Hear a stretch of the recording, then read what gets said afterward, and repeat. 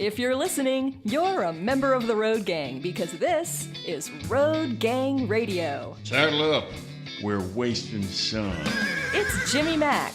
It's Lindsay Lawler. It's New Orleans. It's Nashville. A show about making a living. A show about making a life. It's the biggest... Is that a fat joke? And the best collection of voices in trucking, transportation, and travel. Not only in this world, but beyond.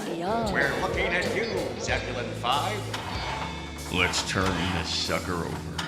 I think that's your cue, Phone Master Dre. It is turned over and it is Friday. Jesus, I couldn't get here fast enough. And then I thought it was only Thursday. For some reason, I had this blank out moment, Trey, where I thought it was Thursday. And I'm like, oh, really? But it's Road Gang Radio, live from the House of Fastport, also known as the Degas House in the beautiful birthplace.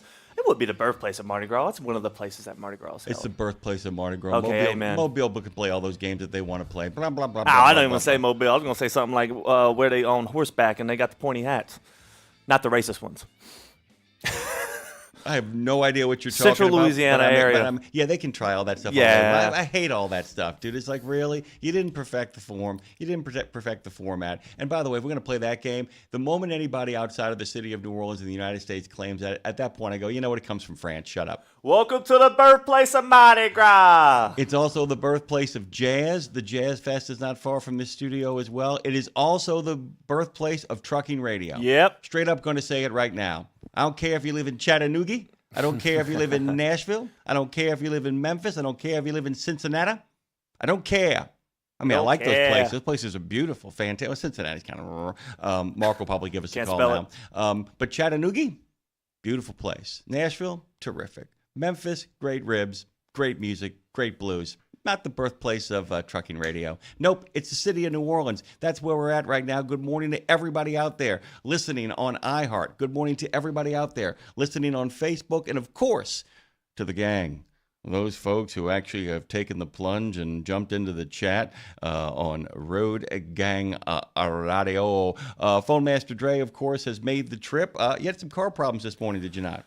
Oh, yeah, man. Good old-fashioned just, hey, you want to start? You want to start? No? Okay, let me bang some stuff around, do the old socket wrench, and hey, there she is. Hi. Oh, I had a morning, by the way. I had an afternoon, a morning. It goes on and on and on. So, alternator belt broke. No big deal. $150, right? No. That's not what broke. What broke was the alternator belt came off because, wait for it, the bracket that attach it has basically turned into dust, and I got to get myself a new piece. And get myself a new piece, not as easy as you think. I got to buy it myself. Oh, my God. All right, let me tell you something. I had a Honda that I had to keep doing the alternator bracket. I think I replaced it 2 or 3 times tops. I'm pretty sure this is about 9 years ago. And I was like, everything else is good. Why does it keep breaking like everything else? Oh, you need to like replace your motor mount, dummy. Like that's going to mess with the fact that it's not level and it's snapping at different angles. So yeah, then you replace the motor mount. Now you're here and then you got to go buy the part yourself. I have to go ask the guys today who are terrific. They let me leave my car over in their lot because, as he said, you family, man, don't worry about it. You come back, you'll take care of it. I mean, that's how he talks like that. We have one, he's Boudreaux. I'm not kidding. His name is Boudreaux. I'm not making that stuff up. We'll get to the phones here in a moment. Give us some time to kind of get locked and loaded. Lovey and Earl, 504, say, good morning, my family. Have a fantastic and fun day and a blessed weekend. Love you all. Now, the Paranormal Pie Man's got an interesting twist on his normal good morning, and we're going to go... Trucker Bosun says, good morning, road gangers, Jimmy and Dre. Good morning to Sean, too, by the way, checking in from Nashville pre-storm. There is a storm coming. People get ready. There's a storm coming. Trucker Bosun says, reloading in Springdale, Arkansas for Olathe, Kansas this morning. Deliver on Monday, so I'll be riding out the storm near Kansas City for the weekend. And Marshall is in South Texas, 68 degrees, and I'm in my Hawaiian shirts. Joe J says, good morning, everyone, except Marshall. Well done. Well done. And Joe J actually dropped a 10 spot on us because, after all, he's trying to raise the temperature with a little cash. Woo, woo. It's negative 15. It feels like negative 41 where Joe J is. Good morning to you, Scott Cooper. Get that stiff, bracing cup of Java because Jimmy Mack and phone master Andre Thibodeau are on the case over here in New Orleans. Chicago's got a negative 10 wind chill factor. Negative 10 wind chill factor of negative 30. How about that? That's not cool. That's cold. Trucker Bosun says, looking like weather moves in around 9 to 10 p.m. tonight along the I-49 corridor. That sounds about right. And as Joe J has said, everybody needs to hunker down and stay safe. And Trucker Bosun says that is the plan. To what do these people speak? What is everybody referring to? Well, we can go to the NOAA.gov news. Forecasters at NOAA's National Weather Service, NWS, continue to track a major winter storm that is bringing heavy snow, sleet, and freezing rains to hundreds of millions of Americans starting today and continuing into Monday. This is expected to be an unusually large and severe winter storm. It's not expected, it is. Dangerously cold air remains in the forecast for more than half of the U.S. population through the weekend and early into next week. By the way, you notice the Doge plan, they stopped laying off FEMA people. Mm-hmm. Wow. Yeah. What a shocker. Who would have thought? I guess we kind of need them. Dangerously cold air remains in the forecast, remains in the air. The combination of significant snow and ice accumulations and frigid weather could cause power outages and icy roads to linger longer than usual after a typical winter storm. So in other words, prepare now. For the latest on this powerful winter storm, go to weather.gov and input your zip code or city or state to access hazardous weather alerts, as well as the latest forecast from the National Weather Service office in your area. By the way, you can also visit NOAA's Weather Prediction Center for the latest key messages on this winter storm and its impact. Hey, guys, just make sure the people you know and the people you love and the people you care about have a few days' worth of food, water, medications, and other basic necessities for yourself, your fam, your pets. Haven't mentioned your pets. Deficiently right out the storm, as Dr. Carroll says, they don't know how cold they are until they are, and then it's too late. Check out the NWS safety page for resources and tips on staying safe in the extreme cold, ice, snow, and other winter weather conditions. You can find the NWS on X, on Blue Sky, on Facebook, on Instagram. You can find them everywhere. They're keeping you safe. They're keeping you informed as we roll into Road Gang Radio Friday edition. The last day we won't have Lindsay here. Maybe. Getting back from Belize might be a problem. We'll be talking to Lindsay about that later on today when she comes in for a country and western music news. So excited. If she can, if the travel arrangements haven't gone sideways. Yeah. Can't wait to get a little ketchup. Just a little ketchup. Just a little bit. No Just mustard. A little ketchup. Like they say in Deal of the Century, the William Friedkin movie we talked about with our good buddy. Just a little touch-up. Mm-hmm. Give us a call. Jump into the conversation. It's Friday. And we're passing out the ammunition. Who do we got on the phone, Stray? Well, the first one is old Pack Rat, and then we'll get to the Florida man after that. Everybody's fired. Hey, bro. Pack Rat. Good morning, Dre. Jimmy Mack. Hello. I'm just not sure how people lose their jobs, and the guy that you hired and who screwed up your personnel gets to keep his. I've just described the entire situation with the Buffalo Bills. Yeah. Oh, what a shocker! I don't know. The only thing that came to mind here, that they played a horrible game. That was beyond disgusting. And I think somebody had to take the fall for it, and it's usually the coach, is it? Or most of the time it's the coach.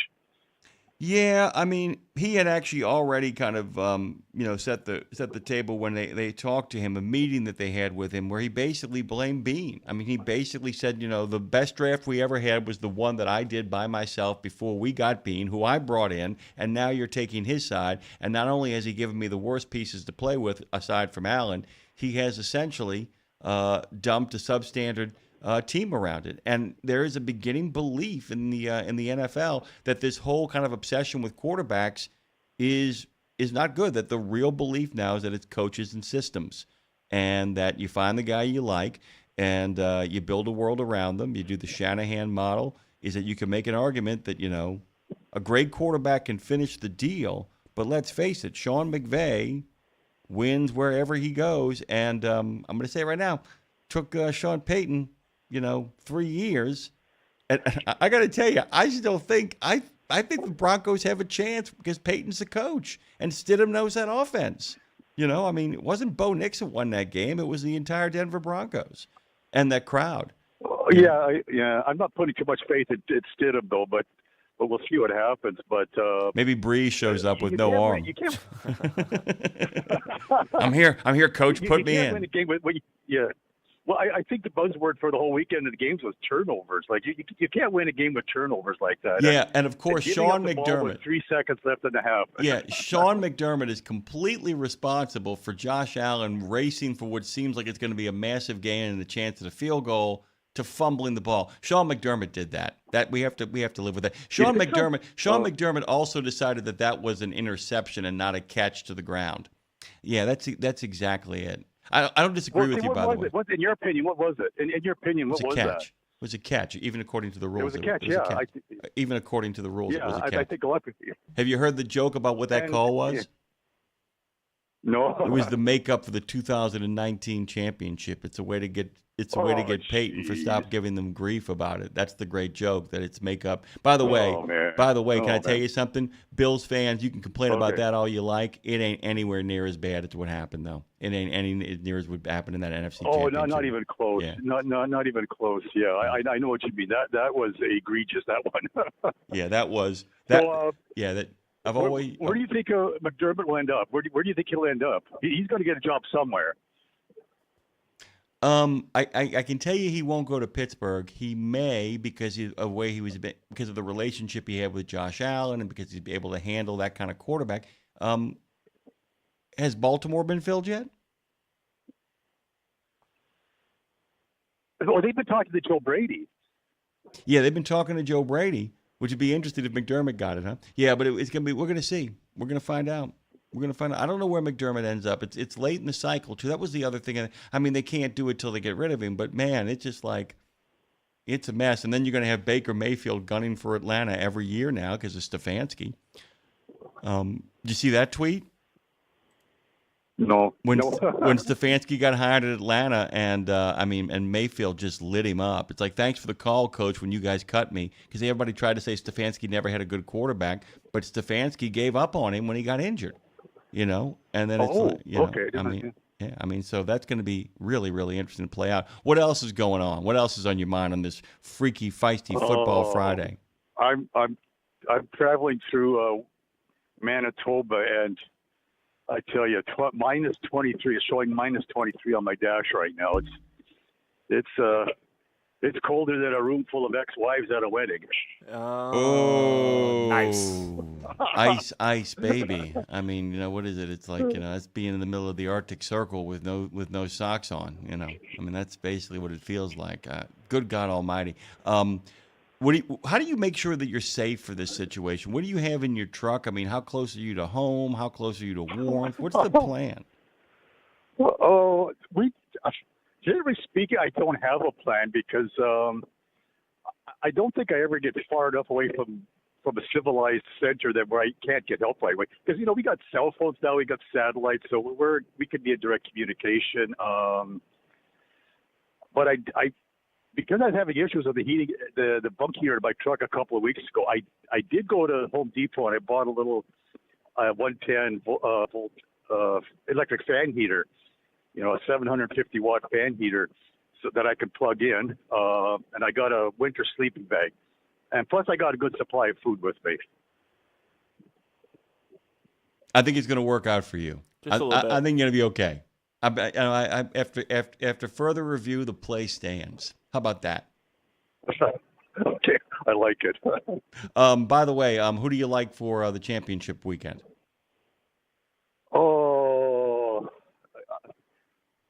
I'm going to go with the Seahawks.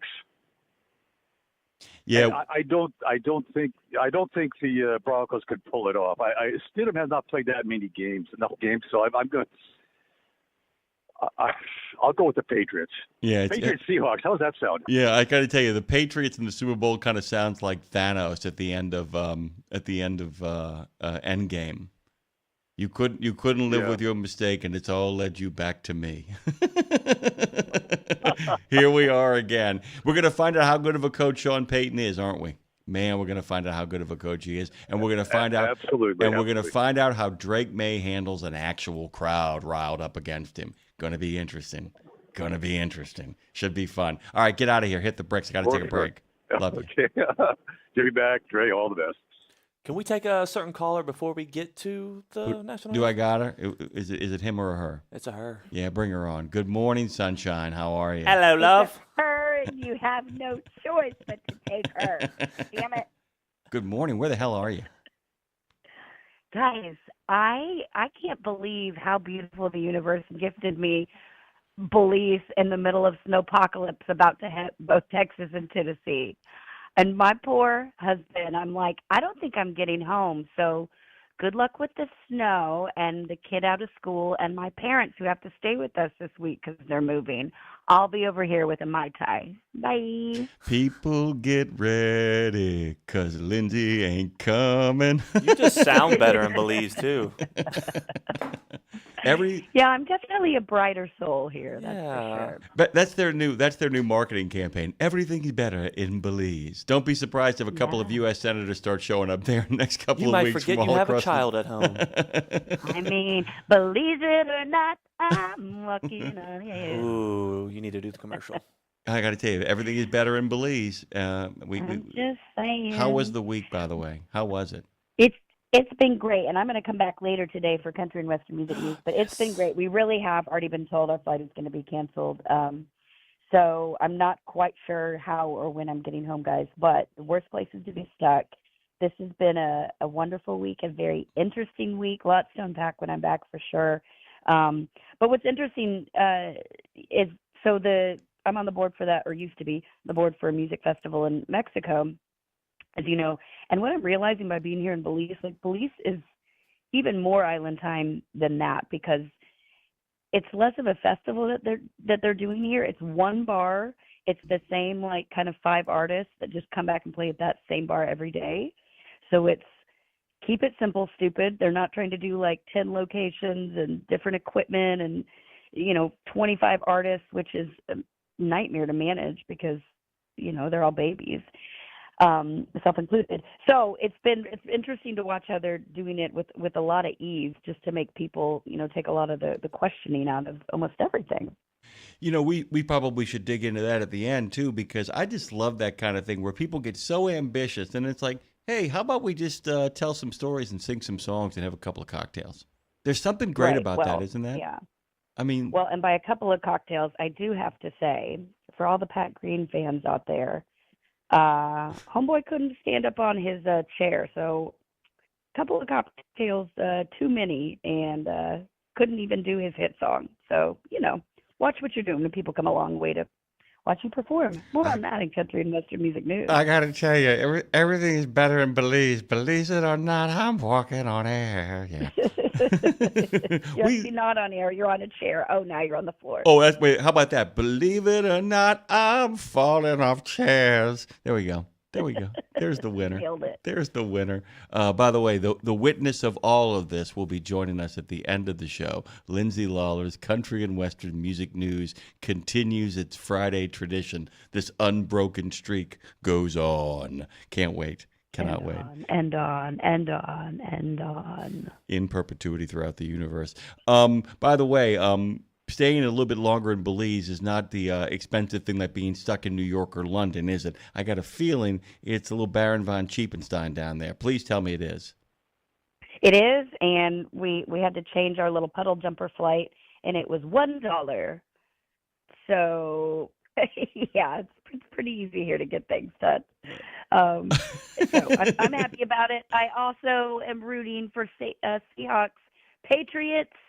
And I was going to be on a flight during that game, and now I might be watching that game from Belize. So go Patriots! Just remember this for my husband, not for me. Just remember this, though. Let this sink in. As Sam Darnold takes the field, based on what he did last week, he will have one more playoff win in the last 15 years than the New York Jets have had.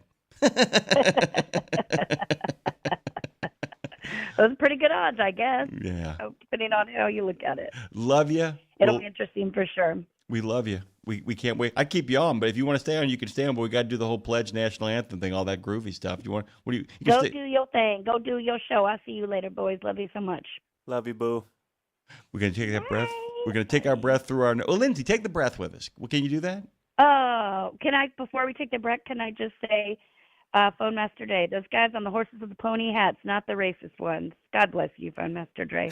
Quality radio right there, my friend. Anytime. Y'all ready? Quality. Here we go. Through the nose, out the mouth, Dre. You lead the charge.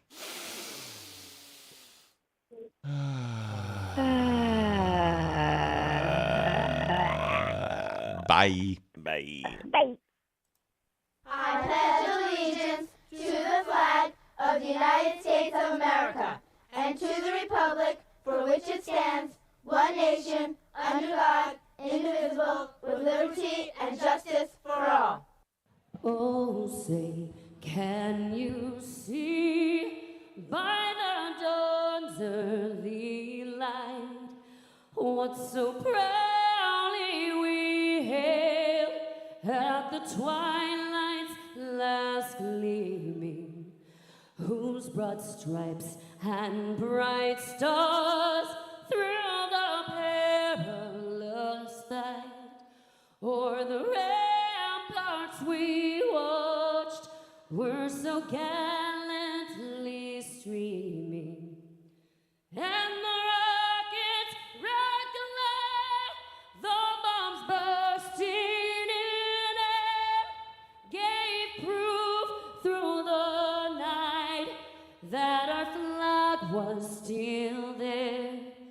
Oh, say, does that star-spangled banner yet wave o'er the land of the free and the home of the brave?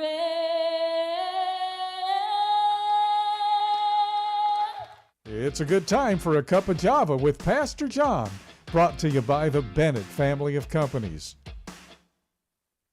It's Friday, Friday, Friday, Friday. Well, good morning, good morning, good morning. I hope and pray that all is well with you, but I want to drop something in your spirit this morning. I want to drop something that I really think will help you out. And it's very, very enlightening, but it's also very, very encouraging. If you think about the things that God has done for you, if you think about the things that God is doing in you, I want you to think about this. You ready? Psalm 4, verse 8. Now this is Psalm 4, verse 8. Before you get out of that truck, he says, in peace I will lie down and sleep, for you alone, Lord, make me to dwell in safety. Did you catch that? He says, in peace. Now notice what he says. In peace. Man, you don't miss that. He says, in peace, I will lie down and sleep. You know what God just told us? We can take comfort in him. Don't miss that. He said, you and I can take comfort in him. And the reason we can take comfort in him is because he's a comforter. So my brothers and sisters, as you navigate your way out today to do this great thing called trucking, and as you prepare to shut it down for the weekend, remember, take time to enjoy God's peace. God bless you, brothers and sisters.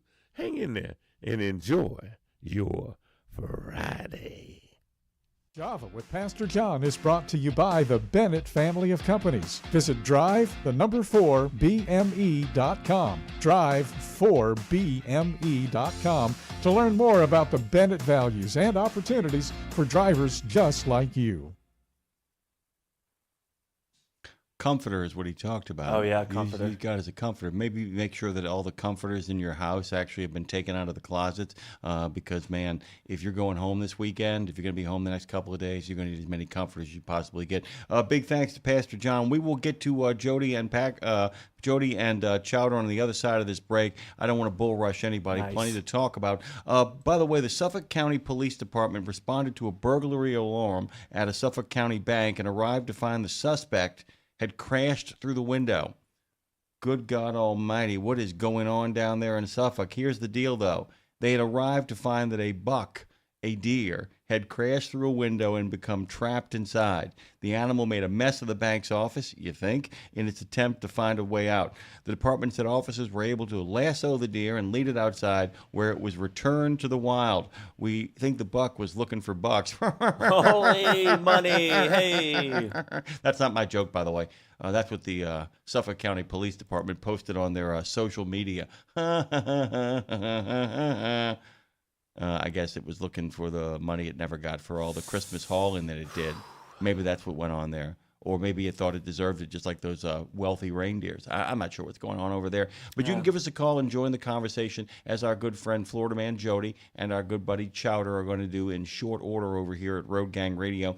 It's Friday, and it's just a fun, freaky, feisty, flinty Friday in a lot of ways. Our good friend Terry Taylor is going to be stopping in. Our good friend Peter Stark is going to be stopping in. He and I have a big announcement to make, as a matter of fact. We've been cooking up something for a while that I've been kind of pitching around and talking about, and we're going to talk about a couple of things. Not going to be the end of his segment, but going to be an expansion of his segment, and we've got some stuff to talk about over the next couple of weeks. Once the and then I saw her face. Now she's a beliezer. There's a lot we can make out of that, by the way, guys. Yep. A lot we can make out of that. Jump into the chat, jump into the conversation, be a part of that. Along with all of our phone call friends in the next half hour, I am going to be talking about a House hearing that was had to expose the threats to the U.S. transportation and the CDL system. We're going to do a little bit of a follow-up on Judge John McConnell Jr. of the Rhode Island District Federal Court, who ruled in favor of states last June. Congress did not authorize the DOT to step into the immigration enforcement ring, so we'll be talking about that. And then there is the feds are asking truckers to complete Jason's Law survey on the truck parking shortage through February 27th. I didn't say that they're saying there's a truck parking shortage, but they want people to talk about it and actually fill out the survey. There's a real big push in the federal government for you guys to finish the Jason Law survey to kind of talk about what kind of truck parking shortage there in fact is out there. Make sure you do it, guys. It's going to help everybody and help you as well. All of that's on the table. All of that's on the docket. Lots to talk about. A lot of fun stuff happening in your direction. But we need a plump little boy with a tuba. Ooh, he coming. That's what we need. He's here. We head into a wonderful weekend. At least one day of it should be wonderful, or maybe no days. It's going to get cold tomorrow. Straight up. Enjoy the Friday the best you can. Enjoy, Marshall, enjoy yourself, by the way, as much as you can, dude. Enjoy that cigar. Enjoy that Hawaiian shirt. And the phone lines are open for another half. Give us a call.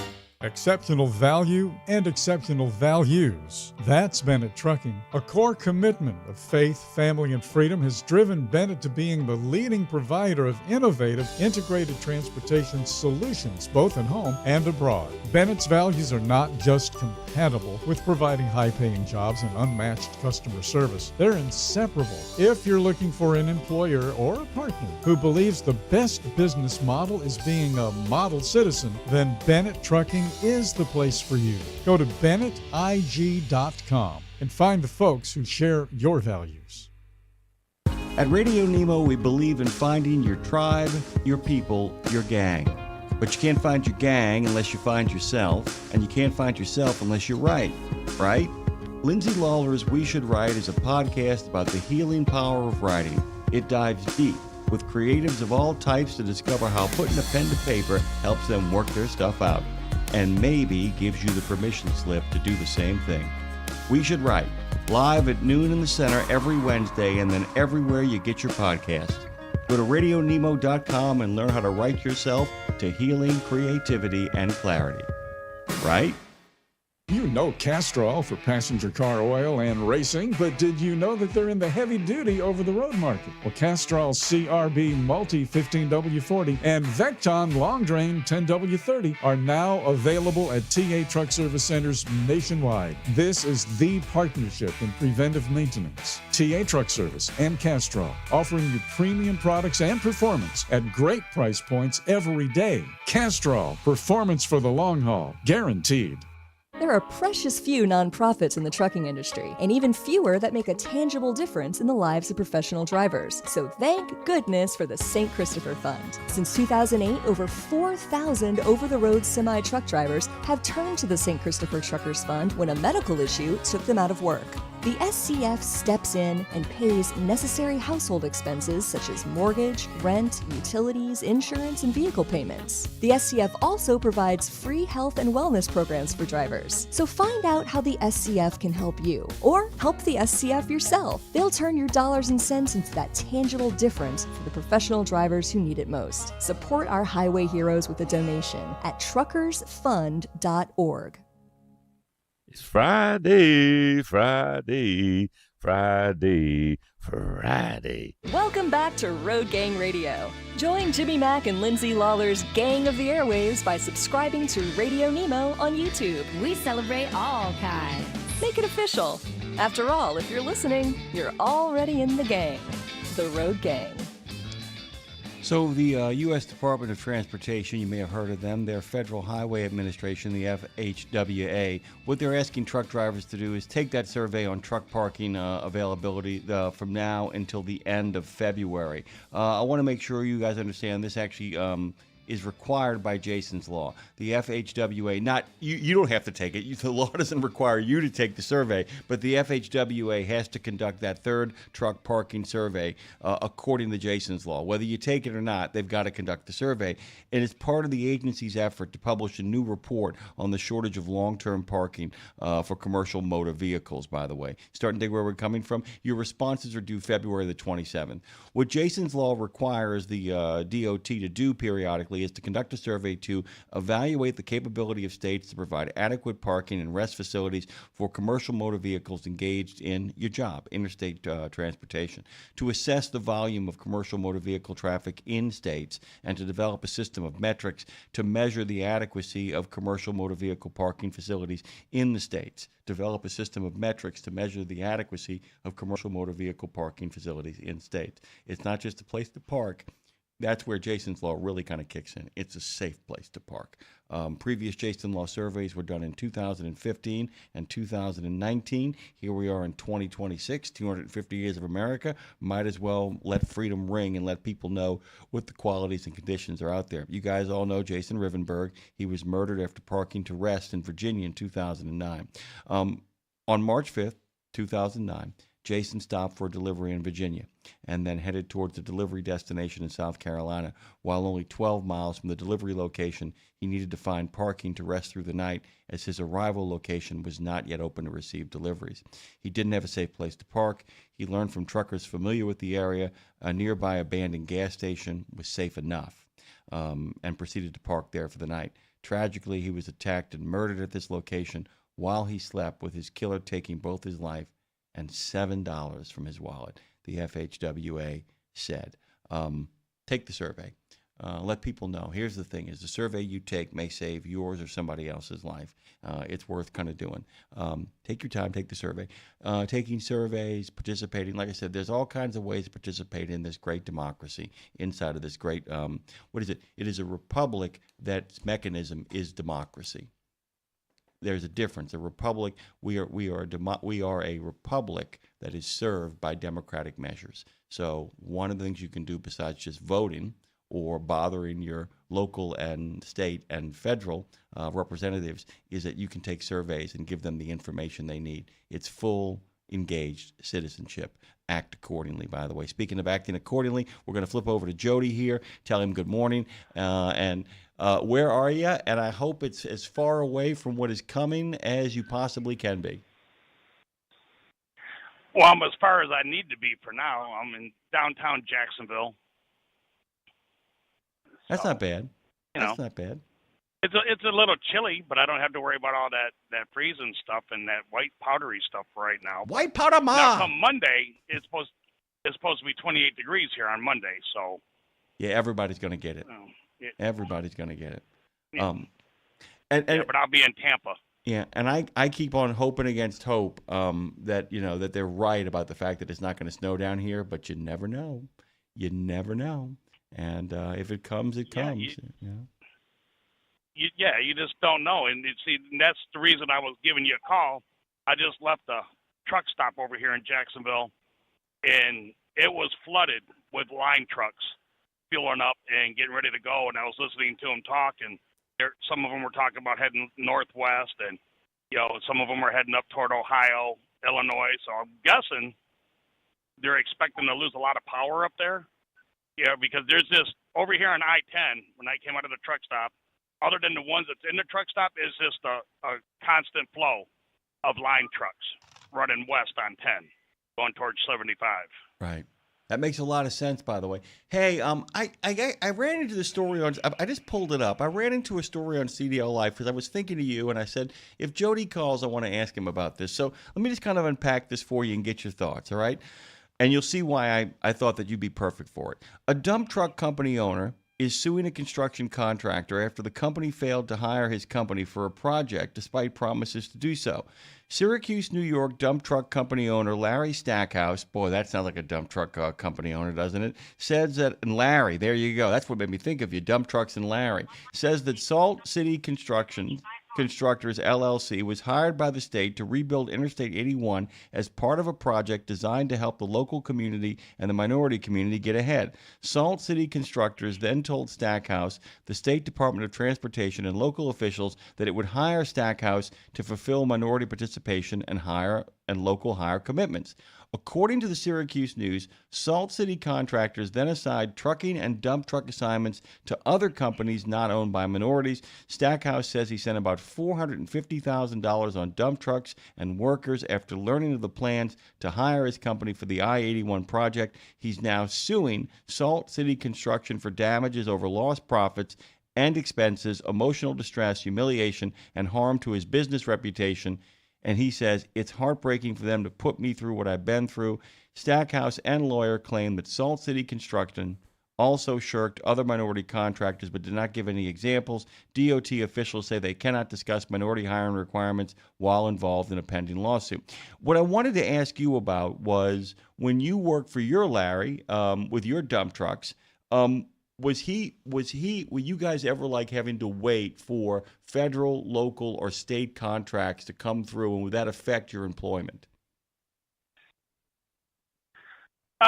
Well, Larry was just an employee, but he's the one that taught me a lot of this stuff. But yes, the people that I worked for, she was American Indian, so sometimes it would be involved where we would have to wait for that minority thing to come through.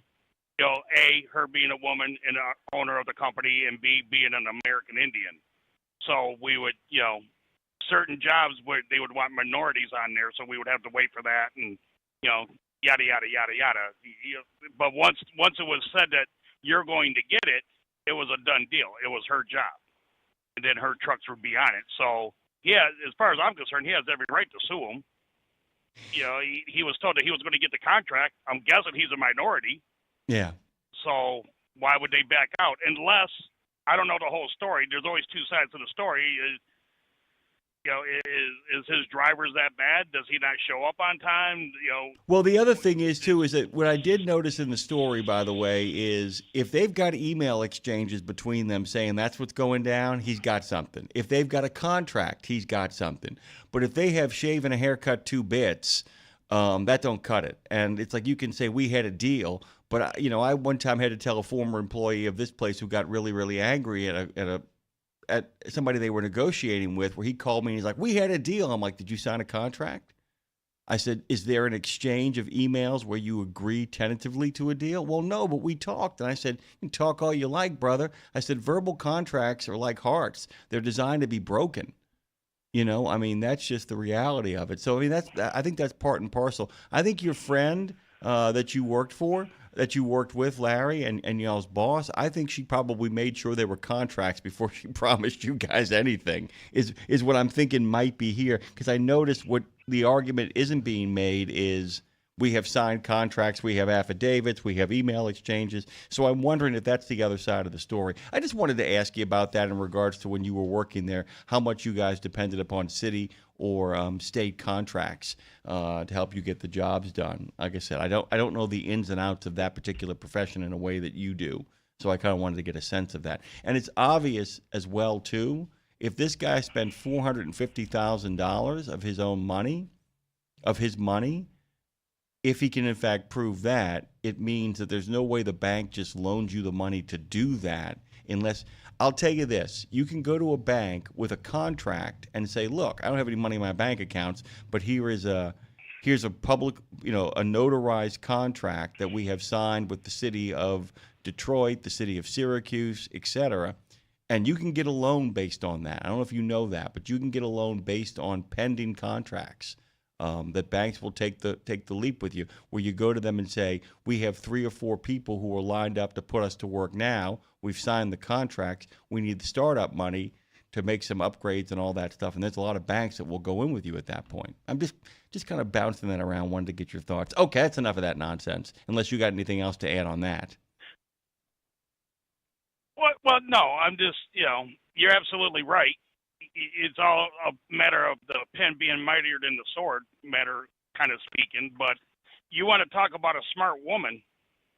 When she met her husband, which originally started the company, he was doing all of his billing on a bar napkin because they owned a bar too. Okay. So within 10 years, they went from having a junk truck to having 15 gravel trains, a lot, and a rock or concrete crusher to make their own stone, to where we were making money bringing the concrete in to dump it and then making the money to bring the finished product right back out. You understand what I'm saying? She did all this within 15 years. And now they're living the good life, and they should be. They got houses. They got a house down here in Florida. They still got 2 up in Michigan, boats, cars, but they worked their butt off and they gave up a lot. Yeah. But a lot of that has to do with the state contracts and the federal contracts, because we did a lot of federal contracts. Whenever we do a job up there in Michigan, like on the freeway, everybody was always thinking, "Oh, that's a state job. That's a state job." No, that was all fell under federal. That was federal funding. Yeah, my friend. Yeah. You understand where I'm going? I know exactly where you're going. Jody, I'm going to have to float you. We got some stuff that's racking, packing, and stacking over here. Just making the miracle happen. I got it. By the way, I got a great text from Chowder that says how to dress for cold weather. Number 1, don't. Number 2, stay in bed. Marshall Herman has called for the VDOT, so I got to let you get out of here, my brother. Thank you. We will, Chowder, if you want to call back at another point, we'll get you in. It's good to have you. Thank you, Jody. Be safe out there, and even when the 28 degrees roll in, make it happen, okay? Well, yeah, thank you guys. Just hope everybody stays warm and safe, because this is nothing to play with. So we'll talk at you later. Thank you, sir. Be good, be safe, be well. Take care of yourself. Thank you very much. Dre, do you want to do a little transition here as we bring in our next guest? Want to give a big thanks to Chowder for hanging on. We will get you back on the show. I promise you that. A lot of things are kind of unfolding before our very eyes. And Dre, do me a kindness and take us away.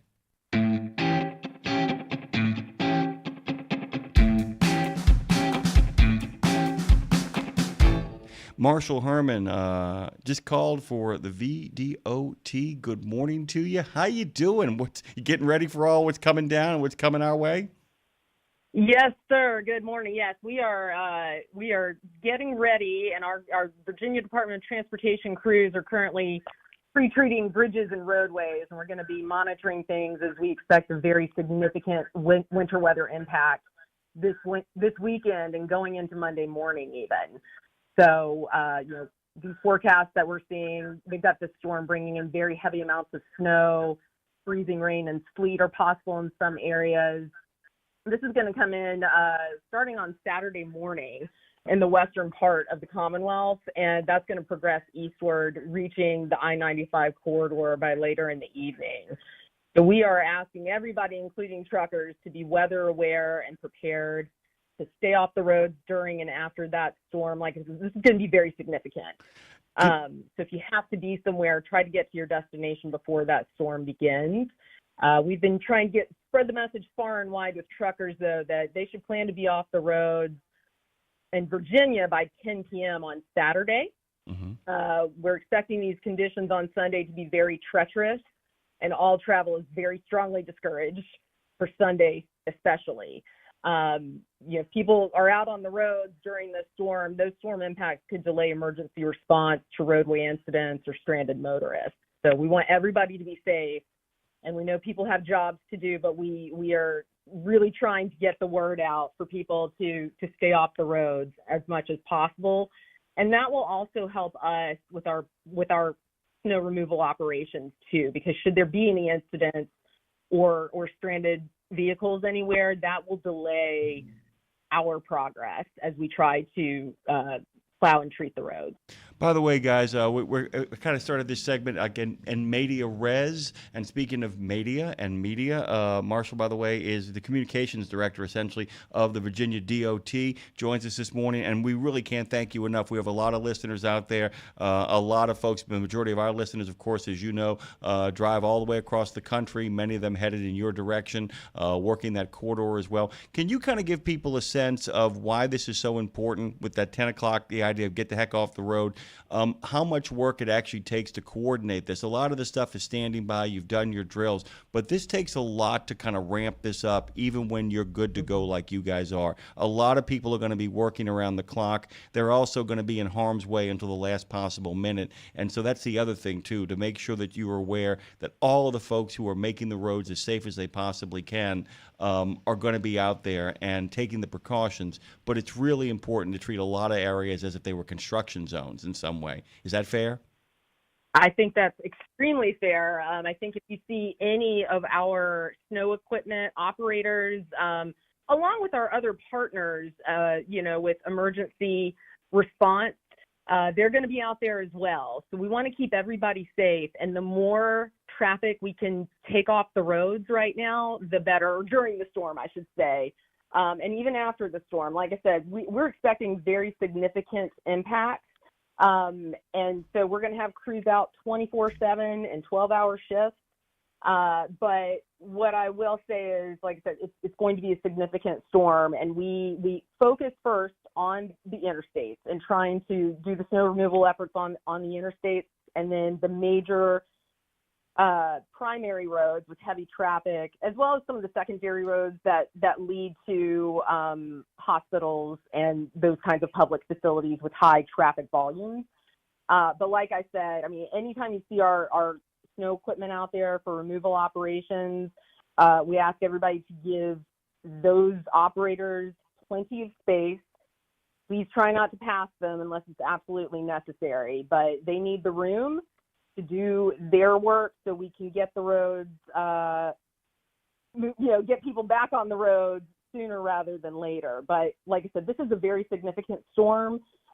People may not see bare pavement for days. And we're trying to get that word out because safety is of the utmost priority for all of us, both the travelers through the Commonwealth of Virginia, as well as those who are working this weather event. So, like I said, let me go through this again. At 10 o'clock Saturday night, that's it. That's the ball game. Be where you have to be, or at least be wrapping it up and bringing it to a pretty rapid conclusion without speeding, of course. But the second thing is that at some point, you guys don't just think in terms of what is happening now. You got to think about what's next. So there's a plan in place as well, I'm sure, because around Monday evening is when the event itself kind of comes to an end. But as you said, snow for days and ice for days and a whole bunch of other problems as well, too. Can you kind of, and I know you're busy as hell, but can you kind of give our people a sense of what happens when this plays itself through? Because a lot of our friends are going to take your word, heed your advice, and shut this down. And they need to know when they can kind of get up and rolling again. And I would love to give you an actual time. I really would, but the weather forecasts have shifted here and there. So again, that's why we're asking everybody to stay weather aware as well. We're going to be on some calls later with some meteorologists to get a better sense of the storm and its tracking and everything. So this time could change, right? Depending on how the weather pattern is moving. So we do ask everybody stay weather aware, pay attention to the forecast along your entire route. Like I said, because there's, it's snow, but as well as ice and potentially freezing rain, that could have some impact on our roadways, but also, we could see down trees because of that freezing rain and things like that, or power lines. Maybe not as much on the interstate, but maybe on some of those primary, heavily traveled primary routes too. So that causes a different type of response that takes a little more time as well. So we're expecting this to be significant. We're asking for everybody's patience. We know, like I said, we know people have a job to do, and they're trying to get to where they need to be as well. And we will have more information to come, but we are telling everyone to expect this to go for several days. Like I said, we will focus on the interstates first. And the more people that stay off the roads, the better we can be at doing our job to work on snow removal and try and get things back up and moving. Marshall Herman runs the communications shop over at the Virginia DOT and is graciously in her busy schedule joining us this morning. Thrilled to have you as well. The final thing, and I of course will give you a platform, but my final question is more of a comment, and I want you to kind of amplify this for me, is one of the ways this ends quicker is by people actually listening to what you guys are saying, because the one thing that you can control and that our listeners can control is not being the cause of an accident or a slowdown or blocking traffic for the people who have to do what they have to do. That the one place that you guys can actually have any sort of say-so. I mean, you can't take on Mother Nature, but what you can do is make sure that there is little people out there who don't need to be out there as you possibly can manage, correct? That's absolutely right. Like, it's we're all working together in this, and that's what we're asking our travelers to do. This is a help us, help you situation as well. And the more we can all work together, both through our agencies and our partner agencies, to keep everybody safe, and get things back up and moving, the better. So again, I cannot stress enough to stay off the roads this weekend. Starting no later than Saturday evening, and then we're expecting this to go in through Monday, like you said, and we'll still be working, and the work's not going to stop for many days after that, likely, because we're expecting extremely cold temperatures early next week as well after this weather has stopped, and that will also impact some of our removal. So again, pay attention to the weather. We also have a system for road conditions. So if people want to see what the road conditions are before getting on the road, we do have the 511.vdot.virginia.gov website there, and Virginia is spelled out. So 511.vdot.virginia.gov. There's also a mobile app for 511 Virginia that you can download on your phone, and you can also call for road conditions. But again, we ask people call using hands-free or calling before they get on the road.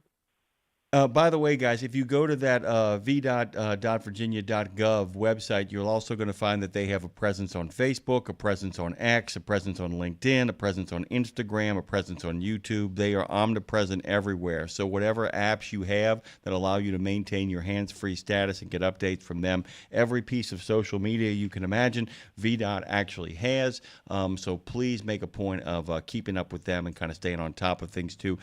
By the way, where are you headed? Who are you talking to next, and where are you going, and what is your next big piece of responsibility once you're done with this with this Boston Bruin size audience of truckers?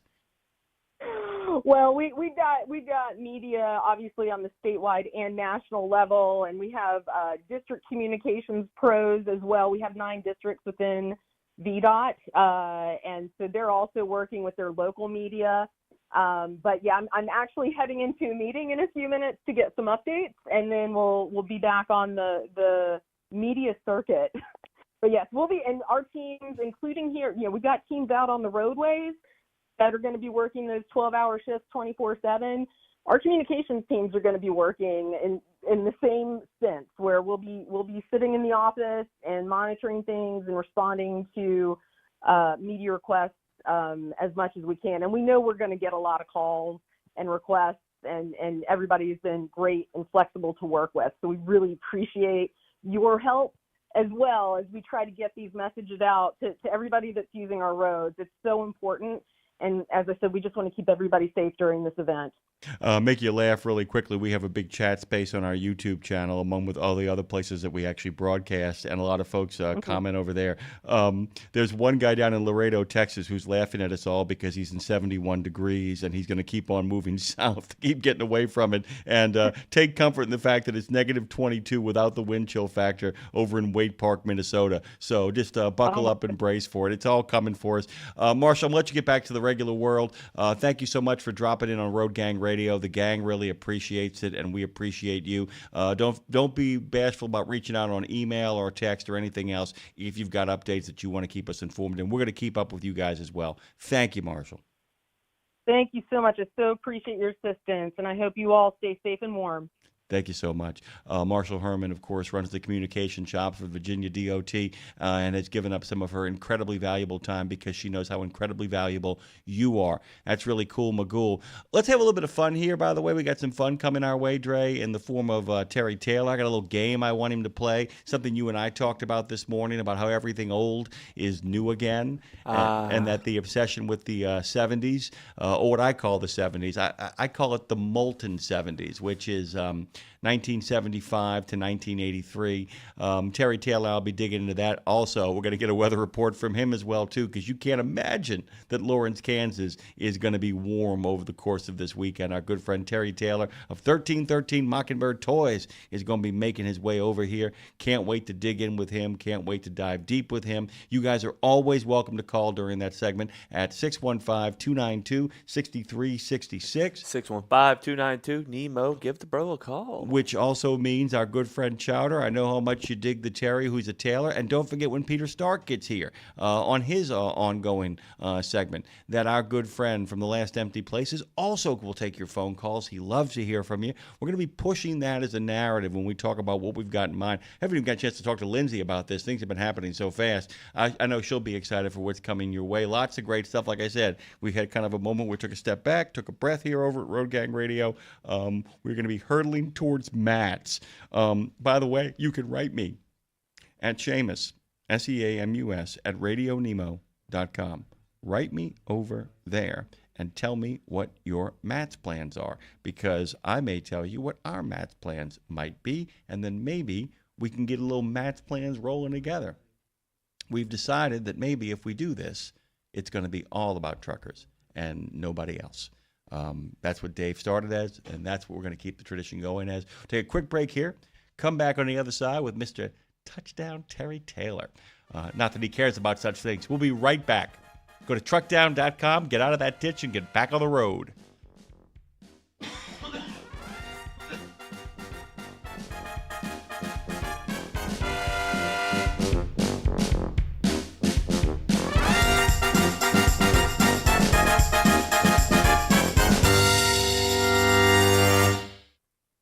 17 Sapp Brothers Travel Centers are known for great food, hospitality, and mom-approved showers and restrooms. But don't forget the service centers. Sapp Brothers ASE certified technicians can repair nearly any issue in shop or roadside, including axle repair. Dig into your free steak dinner with your oil change. That's a Sapp Brothers tradition to thank you for your business. Tires? Sapp Brothers will beat any competitor's advertised price on tires. And download the Sapp Brothers app for exclusive promotions in the shop, restaurant, and store. Your spot under the coffee pot is waiting for you at Sapp Brothers. From the wee small hours of the morning to the crack of dawn, Radio Nemo has been there with you. Whether you've got the overnight or you're the first wheels on the road, Radio Nemo's been where you need us to be. Providing the laughs, giving the facts, playing the tunes, and keeping it rolling. We've been your light in the darkness, your first cup of coffee, and a voice of sanity. Semi-sanity, actually. We're all a little crazy here. Crazy for the men and women who keep this country going and moving and doing. Crazy for trucking, crazy for truckers of all shapes and sizes. Is that a fat joke? Not if we can help it. Because it isn't just about the rules and regs. It isn't just about the day-to-day. It's about your health, your homes, and your hearts. So we wanted to say thank you. Thank you. Thank you. Thank you from everyone at Radio Nemo. for sticking with us, standing by us, and keeping the traditions rolling into the future. Did you know it's extremely easy to join the Wreaths Across America mission to remember our fallen heroes, while at the same time honoring those who are currently serving our country and their families? Plus, you're helping to teach our younger generation about the value of freedom. With just one $17 donation to Wreaths Across America, you're sponsoring a fresh Maine Balsam Remembrance Wreath. They've really become a symbol of America's respect for those who bravely served and are no longer with us. To sponsor your wreath, just visit wreathsacrossamerica.org. That's wreathsacrossamerica.org. Just one more hour until reinforcements, aka me, arrive to save the day. But until then, keep your eyes on the highway and keep on trucking with Jimmy Mack on Road Gang Radio, y'all.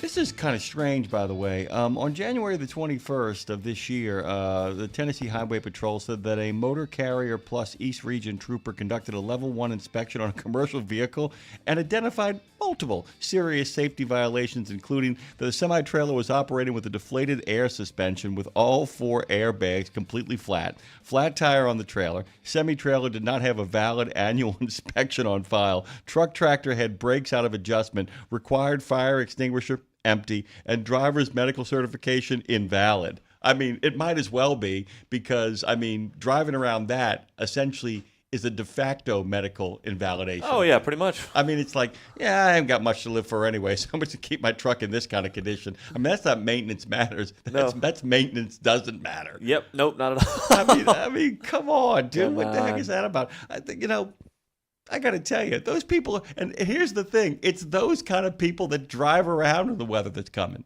Yeah. I don't care. It's never somebody who, like, it isn't never Dean Croak or, like, Trucker Bosun or, like, Marshall or Joe J. It's not those. It isn't people who know what they're doing, being like, I know what I'm doing. Yeah. I got who really know what they're doing, go, I know what I'm doing. I got a grip on this thing. The people who know what they're doing saying, I don't know what I'm doing when I lose control of a truck on an icy highway. Therefore, I will not do that. The people who get into these accidents is this guy. Yep. This guy. I mean, I'll be okay. This I guy. don't care. And the thing is, they figure, well, if I get in the accident, they won't be able to tell what actually was working and what wasn't, because it'll all be shot to hell. Mm-hmm. Come on, dude. It all broke during the accident. What are you talking about? My busted taillight rear-ended me. Yeah. What are you talking about? I got rear-ended in the 15-car pileup on the interstate. The abominable snowman hit my car. By the way, I actually had a valid medical card, and the accident simply changed the document. Yeah, man. That's pretty good, wasn't it? Yeah, I had about 4 things I was going to throw in there. I was like, not today. Speaking of people we're going to throw in here, let's throw Terry Taylor in the deep end, shall we, my friend? Yep.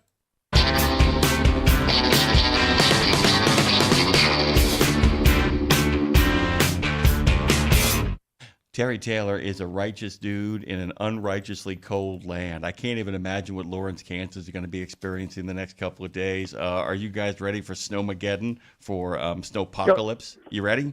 Yeah. I think so. It's just another day in Kansas. This one is a little different, though, Terry. I just want to make sure you're safe, because I like you and the Liz, and I like all the friends and all those crazy people that rally around you at 1313 Mockingbird Toys, which, of course, Terry runs. I managed to get it in there, by the way. Welcome back, as always. Yeah. I mean, are you ready for this cold, though? I mean, all of our friends out there, they're shutting it down. They're rolling it up. They're figuring out where they're going to be. I mean, what are you going to do? You going to stay open?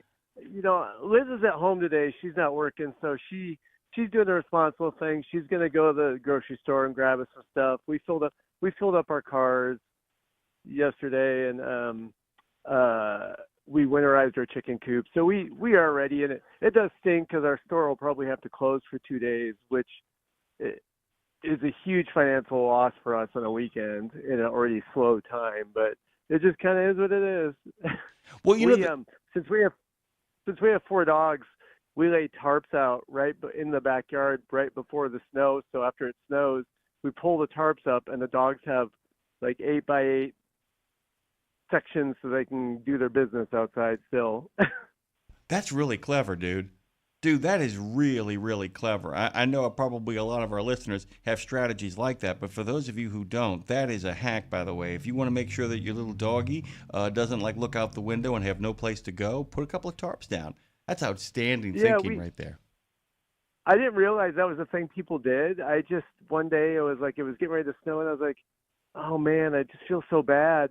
And I just ran out to the garage and just found some old tarps I hadn't used and put them out.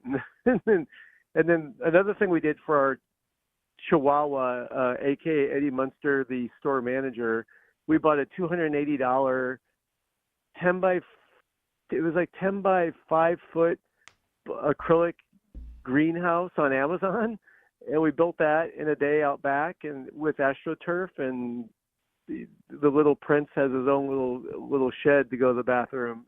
Very in nice. The cold time. That is outstanding. I have a friend, by the way, who built a doghouse with a heated floor.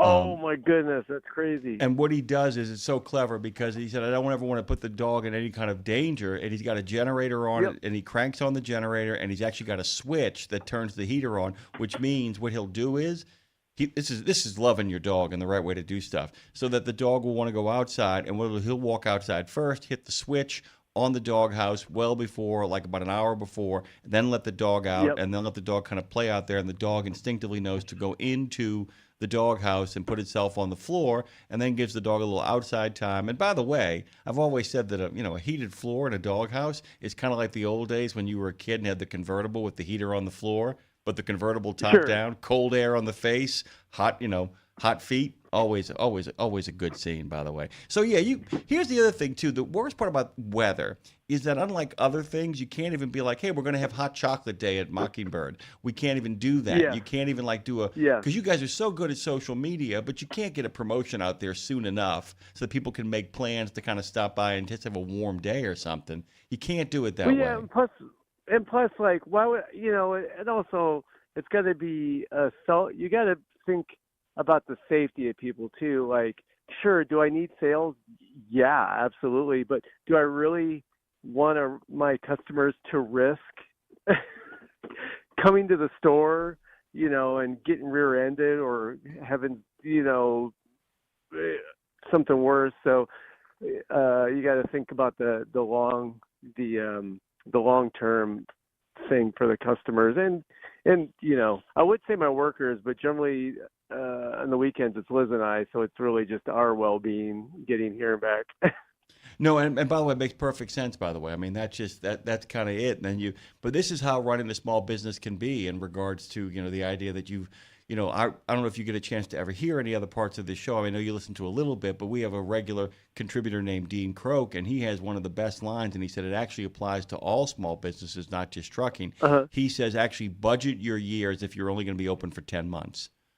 But no, it's true, and people don't realize that like a small business like ours or like anybody's, we live by day, and if something like this, I have an Excel spreadsheet that I do, and I have a goal I have to hit every day, every week, every month to keep the lights on, and it's crazy how 2 snow days could make it be like, well, I don't know if I'm paying rent this month. I mean, you always make it work, but it definitely is a butt clencher. So it only takes 1 to 2 days to be like no sales, and it messes up your whole program.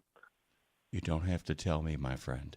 I can't tell you the number of times it has been on the phone, like going, if I don't get a yes on this phone call, I'm calling some people to let them know what's not going to happen next Tuesday. You know what I'm saying? I mean, that kind of stuff. People don't realize that you stay one step ahead of the sheriff on a regular basis, and it just absolutely kicks you in the tuchus. There's a lot of fun stuff to talk about today, by the way. New Year's resolutions are on the table. I actually have a recommendation for you if you like watching any sort of YouTube content about horror movies. It's a really, really great website. I want to talk about it a little bit here as well. I also had something fun. I was throwing this at Dre, and I figured I was putting this together this morning knowing that you were coming here and knowing that some resolutions were on your mind and how that's impacting your business as well. But you ever see the thing that somebody will tell you Sears Roebuck is now to Amazon? That Southwest Airlines is what Greyhound used to be. Do you follow my thinking there? Sure. Yeah. All right. So so as you and I fall into the same age category, we're in that same bracket. I thought I would toss some stuff at you, and you tell me if you agree or if you have any other ideas about this, and then we'll get to resolutions. Are you ready? Sure. Got it, Terry. All right. So I say lava lamps, and then I say RGB LED light strips. I say fiber optic spray lamps. You remember those things, by the way? Yeah. Okay. I would say smart light panels like Nanoleaf or GoV. I say black light posters, and dude, as a promoter, you know exactly what a black light poster is. I would then Yep. say an AI generated psychedelic visual. I would say mood ring, and we might say in the present day Apple Watch or heart rate metrics on that Apple Watch. We still sell mood rings here. And okay, here's another one. Plasma globes are touch reactive LED art, and then the liquid hourglass, which I know you remember, is now the Pomodoro Focus apps, by the way. And then finally, incense burners are. Can you think of one for incense burners? Remember incense back in the 70s and 80s, and they still do it today. Oh yeah, we still sell some here. But here's the question: what is the modern version of it? Can you think of it? A modern version of an incense burner? Oh my God, I don't know. I don't even know what people buy that stuff anymore, because we still sell all that stuff here. Maybe a humidifier? Actually, Dre's Like not far off. It's a combination of a humidifier and an incense burner. It's an essential oil diffuser. That's what I was going to say. Is what The I came up diffuser. with. Perfect. It's funny. I was gonna say that, but I kind of thought that might be out too. Oh no, it's Oh still. no, dude! Go to Walmart. It's got its own aisle. I got dude. two, brother. That's true. Now this is a tough But one. yeah, it's funny how things evolve and change. But isn't it funny though how things I feel are circular, like cycle around, and always what was popular 20 years ago or 30 years ago always becomes popular in another 20 years. It's like vinyl records. That is the pinnacle example of like something that goes up and down, and now it's the local record store here, Love Garden Sounds. You know, they're telling us that there's a total resurgence again in vinyl. It's very interesting, but how that kind of works. Oh, TikTok be doing it too, man. All right.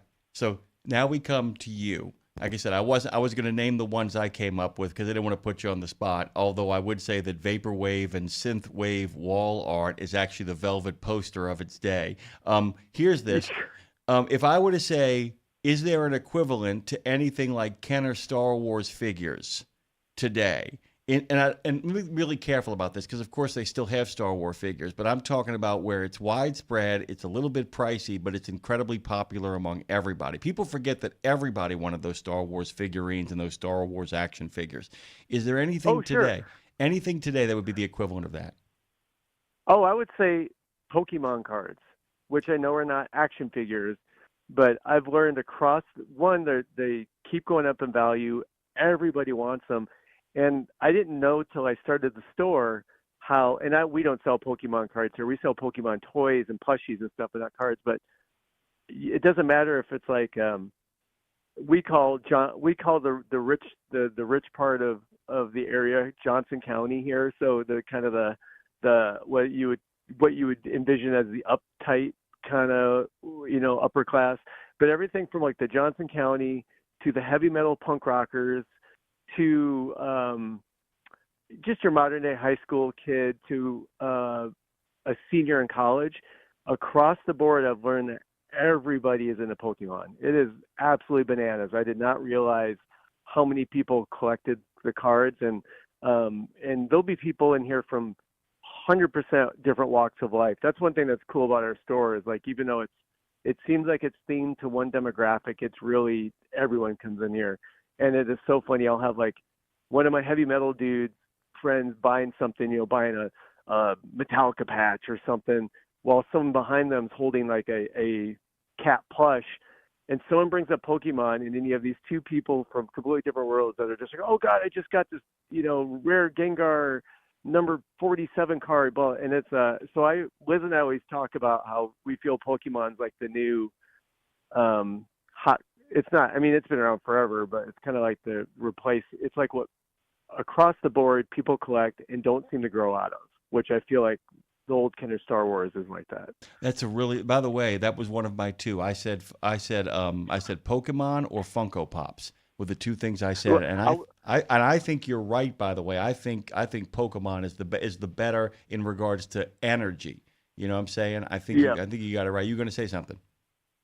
Oh, Funko, I was going to say, but Funko is kind of it's dipping down. It's going down. It definitely held that place for about 5 to 8 years, as far as like that stranglehold where everyone's into it. But I feel like now, due to oversaturation and also tariff price increases and stuff, people are kind of, getting out of the Funkos, and we're seeing much more Funko Pop trade-ins than we've ever seen, which generally means people are kind of getting out of it. But across the board, I don't see anybody getting out of Pokemon. All right. Talking about getting out of Pokemon or anything. All right, I got a couple more for you, and then we'll get to some resolution stuff. By the way, Terry, can you tell I do read your notes? Star Wars lunchboxes.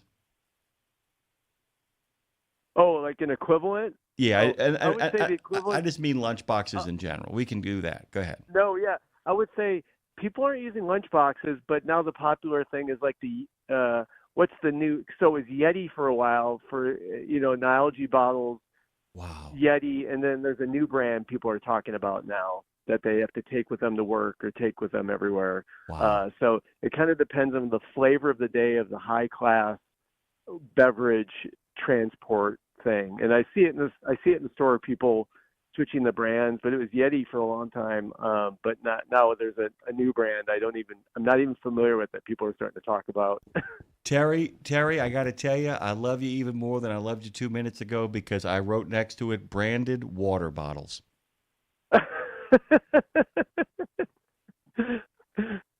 All right, next one. 2 for 2. Next one. Well, there's no 2 for 2. I mean, if you're right too, man. You're the guy who's actually the expert. Micronauts. Micronauts. What is the equivalent of Micronauts now? Because you would get Yeah. By the way, I just want to tell you really quickly. Trucker Bosun wrote. He reminded us that there is the wave motion detectors too. We got to somehow drop those in at some point as well. But sure. Yep. Well, Micronauts, that's pretty niche. So it'd be hard to have anything that I would think would be close to it. I mean, I would say for a while it was these things called Bionicles. But those have been kind of on their way out, and I think they might even stopped making them. But I don't know if there's anything I could really say was equivalent to Micronauts, because those were very if you know kind of type of thing. Yeah, and by the way, what I did come up with in regards to what I call energy equivalent, but not the equivalent of the ones we've talked about. The closest thing I can think of in regards to the same sort of people moving towards it and energy are those Lego cinematic universes. Is the only thing I can think of that comes close to that in regards to the energy. Yeah. But you follow me on that one, right? I'm not saying that's not an equivalency. That's the closest I could get to it. I'm saying, is there a Micronaut? Okay. Finally, one more. This is I'll give you one more, and then we'll move on to some other stuff and talk about resolutions and all that. This is one that's really funny. Do you remember the electronic handheld football games and all the games that were like that? Oh, yeah. They haven't gone away, have they? Well, they've just changed a little bit. Yeah. But They're just an app you download on your phone, people. Yeah, I mean, come that's on. what I was going to say. Yeah. Yep. I mean, that's just it. I mean, but again, that goes back to almost Pokemon in a way, because Pokemon Go, I mean, people are still like, they come in here with their battery pack hooked to their phone, glued to their phone in the store, and they'll be like, "Oh, can I help you out with anything?" "No, I'm just catching Pokemon." But they're in the store, just kind of walking around, not looking or buying anything, but just glued to their phone. And my wife, I wish she was on the phone call, because she gets glued to whatever hot game is on your phone at the time, whereas I have zero interest in any of that. Me too. I'm with you. I'm with you on this. Like, but 100%. I mean, I can't even imagine cell phones in general, how they've decimated the gaming camera, laptop. I mean, like, it's crazy how smartphones have annihilated so many separate entities at once. Increased profits, I guess, for people who invent smartphones, but has killed the other things that are kind of all wrapped. It's like the Swiss Army knife of the modern day, you know. Yeah, it really is, and it's fascinating. By the way, speaking of that, you can make a comment that Pokemon actually is the Swiss Army knife of merchandising because it actually has a presence on all of the things we've talked about. Because there are action figures, there are universes of development, all the stuff that we've kind of been applying here. Pokemon has managed to figure out how to make its assets portable into a whole lot of different platforms, which has been incredibly clever and incredibly profitable for those folks. The IP on that must be off the chart. Okay. Yep. Our New Year's resolution, Terry and I, is we're going to figure out a way to take all this useless information and all this love of this wonder and make it a profitable institution so we can make a gazillion dollars and never have to make either ourselves or the people we love and that we're married to ever have to work again. Beyond that, let's talk a little bit about resolutions and the impact they're having on your business, but also what you are looking forward to in the new year. Well, the funny thing that I see every year with the new year is we see a big influx of trade-ins in January and February, and so that's good and bad for us. Good that we're getting, because as a retail store, the new product you get in, like like the Star Wars figures you'd see at Walmart, we get here, but we get them for a much slimmer margin. It's the used stuff people bring in that you make your money on, because the value on that stuff is just so much higher. And I generally offer about 50% of what I think I'm going to sell it for, because just because I buy it and have it doesn't mean it's going to sell. So you kind of have to plan. But we always get every year, like clockwork, it's already started, that people are like, I think I'm getting out of collecting. So, and then generally it's either Star Wars or like Marvel Legends, which is like the new kind of Marvel figures that have been popular the last like decade or so. But we'll see people who or Funkos, I guess, too, just trade in their collections. Like that's their New Year's resolution, to spend less money, trade the stuff in, declutter their house. It's always about decluttering, saving money, whatever.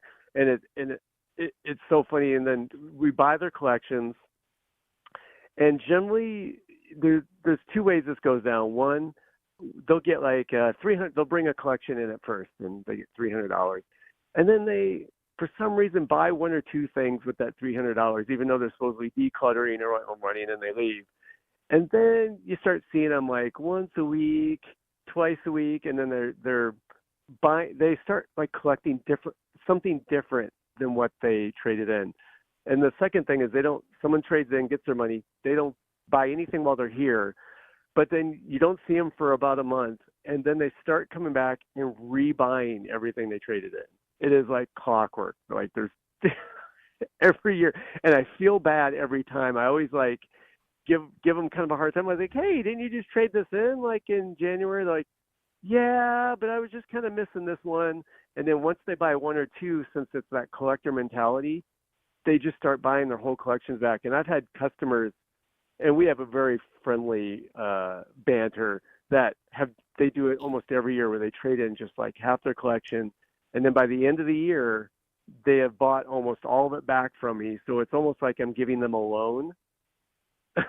And then they come back, and then they're like double buying the same stuff. And it's we've already had it happen this year already. And I'm like, hey, Neil, are you sure you want to trade all these in? Because remember last year? And he's like, yeah, I wanted to declutter. But Neil will be back.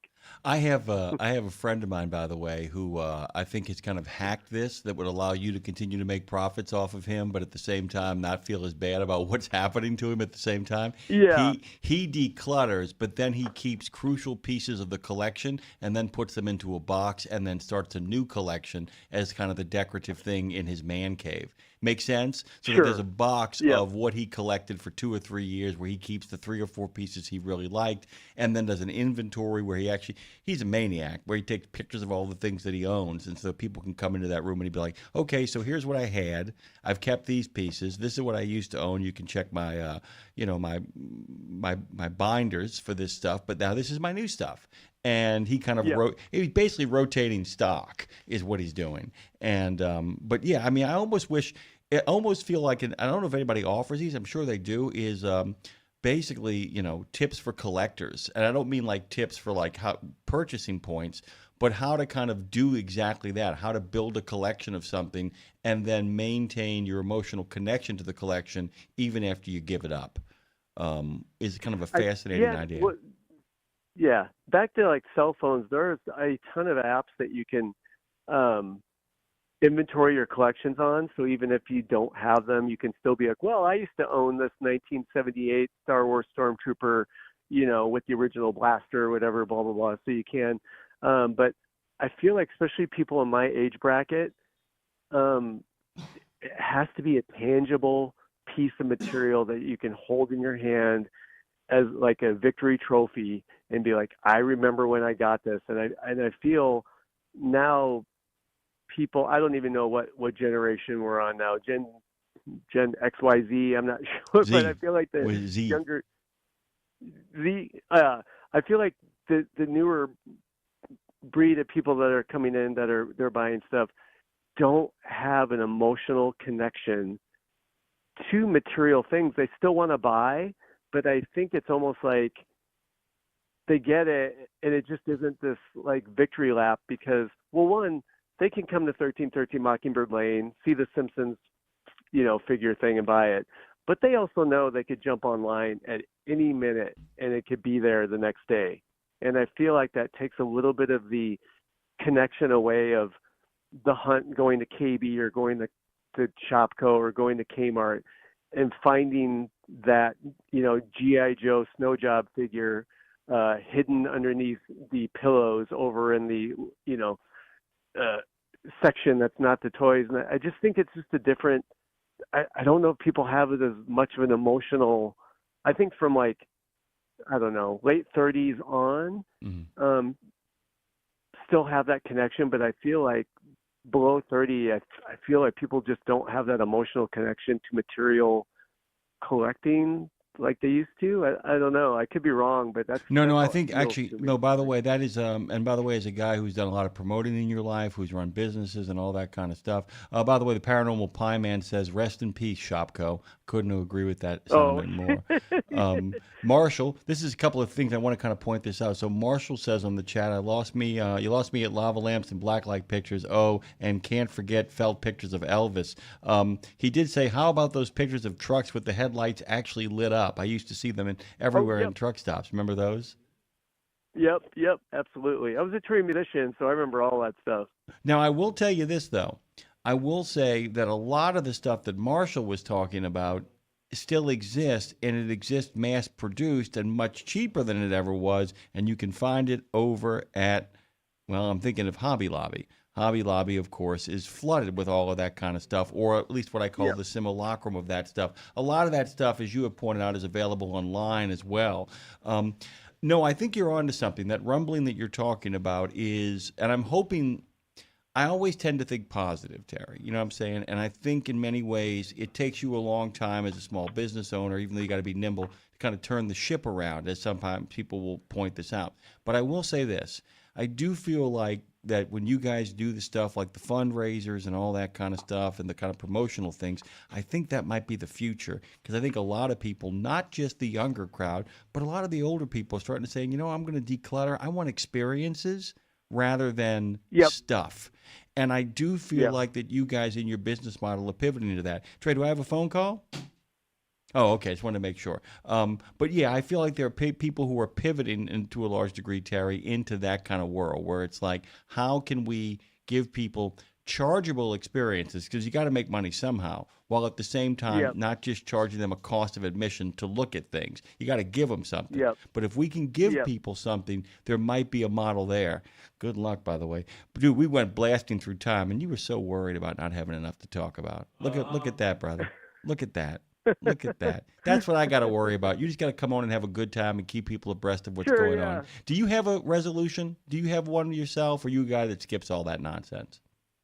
Well, I kind of skipped all that many moons ago. But I always try and start every year with I tend to get a little discouraged in January just because sale. And it's funny. I've been doing this 8-9 years now, and you'd think I'd get the gist of it, but I always get a little discouraged in January when sales start to slow down. But I've been trying the last couple of years to just be like, nope, I'm going to keep optimistic just because that's my soul, and not let it bring me down, the first half of the year, and just keep trudging forward because I know I'm still going to be here at the end of the year. So why am I worrying about it? So that's really been, especially with the threat of being closed this weekend and stuff, I was starting to get a little depressed about it. And I was like, nope, that's just how it goes. Every year there's always a couple of days this happens. Why worry about it? Nothing you can do.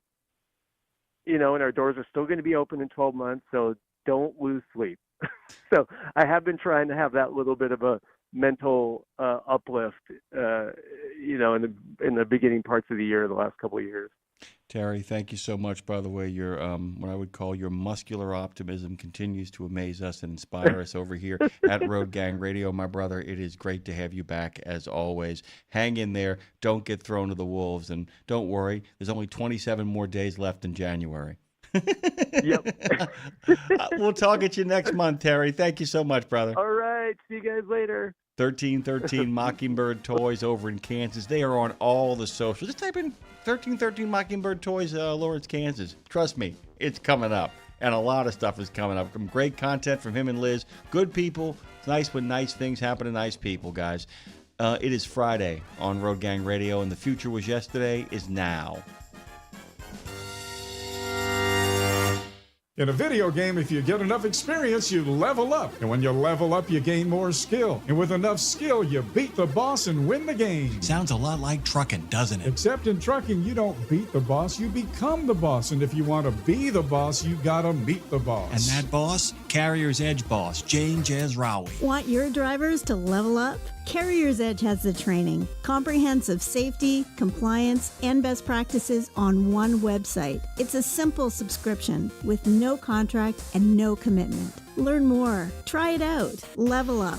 CarriersEdge.com. Hey, come on! We're starting the game! All right, I'm coming. Wait for me. CarriersEdge.com. Back to Road Gang Radio with Jimmy Mack, Lindsay Lawler. Give me a minute, y'all. I'm coming. And you, because if you're listening, you're in the gang. Take it away, founding member Phone Master Dre. And speaking of Jane, she's coming and she's here. This is Road Gang Radio live on this beautiful Friday. Well, I wouldn't say really beautiful. It's kind of... I kind of like it, though. Yeah. The Irishman in me really digs this overcast weather. The sun is not pouring into my face, blinding me by the light, wrapped up like a deuce, another runner in there. It's Fantastic. deuce, by the way. It's deuce. It's a deuce coupe he's talking about. It ain't man for man, as Bruce I've always Springsteen- sang it as douche. It's all Yeah, good. The thing is, though, what Bruce Springsteen loves to say, he goes, I know that I wrote deuce, and I know that I say deuce. I'm really not sure what Manfred Mann actually is saying, but it is a deuce. By the way, that song in its Springsteen version has a lot more lyrics, by the way. Boy, you telling me. I mean, it's got a lot more. It's a marathon. It's one of those New Jersey, wrecks at the side of the road kind of chaos things that Springsteen used to cook up back in his wild Thunder Road sort of days. But yeah, wrapped up like a deuce. A deuce.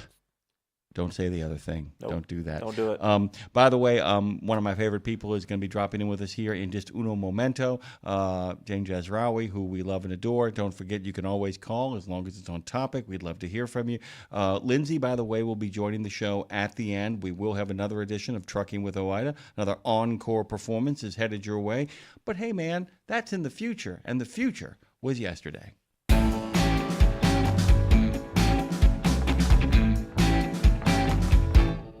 Jane Jazrawy, of course, is the head honcho over at Carrier's Edge. Go to carriersedge.com and get all the information you need to how to upgrade your fleet, how to upgrade your skills, how to upgrade your life, and how to be a sane person out there and figure out ways that you can become one of the best fleets to drive for, even if you are a fleet of one. Hey, Jane, good morning. Welcome back, as always. Happy New Year. Happy Gary Crimble. Happy Mardi Gras, which is now less than a month away. Actually, Mardi Gras officially starts in about 2 weeks when the parades start rolling for about 3 weeks. So it's here. How you doing? I'm good. I'm very well. I've never made it to Mardi Gras, and I've always wanted to. Well, you know what? Here's the deal. Next year it's going to be a little bit later. Probably going to be a lot more fun. So maybe we should start making plans to get Jane Jazrawy down here for Mardi Gras. Get you and Mark and the whole gang down here, and we'll just do a little second line starting at the Degas house and make our way across the city. I was thinking of you today. Dre and I were putting something together. I talked to Terry Taylor from 1313 Mockingbird Toys. I'm happy to talk with you about anything you've got percolating in your mind as well. But we were kind of having the everything old is new again conversation. And just to kind of give you an example, I did this for Terry. I say that, Amazon today is what Sears and Roebuck used to be. But I decided to kind of set my brain back to my childhood, what I would call the actual 70s, which I define as 1975. 1974-75, the resignation of Richard the Nixon-hearted, all the way up until Reagan declares Morning in America after he escapes the assassin's bullet. So I say that lava lamps are now RGB LED light strips. Fiber optic spray lamps, you remember those, are now smart light panels, Nanoleaf and Govee. Blacklight posters are now AI-generated psychedelic visuals. And mood rings are now Apple Watches, stress and heart rate metrics. And then plasma globes are touch-reactive LED art. And my other favorite was incense burners are now essential oil diffusers, and they've even got their own aisle at Kmart and Walmart. So Walmart. So there you go. Do you ever notice that when we are talking about that everything? It just keeps coming back. Everything. Yeah. Yeah, everything old is new again. Yeah. It just keeps pretty much. It just keeps coming back. And I was wondering if maybe we could tease it out a little bit in trucking. And that I feel sometimes that if our friends out there understood the technology, there might be ways to wrap this stuff.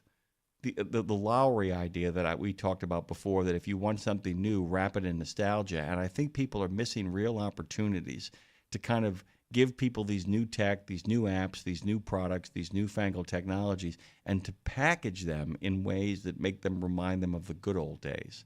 You following me? Oh yeah, but that's a tall order, because it like the biggest difference I think between what trucking used to be and what trucking is now, like when you're in the truck, is that you have a lot of people in the truck with you now. There's a lot, you've got cameras, you've got all the technology that is kind of ever present and reminding you that it's there, and you're going to get reminded of every single mistake that you made. And I think it's something that trucking never has really had before.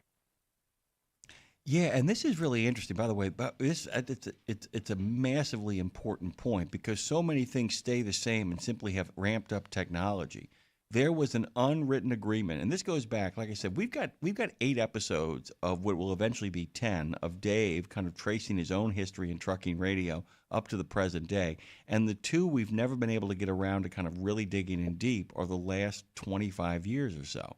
Those last 2 decades of what he has seen in terms of the changes in the world around him.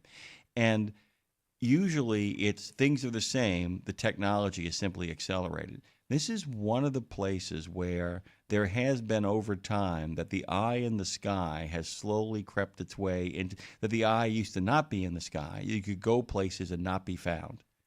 And now, then the eye was in the sky, so that as long as you stayed inside your house or inside your cab or got far enough away from the reception, you could still kind of escape it. Slowly but surely, the history of the last 60, 70 years has been that eye in the sky has replaced God, and then it is slowly like a drone come down to earth and then made its way into your cab. And as you point out, everybody now has access to the eye in the sky, which is now the drone near the cab, which is now the app in the cab. And suddenly, like, you've got everybody, literally, that these drivers have become a panopticon. They've become like the center. They become the watcher who is watched, so that they are watching the road and they are watching the load, but everyone else is watching them watch the load and the road. Yeah, that is pretty much what's going on. And what's happening is that the technology is really designed for the carriers. because the carriers want to know where their drivers are. They want security. They want to protect themselves from nuclear verdicts. They don't want to have someone hit their truck and then tell them it was their fault. So there's a lot of carrier tools, but it ends up being the driver that has to deal with it, and the driver that has to make sure that they operate, by the book and be ready to take a call if they're not operating, or do some training or that kind of thing. And, speaking of training, it was kind of funny when we went into, when we started selling to trucking, one of the things that we really didn't like was the idea of training as punishment. And it's kind of come back around with cameras, that you get assigned training when you do something wrong, and it's training as punishment once again. I'm going to tell you this right now. Josh Lovin, and he has not been on Education Station. He's actually the fellow from J.J. Keller. He comes on once a month. Mm-hmm.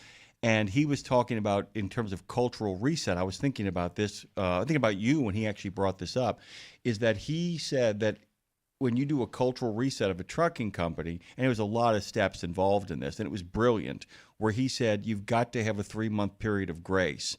He said, where we're going to point out what people have done wrong to make them right. He said, more importantly, we're going to start with people who are doing things right and point to them. He said, but aside from the truly egregious, we're not going to write people up.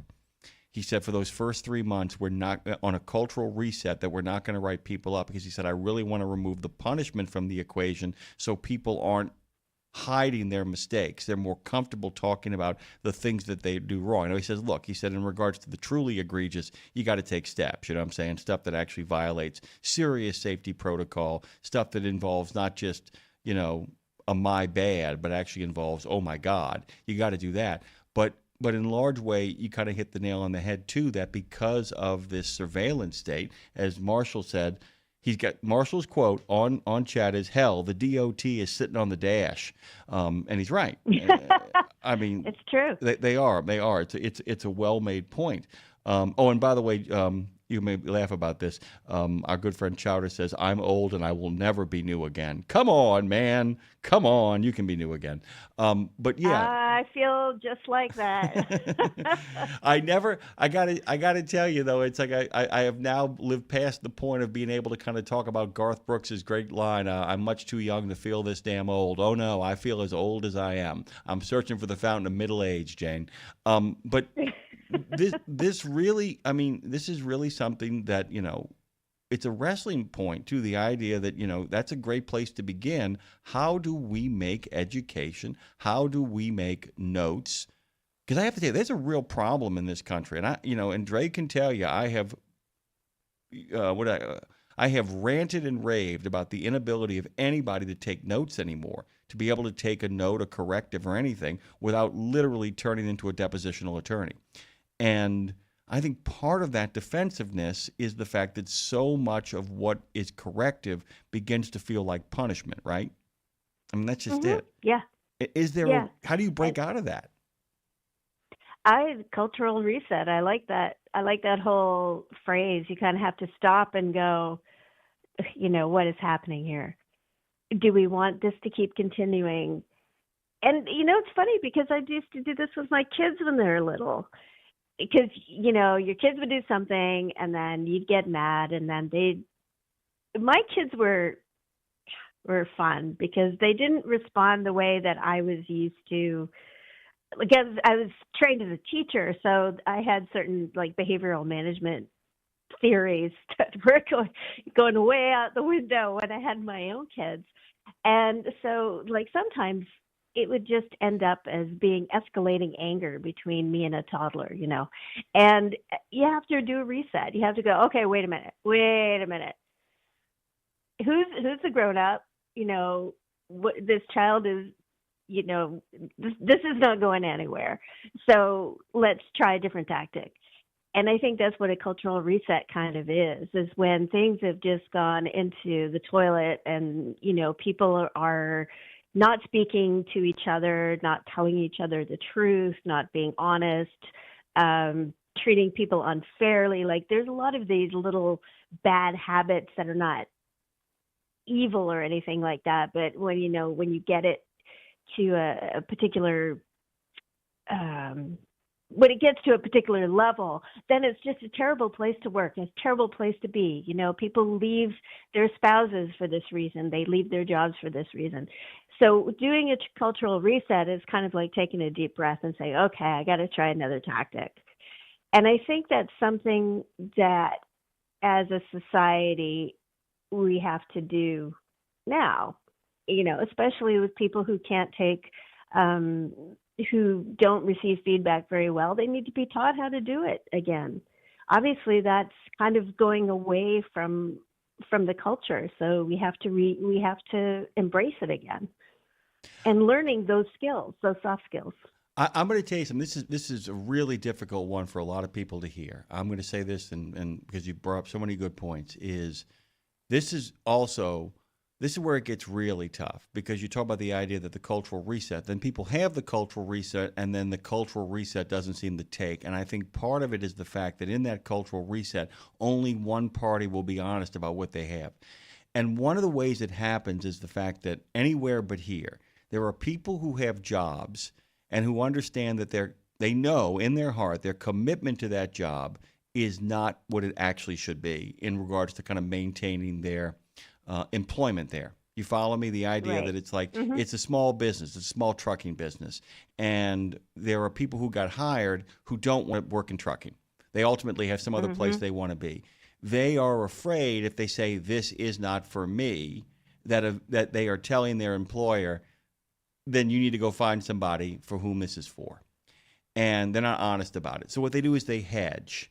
They hedge. Oh, I'm here for you, but they really aren't. And that's okay, because sometimes they might be surprised and discover in the process of doing that I'm not fully committed to that. Their boss may say, well, look, I'm going to tell you, I'm going to start looking for people who are committed to building this thing with me. But hey, here's the deal. I'm going to be upfront and honest with you. If you meet the following requirements, we can move forward, we can move on. I think a lot of people often, the cultural reset in a family is a lot easier than it is on a job, because people need money. People need to have a job, but at the same time, you can't then guarantee that job, that the business will fail because you just simply want to hold on to that money.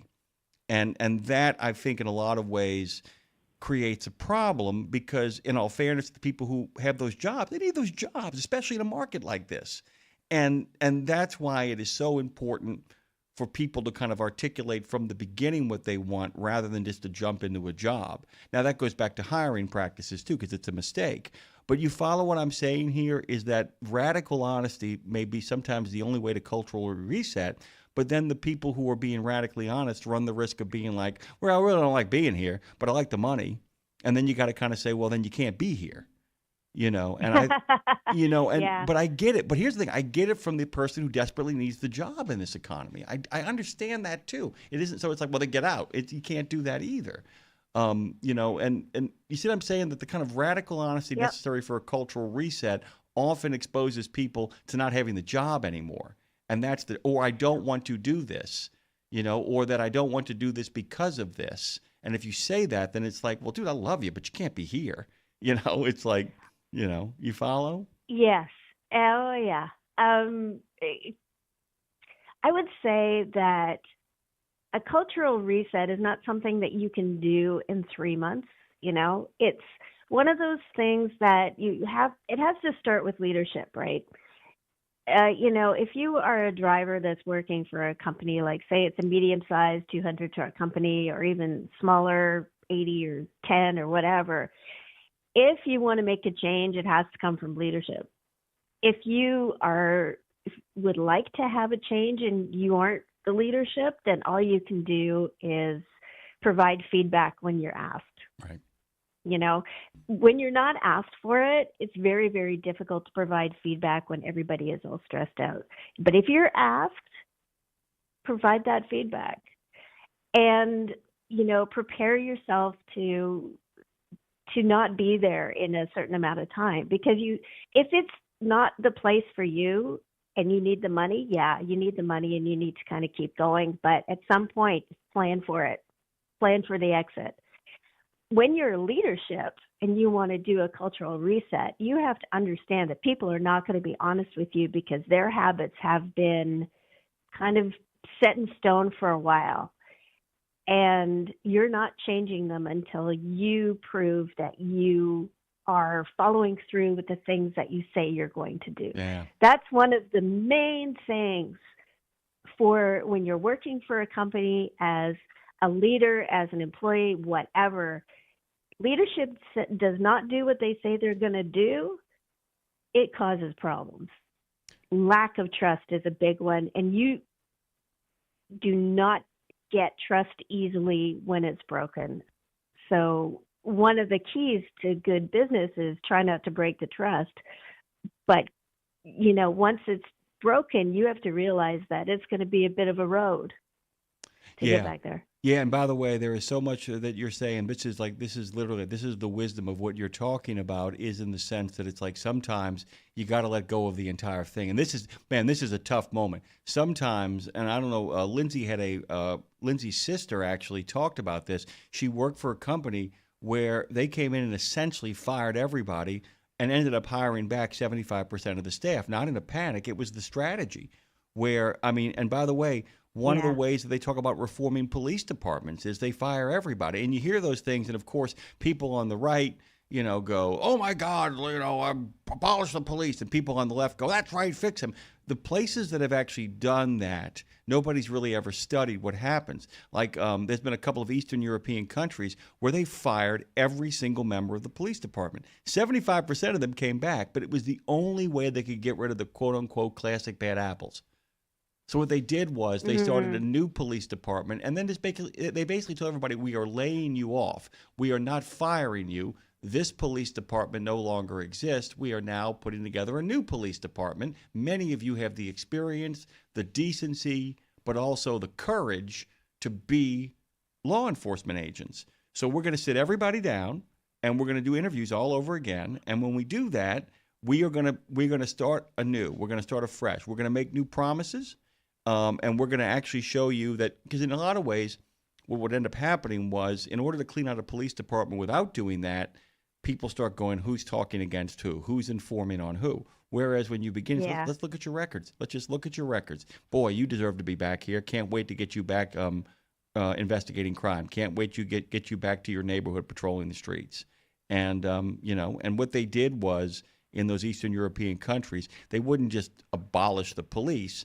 They would slowly shift everybody over from one police department to another until finally they'd reform the system. And sometimes it means doing a business. You have to blow things up. As somebody who owns a small business, you have to blow things up, right? You do. I mean, you have to make a lot of hard decisions, and you have to try and explain those decisions as much as you can. And, but if you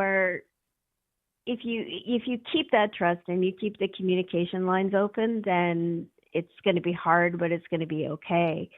I think one of the biggest things that people are, I'm trying to think of the word for it, but it's the time to make a change. People are very, very impatient, and they think, okay,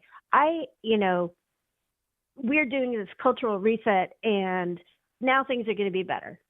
It's just going to be immediate. I don't have to do anything. I don't have to say anything. I'm not responsible for this. It's just going to be better. Oh, look, it's not getting better. Well, that's it then. We're not doing any of this. This product didn't immediately improve my safety. Well, let's get rid of that. And they kind of want this immediate gratification, and that is a very big thing that the future, like now and the future, is going to be a struggle around. People don't have patience, and they don't want to kind of help something move along with time. And for a lot of things to be resolved, it needs time. People don't just stop being angry. People don't just start, behaving the way that you want them to behave. You have to actually do some work on it. By the way, it was removed from the chat, but there was a great comment that dropped in here really quickly. I won't say who said it. I'll just put this out there that a lot of people were told at this company they would never have inward-facing cameras. They were told that. They were literally guaranteed that. And then inward-facing cameras showed up. And, of course, the next couple of weeks, there was a mass exodus from that particular company. And that's the kind of stuff that just, that ends up landing, landing like a ton of bricks on top of people. And the other thing is, too, is the fact that, like I said, I talk about this in relationships, of course. When people first start dating, there are people, and I warn them all the time. I have friends of mine who are so upfront and honest about what they're looking for and where they're headed and what they want out of a relationship. And the person sits across the table from them and agrees to everything. And the problem with the person agreeing to everything is that sometimes you hit kismet. Sometimes you get that magic bullet and it's like you get syncopated and it's just fantastic. But a lot of times the other person is going, yeah, there's a couple of things I don't like in there, but I'll change you. You know what I'm saying? And there's a couple of times people say, I can fake my way through that. I can make them think I care. And that's another problem too, which is why people don't understand. I always tell people hiring is the hardest thing to do because firing is even harder. Yes, I would so much rather hire than fire. Yeah. But here's the thing is I tell people that I always say when you're hiring somebody, and it's weird because at this job, I have not had that opportunity a lot to do that. I've often had staff that has been, either grandfathered in or come in through another direction. Dre, honestly, is one of the few people that I can sit here and say without a shadow of a doubt, I actually had input on onboarding him. And to a large degree, it is why he and I are so comfortable together because he actually was, when we were onboarding Dre, is that he actually had to talk with Dave and I before we actually showed up one morning and had a person present where it's like, oh, I guess we have no input on this, which was groovy. We got a phone call coming in here. If Dre wants to take it, who do we got, Dre? Man, let's see if Chowder wants to talk to old Jane. Hey, Chowder, you got about 2 minutes here. What you got? Morning, Jake. Well, we're not talking my medical condition. I don't think that's appropriate. But, just saying. Morning, Jane. Good to hear you. Always like listening. I didn't hear most of your conversation today because I was too busy blowing out my trailer with my air blower because, ever since that man-made natural disaster known as COVID debacle, we're not allowed on docks. Yeah. But I always operate under the theory that that trailer was empty with pallets and pieces when we loaded your stuff on there, and just because you broke it doesn't mean it doesn't stay. So, out the back it goes onto the ground. Have a nice day.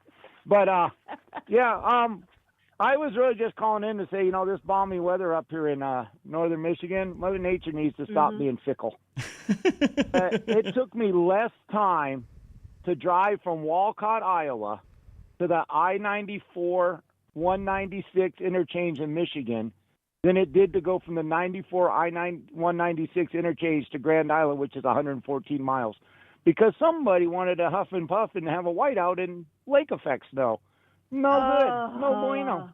Hey, by the way, there is nothing worse. Lake effect snow. Dave Nemo always, every time he would do the weather report, he would always go, he's snowy here, rainy here, windy there. He'd be like, lake effect snow. That's right. I do remember him doing that.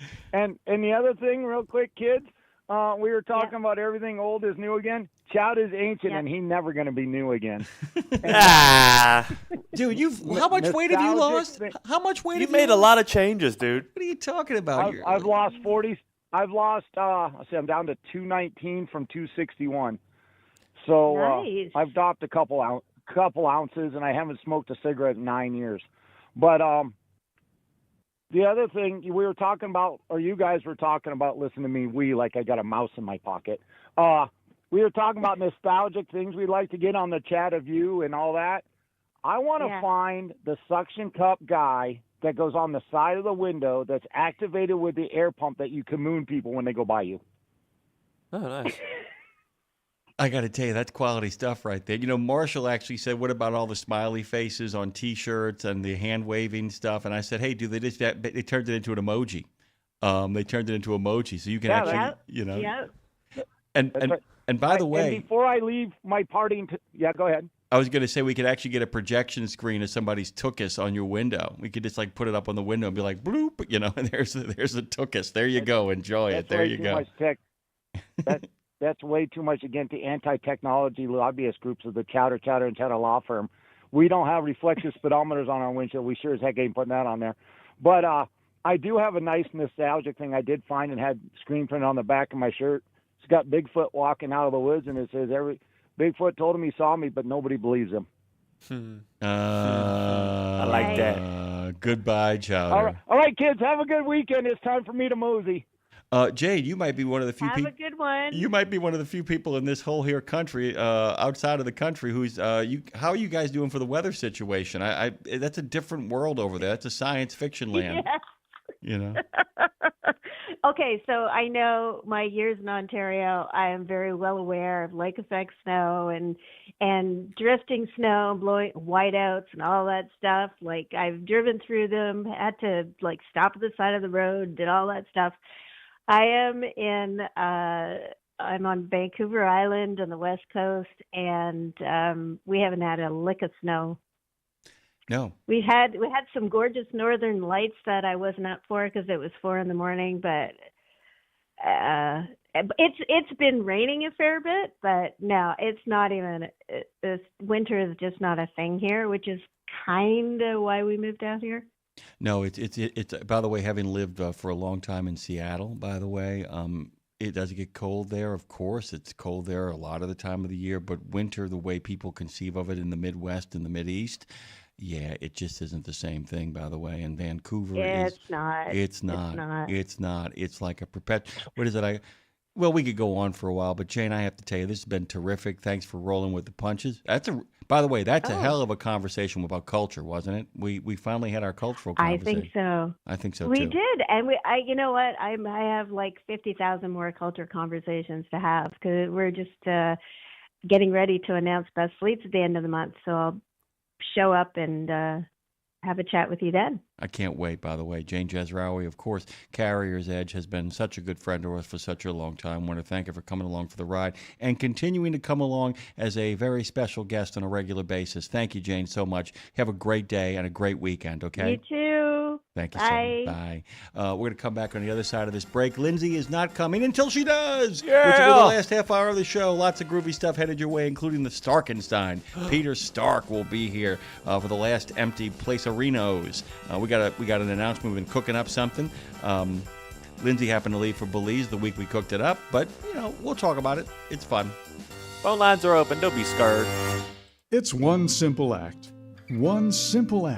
that helps Wreaths Across America fulfill its mission to remember, honor, and teach. Sponsoring a wreath, one more wreath. Means one more adoring father, one more loving mother, one more heroic son, one more brave daughter, one more beloved family member, one more dearly missed friend, one more American, one more wreath upon the gravestone of someone who served the cause of freedom, honored for their sacrifice, never forgotten, always remembered, through one simple act. One simple act.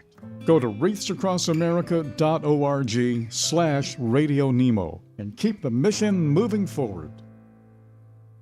You know Castrol for passenger car oil and racing, but did you know that they're in the heavy-duty over-the-road market? Well, Castrol's CRB Multi 15W40 and Vecton Long Drain 10W30 are now available at TA Truck Service Centers nationwide. This is the partnership in preventive maintenance. TA Truck Service and Castrol, offering you premium products and performance at great price points every day. Castrol, performance for the long haul, guaranteed.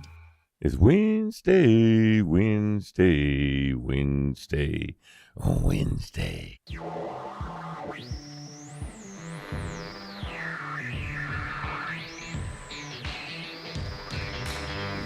Gang Radio. We've talked about making a living. Now let's get a life. It's Jimmy Mack and Lindsay Lawler with the best stories, the ultimate road trip, the concert of a lifetime, and a home when you're not at home.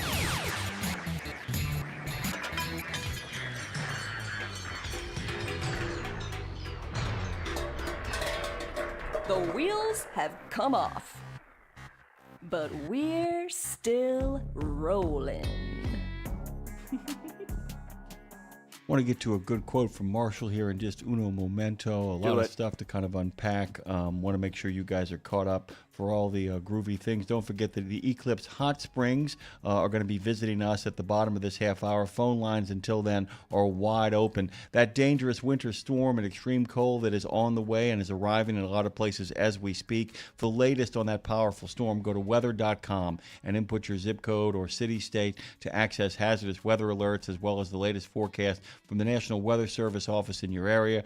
You can visit NOAA's Weather Prediction Center for the latest key messages on the winter storm and its impact. And make sure, by the way, that you guys have a few days worth of food, water, medications, and other basic necessities for yourself, your family, and your pets to sufficiently ride out the storm. Marshall made a comment earlier about the idea that this is a marketing ploy to kind of, it isn't. It's I'm going to disagree with you there. Not that I think that it might be overhyped, but the idea is that people always engage in CYA. A lot of people, a lot of organizations are covering their own ass. Yeah, the Weather Channel, of course, is over the moon delighted. Yeah. I'll go with you on that, Marshall. It's like, oh my God, the Doritos ads are coming now. Let's go. Let's go. But a lot of it is CYA. The idea is that if they can keep, it's more for you to figure out what the weather is. For the general public, they need to get the hell off the roads. As a matter of fact, the more of those people that get off the roads that they can, if they can create the illusion, even if it's not completely true of Snowmageddon, they can get a lot of commuters off the highway and clear it out for you. Yeah. That's a big thing, too. So, yeah, in regards to the Weather Channel, I'm going to go with you on this one, Marshall. Yeah, the Weather Channel's like, I can't believe it. It's that time of year again. We're going to clean up on the advertisers. I understand that. But you can check out the NWS safety page for resources and tips on staying safe in extreme cold, ice, and snow and other winter weather conditions. It's just, by the way, it's a reminder, too, to remind people, like Terry did, just make some accommodations for your pets. It's just to remind people not to do stupid shinola. Mm-hmm. That's all. That's an important part. A couple of other things we talked about this morning. You guys may have heard about the buck looking for bucks that we talked about at the top of the show. I kid you not. Literally, a deer broke into a bank, crashed through the window, and got itself trapped inside of the bank until police officers from the Suffolk County Police Department were able to arrive on the scene, lasso the thing, and kind of lead it out. Was the silliness we kind of started the morning with. But I did want to get to this story before we get to anything else, back to the fun of actually having a life on Road Gang Radio. Whether it concerns cybersecurity or commercial driver's licenses, the United States needs to take control. Those are the words, that is the lead, the LEDE, of Mark Schwemmer, whose latest in Landline is actually got the headline of House Hearing Exposes Threats to U.S. Transportation CDL System. By the way, that was Representative Jeff Van Drew's message during a House Oversight Subcommittee hearing on Wednesday. Here's a quote. "If we do not control the systems, the hardware, and the data, we do not control the risk," said Van Drew, who is the subcommittee's chairman and knows a thing or two about trucking, by the way. Titled Embedded Threats, Foreign Ownership, Hidden Hardware, and Licensing Failure in America's Transportation System. You hear it, by the way, don't you hear it, by the way? Letting more and more people from outside of the country run transportation systems inside of the country, hardware that doesn't self-explain, all of the ways into it through cybersecurity threats and then licensing failures. How many times do we report on ELDs that aren't up to snuff, aren't up to par, aren't doing their jobs, or any other piece of technology you depend upon that has not been properly vetted, has not been properly cybersecurity protected? The hearing spent considerable time focusing on how foreign actors, specifically our non-friends China, guys, China is not our friend. There is no deal to be cut with China that is not enforced, as Reagan would say. Trust but verify. Hard-knuckle diplomacy. Those kind of companies have penetrated the U.S. transportation system through toll roads, embedded hardware, and licensing loopholes. China is estimated to possess about 90% of the global market for LiDAR, which is a key component in autonomous vehicles. Anybody making autonomous vehicles and getting themselves rich off of autonomous vehicles is knee-deep with China. Not in the pocket, but knee-deep with China, by the way. It's a serious problem. And Emily de la Bruyere, who was testifying on behalf of the Foundation for Defense of Democracies, said we are already under attack. That is the absolute truth, and you guys should check out Mark Schwemmer's story in landline. It is something that you need to read. If you actually care about the national security of this country, of threats, not domestic, but foreign, you should take a long, hard look at this article. Jeff Van Drew, of course, Republican from New Jersey, knows a thing or two about trucking and understands the issue in a way that most representatives don't. So you might want to check out what went on in that committee hearing. It is important stuff if, in fact, you call yourself a patriot. I call myself a patriot, and I know everybody that is in that chat over there is incredibly patriotic. So give this a look so you understand the threats that we're facing. I want to get to Marshall's quote here. He made it, and by the way, good morning to Tim of Truckers Voices. It's good to have you dropping in. It's Friday. Good to have you. As the good Reverend would say, we love you, and there's nothing you can do about it. Here's Marshall's quote. It's a great way to get your own team. You're all fired, and here's a job application. Now you're working for me, and I don't want to hear that's not the way we used to do it. I have to tell you, one of the hardest things is, I think about football coaches all the time, and our good friend Packrat called this morning to talk about it.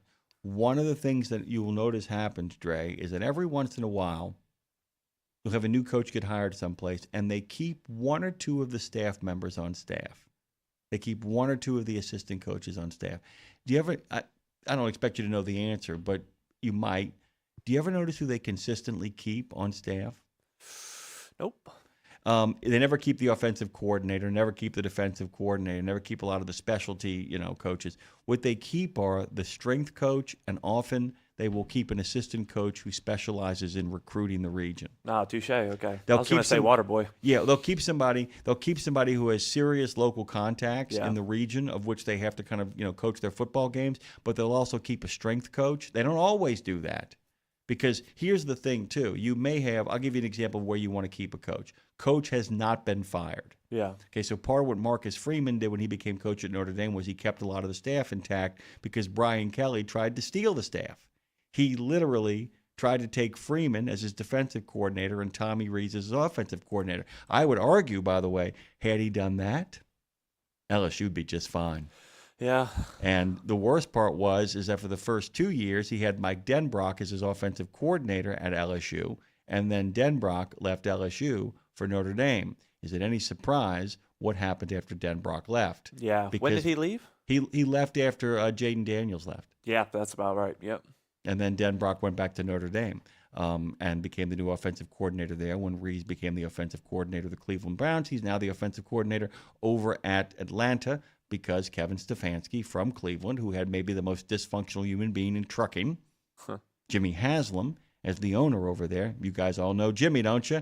Matter of fact, I gotta get Mike Florio back on, just simply have a half an hour about Jimmy Haslam. Oh, you get him started. By the way, guys, you should read Playmakers by Mike Florio. Ooh, speaking of veins in your neck. Yeah, the chapter on Jimmy Haslam. You should read it. You should read it to get a sense of what kind of owner he in fact is. Remember that they have there's over $100 million in an escrow account that Deshaun Watson must be paid before they are done with him. That's what he tied his team into. But yeah, so we go through what Marshall said. It's a great way to get your own team. You're all fired, and here's a job application. Now you're working for me, and I don't want to hear it. That's not the way we used to do it. That really lands in a lot of ways because sometimes it's better just to simply begin anew.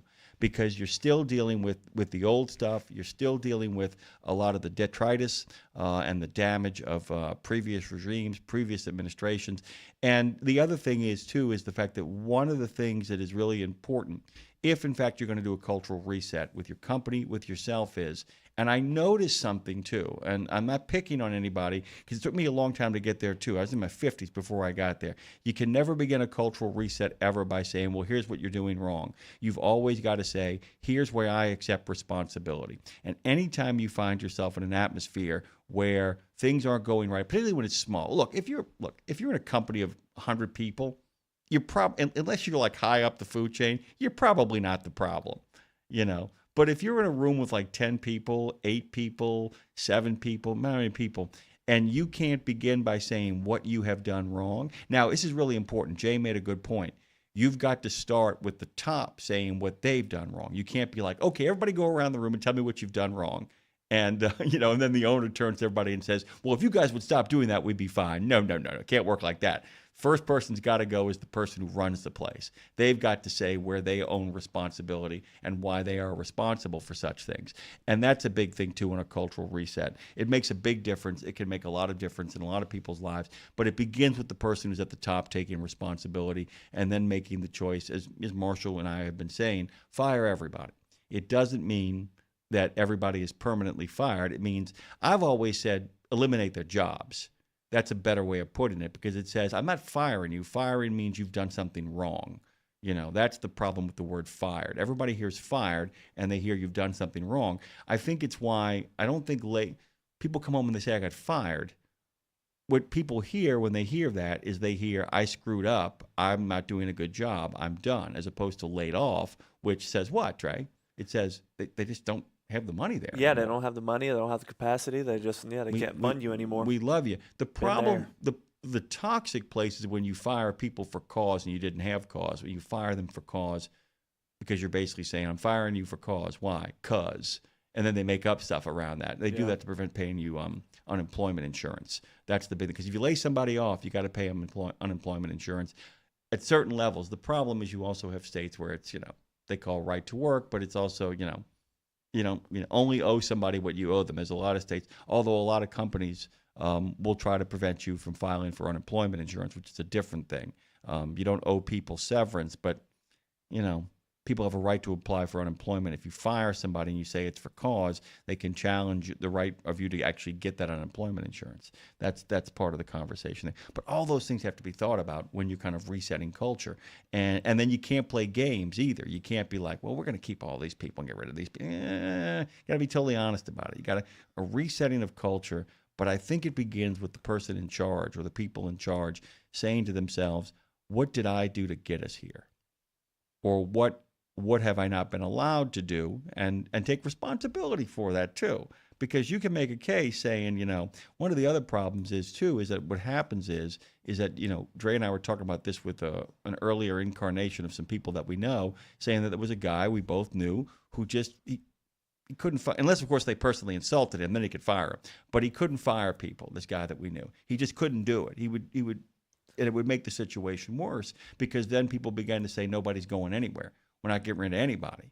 And that becomes a problem unto itself. And it's a real just interesting thing. All of this is stuff to think about if you're thinking about forming a small trucking company. There you go. Need to figure this out. If you're putting together, there's a lot of people who will give you advice about the bottom line. And Dean is terrific, by the way, for how to put together your partners, what you need.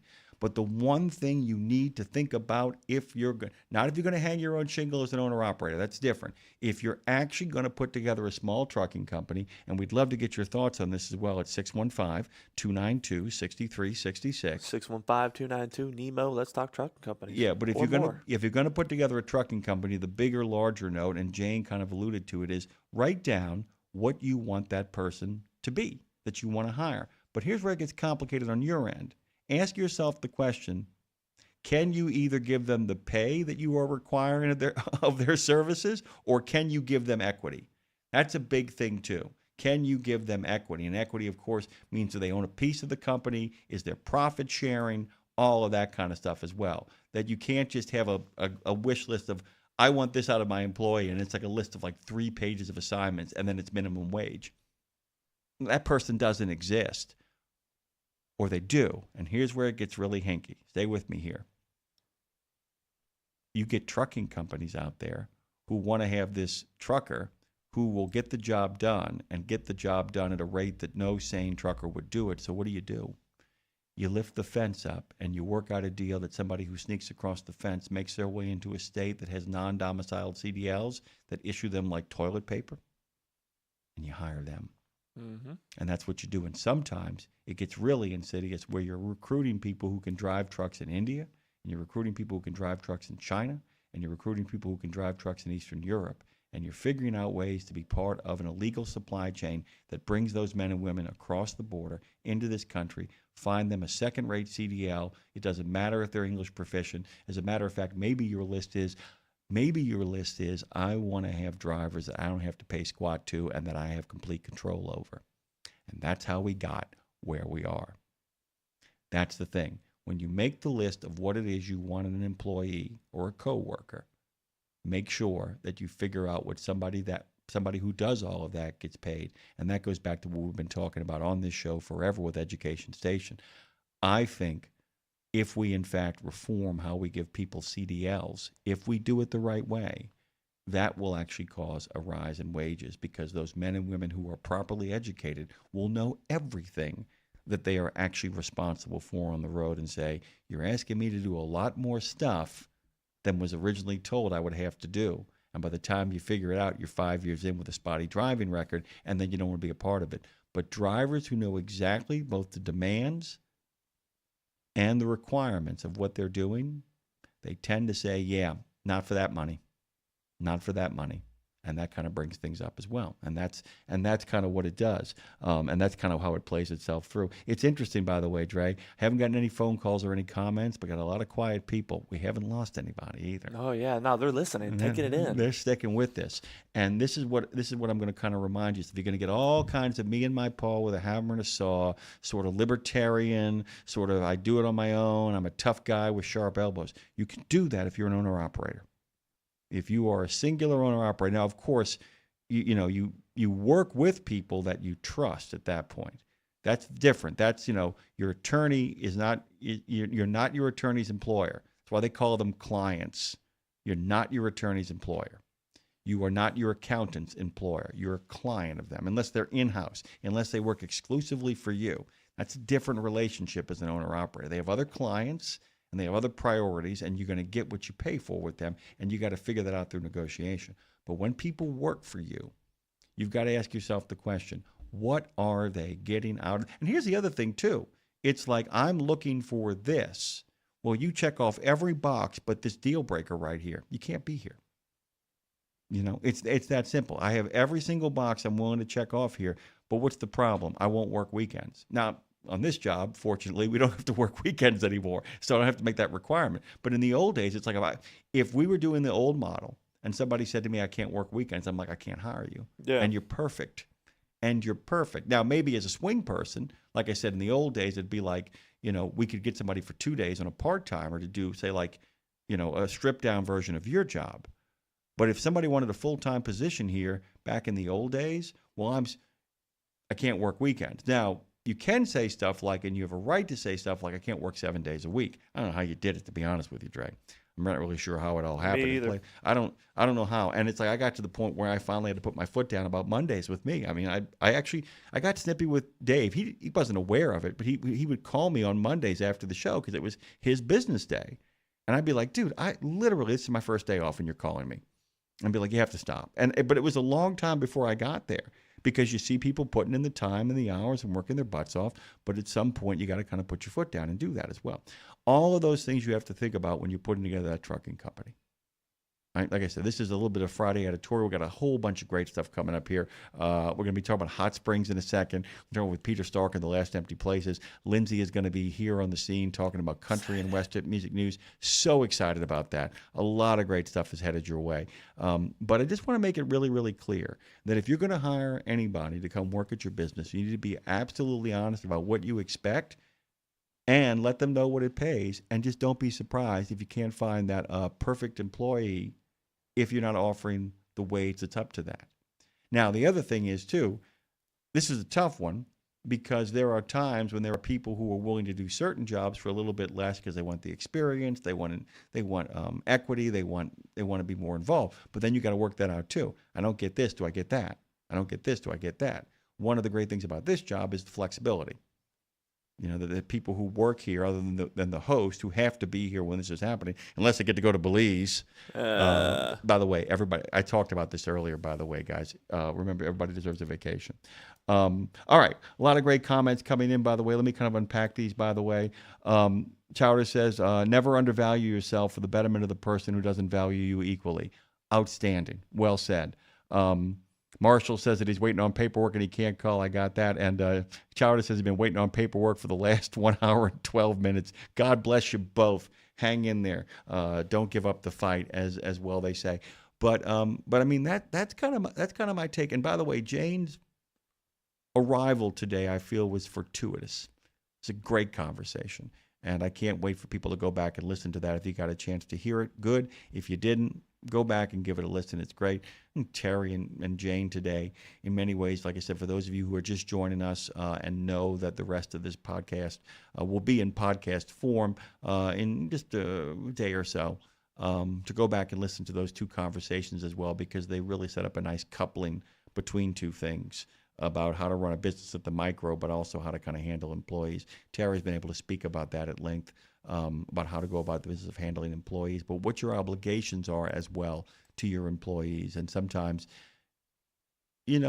sometimes things just kind of have to go sideways before you can kind of put them back together. And sometimes, in order to form your new business, which is what a lot of you guys are thinking about starting your first business, or your second one, having taken a look at it 10 years ago. Let's say you fail with a business 10 years ago. Maybe you should sit down and make a list of all the things you did right. Start really positive. What did you do right? Do more of that and less of an inventory of what you did wrong. What did you do right? And start there from the beginning. And that should kind of give you a little bit of insight into what and where you're headed next. Where are you headed next? You and I have got some stuff we have to do today in regards to getting some stuff out of here. I still got to get over to the shop again to show them make sure I got the right part, that bracket, because if they order that bracket, it's going to cost me a fortune. Yeah, they can't even find it. I think I'm just going to load up my car as much as I can, and then on the way out, I'm just going to go to the storage and just do that. Just get everything loaded up. And then you're just done, man. That's it. I think I'm it's going to hit you this weekend, too. It's going to hit all of us this weekend. Yeah. I mean, 23 degrees is going to come barreling its way down here. I mean, I saw that. One of the lows. Go ahead. Oh, no. I was just going to say, I'm pretty sure I can get the car loaded to the T to where we don't have to make several trips. So I can just go do that. You can do what you got to do, and I'll just unload it and be on. Or if you want to come with me over there you can go do what you got to do. The only reason I might not take the ride, not that I don't want to carry anything, is I'll help you load up the car. The only thing I'm thinking about you got to think about this. I don't have a car, which means that you'd have to go there, which puts you on the way back home. You literally jump on the interstate at Elysian Fields and. Oh yeah, I don't mind bringing you back because that's what the whole point of view. Yeah. Oh, okay. That's kind of, but then I'll probably come with then. Yeah, that would be awesome. We'll see how it works out. Hey guys, you got to hear a little bit of the back work scenes there. We got to work some stuff out. It's kind of crazy, by the way. All right, let me tell you about this next guest. By the way, that was kind of fun. Just kind of sitting here. Pontificating on the nature of businesses, but also letting people get a little behind the scenes work. Eclipse. Eclipse is where you should begin. EclipseNordicHotSprings.com. EclipseNordicHotSprings.com. It's all one word. The general manager, Andrew Umbrich, is going to be joining us. You can find them, by the way, on all the social media platforms by simply going at Eclipse Nordic Hot Springs. And I mean, they are everywhere in regards to the Book of Face, Instagram, and the website, by the way. They are a natural hot springs. They are not a heated pool or a hot tub. It's a Yukon attraction. And I really can't wait to talk about this, man. This is like exactly what we all need to at least hear about if we can't experience it over the week that is coming. Perfect guest, by the way. We have not only Eclipse Hot Springs, but Peter Stark is going to be joining us for the last Empty Places here on Road Gang Radio. Can't wait to kind of jump in and dive in with him and talk about some of our plans moving forward. Hope we get a little bit of good feeling kind of going around this. Okay, so we're going to take a quick break. Come back on the other side with Andrew Umbrich. He, of course, is going to be talking to us about Eclipse Nordic Hot Springs. He's the general manager over there. Can't wait to dig into this stuff. It's a lot of groovy stuff. It's a hot springs. It is not a hot tub. It's a hot springs. There is nothing powering this but nature itself. Andrew's coming up here next. Hold on tight. Don't get thrown to the wolves. And don't forget, guys, by the way, this half hour has been brought to you by truckdown.com. They've been doing it since 97. Be 30 years next year.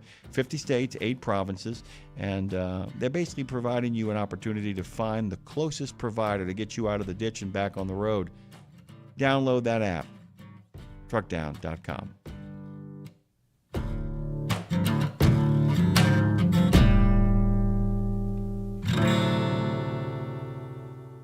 Exceptional value and exceptional values. That's Bennett Trucking. A core commitment of faith, family, and freedom has driven Bennett to being the leading provider of innovative, integrated transportation solutions, both at home and abroad. Bennett's values are not just compatible with providing high-paying jobs and unmatched customer service. They're inseparable. If you're looking for an employer or a partner who believes the best business model is being a model citizen, then Bennett Trucking is the place for you. Go to BennettIG.com and find the folks who share your values.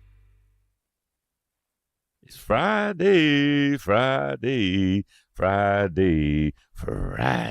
St. Christopher Truckers Fund provides free health and wellness programs for drivers to help prevent some common medical conditions seen in the industry. These programs include diabetes prevention, Rigs Without Cigs, a tobacco and nicotine cessation program, Healthy Habits for the Long Haul, a 12-week total body wellness program, a vaccine voucher program that includes free flu, shingles, COVID, and pneumonia vaccines, and GPS, Get Preventative Screenings. That includes free at-home cancer screening tests.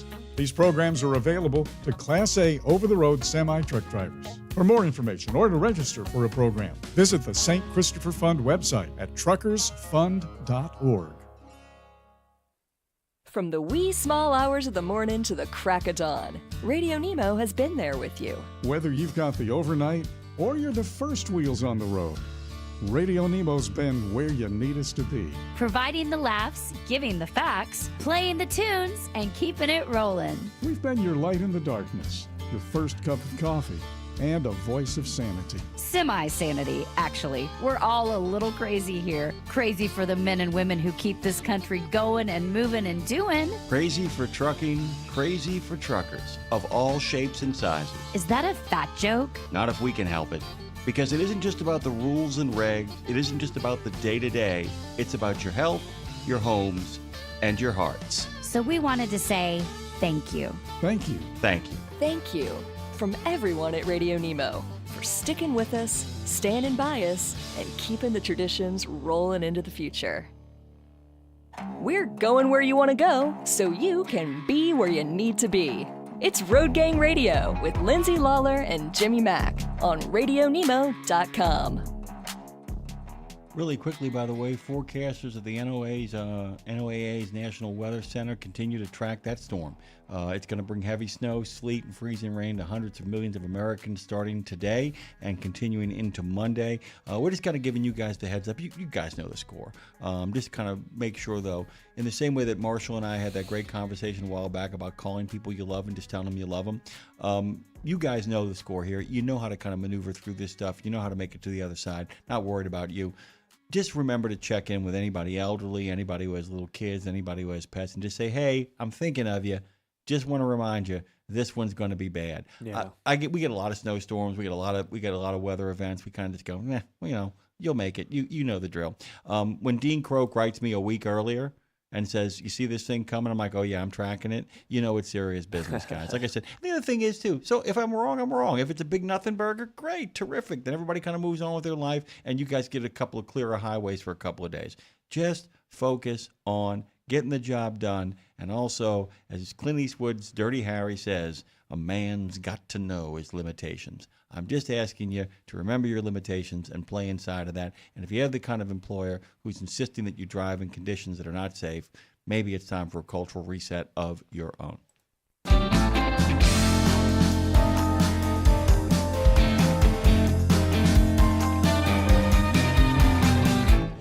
By the way, if you head on over, this is such a cool and groovy thing to do. If you head on over to Eclipse NordicHotSprings.com, you will find yourself at what I think is one of the coolest places in North America. And its general manager of that location, Andrew Umbrich, joins us this morning. We are delighted to have him on Road Gang Radio. I just can't believe that we're talking to somebody who actually has an attraction that is also a spa, that is also a place where you can stay, and that it looks fantastic. It looks like a lot of fun. Good morning and welcome to Road Gang Radio. Hi, good morning. Let's kind of dig in. Let's go from the start, okay? So we're talking about hot pools here. We're not talking about anything that there's no electrical wires. There's no like heating devices like in the way people think about this. We're talking about something that is actually naturally powered in the middle of the Yukon. And can you kind of give us the history of how we get to the place that you guys are right now?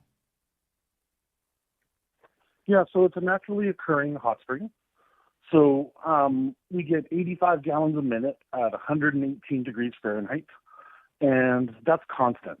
So we have an endless supply of hot water, and we just redirect it into some beautiful pools that we built. And there have been many different iterations of hot springs businesses on the property, and Eclipse Nordic Hot Springs is the newest version.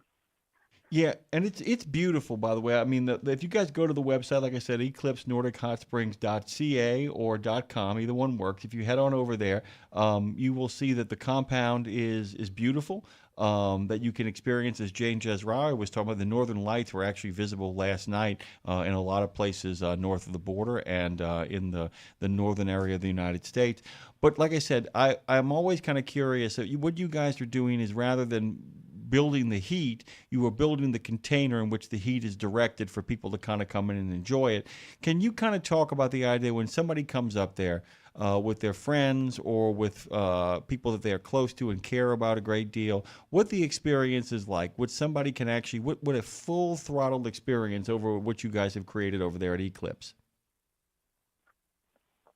Well, if you look at Yukon on a map, we're pretty isolated. You know, we're quite a large chunk of land. We're the size of Sweden, but we only have 45,000 people in the territory. So what you would notice if you came to my property is that we're entirely surrounded by wilderness. So you're in a nice natural setting. Then you would come to our hot springs. You would get changed. You would go into one of the hot springs pools. And even if it's minus 30 or 40 degrees outside, you can still sit in these hot springs pools and feel hot and warm. In fact, this December, we were in the Yukon and in parts of Alaska, we were the coldest places in the world.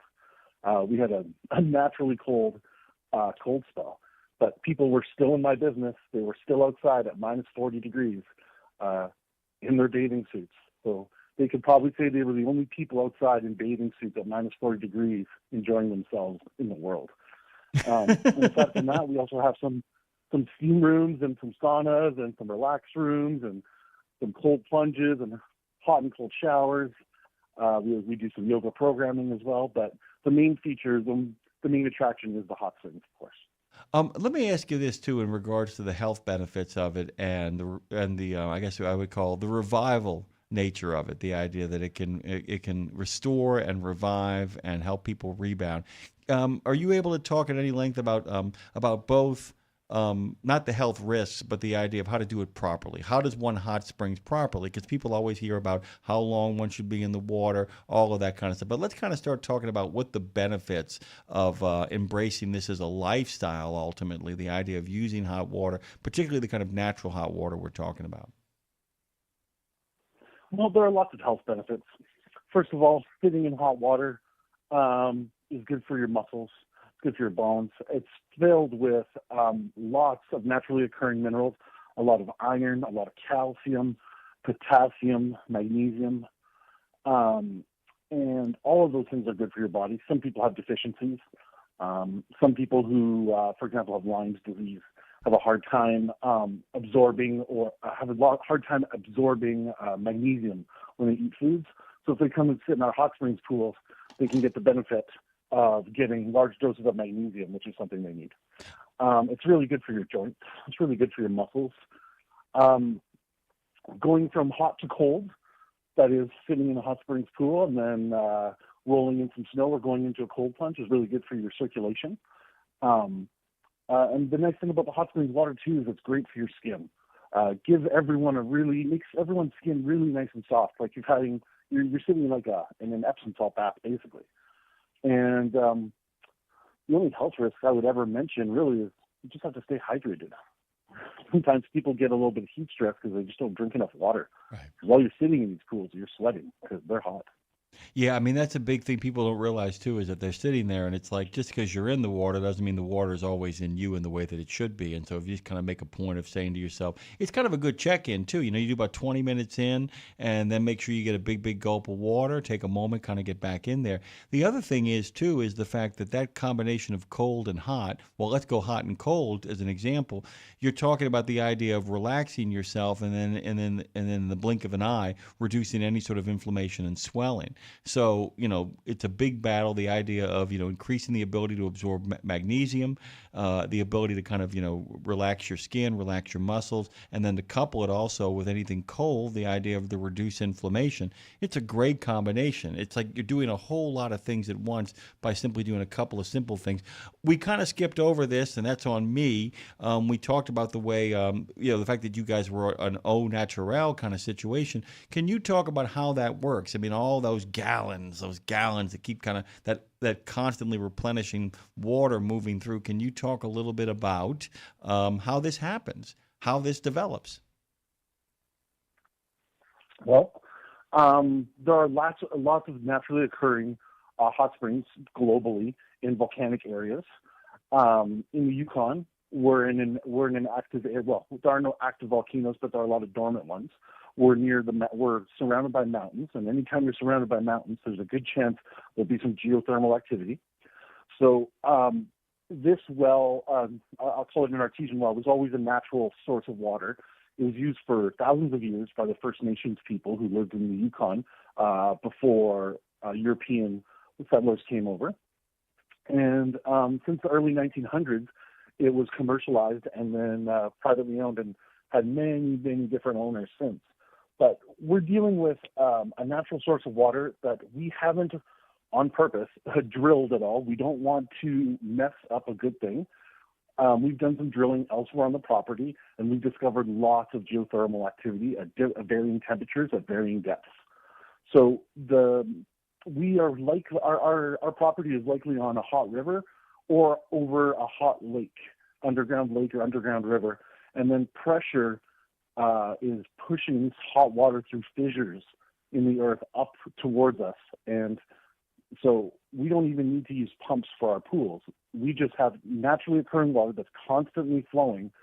And even if it were the end of the world tomorrow and there were no more electricity, my pools would still have water constantly filling them with 80 gallons a minute.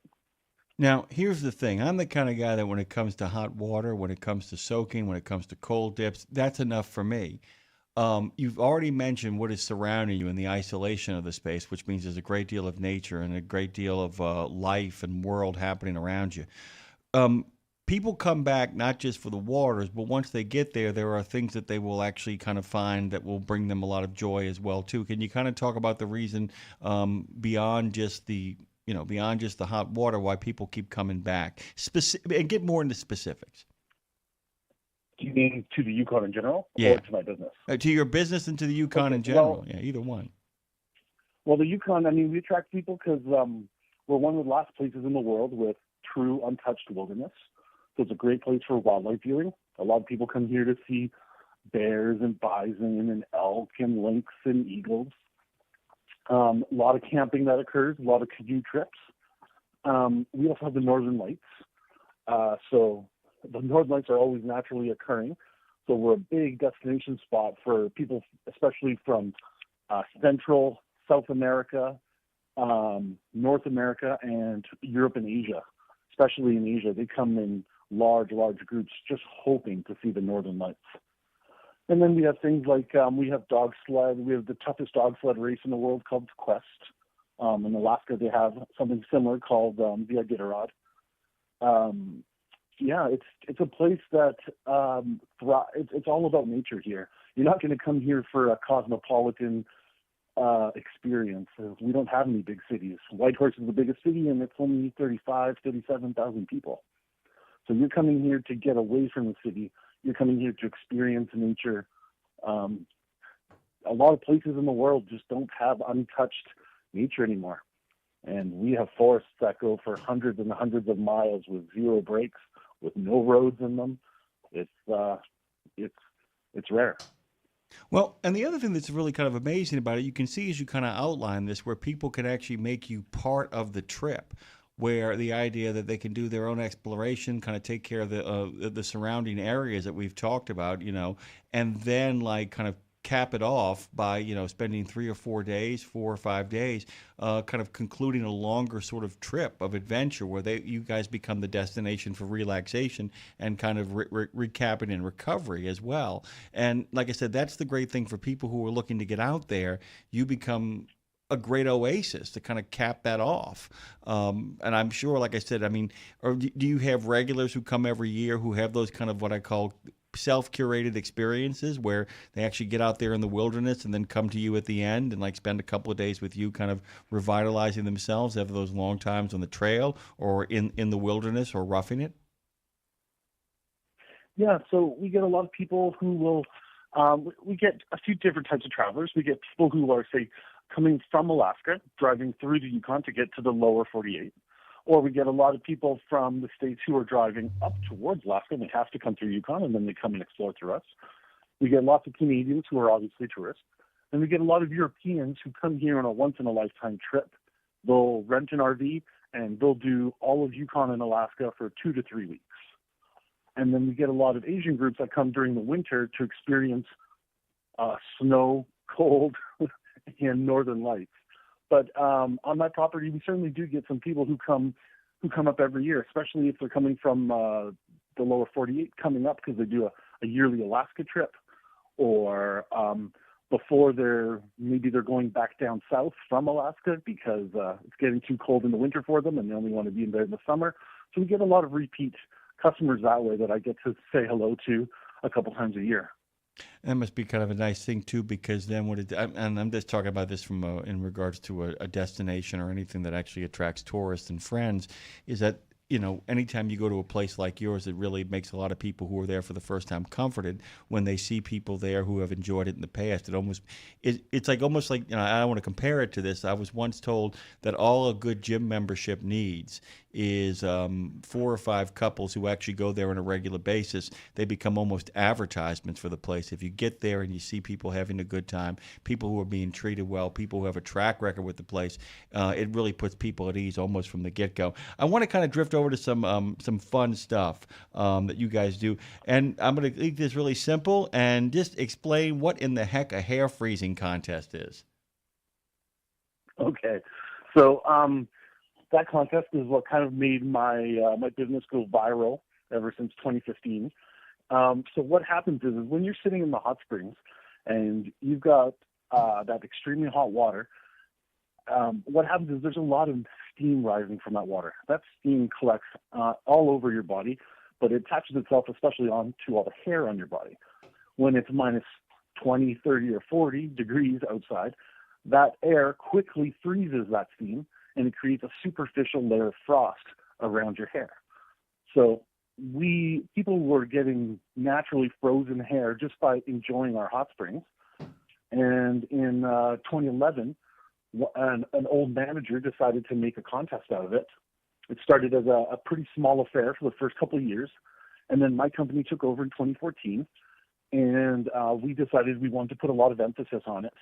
And in 2015, we got some really amazing photos, and they started going viral. And then every year, I started getting more participation. I started raising the prizes, and now. Fast forward to 2022, I won a Guinness World Record for hosting the largest hair freezing contest in the world, albeit probably the only one. But it's a really fun contest because it's super unique. It doesn't occur. There aren't many hot springs in the world located in extremely cold places. Even if you think of a country like Iceland, they don't really get that cold. They don't get nearly as cold as Yukon or Alaska. So here, when it's minus 20, 30, or 40, you can sit outside and in 5 to 15 minutes, you can have a complete frozen hairdo. So it's great for photos. It's a really fun memory for a lot of people. And it's just a unique experience. Everyone's always kind of worried if they're going to break their hair. No one's hair has ever been damaged in this contest because you can't snap your hair off. It's not completely frozen. It's just a superficial layer of frost. Yeah, I'm laughing about it because actually the first time I ever was in those kind of cold climates for an extended period, nobody warned me. I actually was in very, very high northern Minnesota and walked out of a place and literally had my beard freeze. And it really didn't freeze. It just literally got that quick frost all over it. And it was the first time I'd ever experienced that. And it was a really, I was in a very, very heated room and walked out of that and into the reality of, of how that played itself out. All the moisture freezing really quickly. Yeah, and it really is. It gives it this crackling sort of thing. And it's for those people who don't know what's happening, it's like, what in the hell just happened? But it's also kind of a fun thing where once people figure out what it is, they kind of keep doing it. They kind of like, take the opportunity to kind of have a little bit of fun with it. And it sounds like it's that kind of thing that went viral and has really kind of helped promote it. Like I said, the location itself is in many ways is not complete, but it's pretty filled out as well. Do you have any future plans in regards to, are there expansion plans in regards to more accommodations? Are there expansion plans in the campsites or anything like that? Or are you like holding a pretty good hand and you're happy to stand on what you've got? Oh, there will absolutely be more expansion. There's no question about that. We had all these big plans, but then COVID occurred and it kind of slowed everything down. So now that we're, 6 years past COVID now almost, now things are starting to pick up again and new plans are starting to develop. You're likely going to see a hotel on the property at some point in the near future, a spa services building.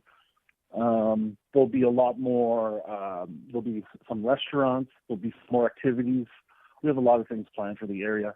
We have over 300 acres of land out here on our Hot Springs property, and with all the trees and the hills, we can have a lot of little businesses hidden all around the property without moving from that sense of isolation.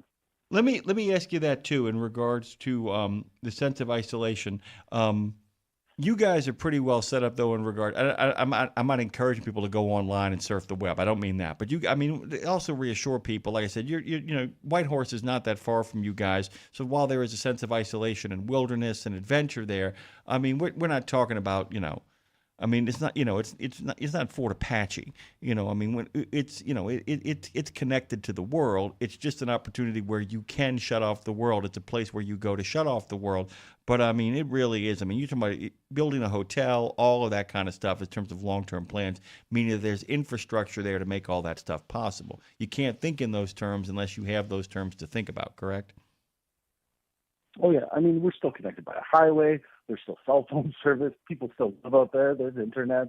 We have all the base. We have everything that connects us with the rest of the world. There's no issue there. It's just if you go 5 minutes in any direction off the well-beaten path or the highway, then you're just messed with wilderness. That's the beauty of Whitehorse. Is if you don't like outdoor activities, you can just live in town. You can do all the town life you want. And then as soon as you want to go outside and do something in nature, you just don't have to travel far. You only have to go drive 5 or 10 minutes in any direction, and you've got nature at your doorstep. And let me ask you. We still have an international airport. We get lots of traffic, especially from all the people coming down from Alaska or down from the south coming to Alaska. So our highway is very busy. There's no issue there. It's just if you go off the beaten path, then it's very quick to get to nature. And in regards to the history of the place, too, can you kind of give us just a little bit of an overview of from here to here, from here to there, the idea of what the original institution looks like and how fast the growth point of all that was? Like I said, we got a sense of, what is to come and how this kind of got word of mouth going. But how do we go from 0 to 60? The startup on this must have been very interesting, and the events around it as well. Well, it used to be just a natural source. So, for lack of a better term, it was kind of a big mud hole with hot water, and it was just used by the local First Nation for who knows how long, hundreds, thousands of years. And then in the early 1900s, it was bought and privatized, and then we started putting a couple logs in that hole to make it a little bit more of a structured pool. But it would be so hot that you probably wouldn't last more than 10 minutes in there at a time, unless it were winter. And then in the 40s, we had the Alaska Highway being built because of the Second World War. So the American military came up, and they were helping to build this highway all the way to Alaska. And they discovered the hot springs, and they started using it a lot too. And so the pool saw a little bit of development there. A couple more pieces of wood and logs added. But then in the 50s, they decided to build an actual pool made out of concrete. It was just a little square pool. And then in the 70s, they built a really large swimming pool style pool filled with the hot springs water. And then that facility lasted until 2020. And then we demolished that facility in 2020 and then built Eclipse Nordic Hot Springs. And so we moved away from concrete and swimming pools. And all our pools, if you look up online, if you look at pictures of them, they all look natural. They're all made of natural materials. They're all made of rock, stone. There are some tiles, of course, some flagstone, but it's all natural materials. It's meant to look natural. We're moving away from the swimming pool, and our new business is now focused around relaxation. By the way, guys, I want you all to take a look at their website, eclipsenordichotsprings.ca or .com. Either one gets you there. And if you get a chance on the front page, please look at the hair freezing contest. Please look at the hair freezing contest. It will actually fill you with absolute delight. The other final question I have for you, and it's not so much can people plan events there, along with the hair freezing contest, do you guys have any special events like particular evenings set aside that have themes or things that people in the local community occasionally look forward to, being connected to Whitehorse to some degree, not a lot, but to some degree? Are there any things that you guys particularly offer around seasonal times of the year? Well, I should mention we're only about 20 miles away from Whitehorse, so we're very close. I live in Whitehorse, and I just drive out daily to get to work. But we always do little specials and things in tune with Whitehorse. For example, in February here, we have the Yukon Sourdough Rendezvous Festival. It's an old pioneer festival. And so they have all types of crazy things going on in town, like axe throwing competition, best beard competition, women with the hairiest leg competition, ugliest car, flower packing, all kinds of weird and quirky contests. And that's historically when we would hold our hair freezing contest is actually in February, because the climate was a lot more stable and we could predict cold weather in February no matter what. But since climate change started occurring in the Yukon, Canada's warming at twice the rate of the world, and Yukon's warming at twice the rate of Canada. We can no longer predict when it's going to be cold anymore. So now we hold the contest any time of the year that it's just minus 20 or colder. So the contest is kind of always on and off. Otherwise, we do specials for Valentine's Day. We'll do specials for Canada Day. We'll do specials for all types of little local events. Sometimes people like to host events at our business. There's always something going on.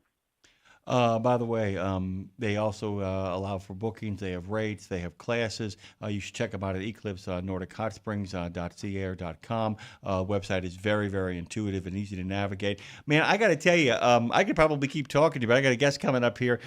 Thank you so much, man. And by the way, best of success, continued expansion, and continue bringing a lot of smiles to people's faces and giving them a little respite when the weather gets really, really cold, or just when they need a little bit of aquatherapy. Appreciate you, Andrew. Thank you so much for having me on. I appreciate it. Andrew Umbrich, EclipseNordicHotSprings.com. And by the way, there are those of you who actually take that highway route, who actually make your way north to Alaska. We're going north to Russia's On. That speaks about the Yukon as well. And this is located in the Yukon. This is a beautiful site. Look, even if you can't get there immediately, guys, take a look at it. It might be something worth planning. See, it's in this here continent, so, make your way over there and make it happen. Speaking of going all over the continent and beyond, Peter Stark is coming up here in just a second. We're going to kind of preview something that we kind of cooked up this week. Kind of got it cooking this week, and I'm really kind of excited about it. We got a whole bunch of stuff we got to work out here. Got a whole bunch of groovy stuff, and then Lindsay's coming. Gonna Country and Western Music News. Are you excited about that, folks? You should be excited about that, folks, because it's all coming your way on the final hour, the final dramatic hour of Road Gang Radio. Boy, Lindsay ain't going to be able to get back in town. Oh, that's tragic. For us, not for her. She's outstanding, dude. It's all happening for her as we speak. It's exciting stuff, and it's coming your way. And don't forget, she manages, as always, to find a way back into our hearts and on this air. I got to tell you, man, none of us can do it, Dre. People take vacations around here. They don't. They don't. Nada. It's like The Godfather, man. Just when you thought you were out, they pull you back in. Road Gang Radio continues on the other side of this. Hey, Dre, I think we'll open up Peter today with that groovy country and western sort of. Sounds like a plan to me. I don't know how it goes. Got it. I know how you guys go. Peter Stark is coming up next. Then Lindsay. Everybody look busy. Look busy. Look busy. Look busy. The Soup Nazi says no soup for you, but we've got plenty of alphabet soup for you on Nemo Nation every Monday. You'll know what's going on at FHWA, TCA, ATRI, CARB, NHTSA, NACFE, OVAC, NTSB, ATA, RLA, NMFTA, DOT, CVSA, TXTA, NASTC, NAPTA, and of course OOIDA and FMCSA, and more. Dave, we're gonna need a bigger bowl. The mission of Wreaths Across America is unwavering, remembering our fallen heroes, honoring those who are currently serving, along with their families, and most importantly, teaching the next generation about the value of freedom. And you can join our mission with a $17 donation that sponsors a fresh Maine Balsam Remembrance Wreath. Each wreath will be laid in honor of a veteran who gave the ultimate sacrifice for our nation. To sponsor your wreath, please visit wreathsacrossamerica.org. That's wreathsacrossamerica.org. St. Christopher Truckers Fund provides free health and wellness programs for drivers to help prevent some common medical conditions seen in the industry. These programs include diabetes prevention, Rigs Without Cigs, a tobacco and nicotine cessation program, Healthy Habits for the Long Haul, a 12-week total body wellness program, a vaccine voucher program that includes free flu, shingles, COVID, and pneumonia vaccines, and GPS, Get Preventative Screenings. That includes free at-home cancer screening tests. These programs are available to Class A over-the-road semi-truck drivers. For more information or to register for a program, visit the St. Christopher Fund website at truckersfund.org. 17 Sapp Brothers Travel Centers are known for great food, hospitality, and mom-approved showers and restrooms. But don't forget the service centers. Sapp Brothers ASC certified technicians can repair nearly any issue in shop or roadside, including axle repair. Dig into your free steak dinner with your oil change. That's a Sapp Brothers tradition to thank you for your business. Tires? Sapp Brothers will beat any competitor's advertised price on tires. And download the Sapp Brothers app for exclusive promotions in the shop, restaurant, and store. Your spot under the coffee pot is waiting for you at Sapp Brothers. It's a trucking, transportation, and lifestyle show like none other. Man, you call this a life? Road Gang Radio is back for another half hour of the best transpo show in the known universe. We come in peace. Well, actually, we're falling to pieces. Let's see if we can achieve liftoff, Phone Master Dre. Let's lift off into the last empty places of good old Road Gang Radio with your host Jimmy Mack and pretty soon somebody else. I got to tell you, man, there is nothing empty about this last hour of Road Gang Radio. We're going to be rack-packed and stacked on with our good friend Peter Stark, who he and I have been cooking up something this week. Not only with Peter Stark, but also with Lindsay Lawler and her country and western music news. I saw her face. Well, I didn't see her face, but we heard her voice, and she's a Belizer down in Belize right now. I mean, got a whole bunch of great stuff to talk about.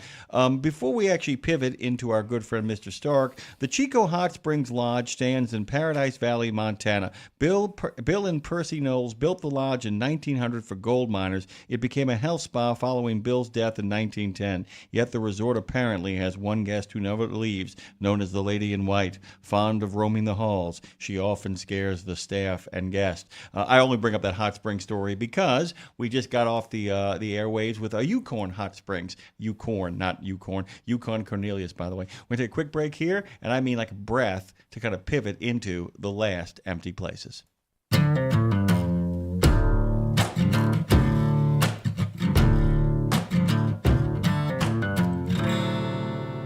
Does Peter Stark actually need an introduction? Well, I think he does, because this segment ends up on its own podcast platform. He's an author, an adventurer, a guide, as you have it, to those way out of the way places in America that many of you guys have driven through but may not have fully appreciated, understood, or contemplated. It is good to have you. PeterStarkAuthor.com. You can find him on Instagram. And by the way, he's making his social media presence more pervasive because he done got a copy. He done talking about his book. Good morning, Peter. Welcome back. Hey, Jimmy. Great to hear you, man. So I got videos now of you popping up all over social media. Let's put this out there on the table. The book is in. The proofs are in. The work is done, and now the other work begins. Promotional time is coming out as fast and furious. So tell folks what's going on, and tell folks what they can expect from the new work. Okay, well, so the new work is called The Lost Cities of El Norte. That's the main title, and the subtitle is Coronado's Quest, the Unconquered West, and the Birth of American Indian Resistance. So it's about a huge Spanish expedition, conquistadors, in armor with plumes on their helmets and lances and horses with armor, setting north from Mexico City in 1540. And we have to remember that, the Pilgrims the Pilgrims landed like almost a century later. So this is way, way, way early in American history, in the European arrival on the North American continent. And the Spaniards had conquered the Aztecs down in Mexico City, and they'd conquered the Incas in Peru, and they'd found these, literal, heaps of gold and gems and lots of wealthy land, rich land. And they heard a rumor that there were a bunch of wealthy cities, 7 wealthy cities, somewhere to the north of Mexico City. And everything to the north was a total blank spot. You talk about the last empty places. Everything north of Mexico City, in the European mind, was it literally the maps that they drew at that time, it just shows emptiness. What's now the United States, especially the Western United States. And so Coronado, this conquistador, set out with this enormous expedition, 2,000 guys, and they had maybe 10,000 animals to feed them, cows and sheep and whatnot. And they went in search of the 7 wealthy cities. They came to be known as the 7 cities of gold in 1540. And what they ran into was a whole lot of, what should I say, difficulty. They had issues. They had a couple of problems. There were a few obstacles on the way, on the way to Mandalay, or at least the Spanish conquistador version of what should have been Mandalay. They found that they ran into a couple of, well, shall we call them, difficulties? We'll go with that. Difficulties, and so the way I kind of when I give like short elevator talk about what this book's about and cut to the chase, it's like, so they set out in the spring of 1540 from Mexico City with the grandest cavalcade the New World has ever seen. Coronado's literally wearing a gilded set of armor and plumes in the helmet and everything else, and the buglers, and just really ceremonious set out. Spring of 1540. Heading into this huge, the El Norte Misterioso, the mysterious north, and looking for the 7 cities of gold, the 7 wealthy cities. That's the spring of 1540. And he returns in the summer of 1542. So it's about 2.5 years later, really. And at that point, he's carried on a litter. He's a broken man. And he has like 100 guys stumbling after him. And instead of the 7 cities of gold, they found some thatched huts up in Kansas. So that's the wrap up for this crazy story of what went on in between, and they encountered so much stuff. They encountered so many native tribes, and the native tribes were very smart in the way they handled Coronado. The kind of the main strategy, this was on the part of the Puebloan Indians down in the Almost there. Yeah, you're almost there, dude. We don't have any of that. What's that you're looking for? Oh, that, and the Coronado holds up this little nugget of gold. He says, "This is what we're looking for." They say, "Oh, we don't have any of that here, but you just keep going that way. You'll find a lot of it. In fact, we'll give you a couple of guides to get you there." And these guys end up marching almost to Chicago. They go so far north. And the Puebloans really messed them up. But meanwhile, that there are various reconnaissance expeditions sent out by Coronado. They're the first Europeans to see the Grand Canyon. They're the first Europeans to see the Rocky Mountains. They're the first Europeans to see the Great Plains and the big buffalo herds. So in terms of European exploration, they explore this huge swath of North America where no Europeans have been before. But it doesn't work out the way they wanted to. Well, the other thing is, too, there's a couple of really great history lessons kind of contained in here as well, Peter, that I find really fascinating in the sense that everybody knows that the Spanish Empire, as it kind of wheezed its way out of existence at the end of the 19th, early 20th century, in many ways had the same thing that happened to Argentina in that it just choked on its gold reserves. The obsession with gold in this story is, as you said, we're going by the Grand Canyon. We're going by these great rivers. We're going by these large buffalo herds. We're going by all these immense natural resources, many of which were available at the time. I mean, it isn't like finding oil then. Can't do anything with that. But there's a lot of opportunities to see opportunities. But was it a monofocus, this sort of megalomaniacal focus on gold, that prevented them from understanding that something extraordinary was happening before their very eyes, and they were so tunnel vision that in many ways kind of leads to the disaster? And then I have a follow-up question about the tribes themselves, because the book is about the beginning of native resistance to this, because the story that happens in Central America is very different than begins to happen as they move further up north. But was it the gold obsession that prevented them from making any sort of taking advantage of anything here? They could have established settlements and forts. That's definitely part of it. That the gold obsession it just kept driving them farther, looking for these wealthy cities. And the expedition over the course of 2 years got as far as what we basically northern Kansas. And at that point, winter was coming on. Coronado had been smashed on his head by a boulder thrown by Puebloans off the upper story of a pueblo, and he'd been kicked in the head by a horse, and he was clearly suffering brain damage, and winter was coming on. And they kept hearing, well, these wealthy cities are just a little bit farther, and they're in Kansas. And Coronado just said, okay, I can't handle this anymore. And he turns around.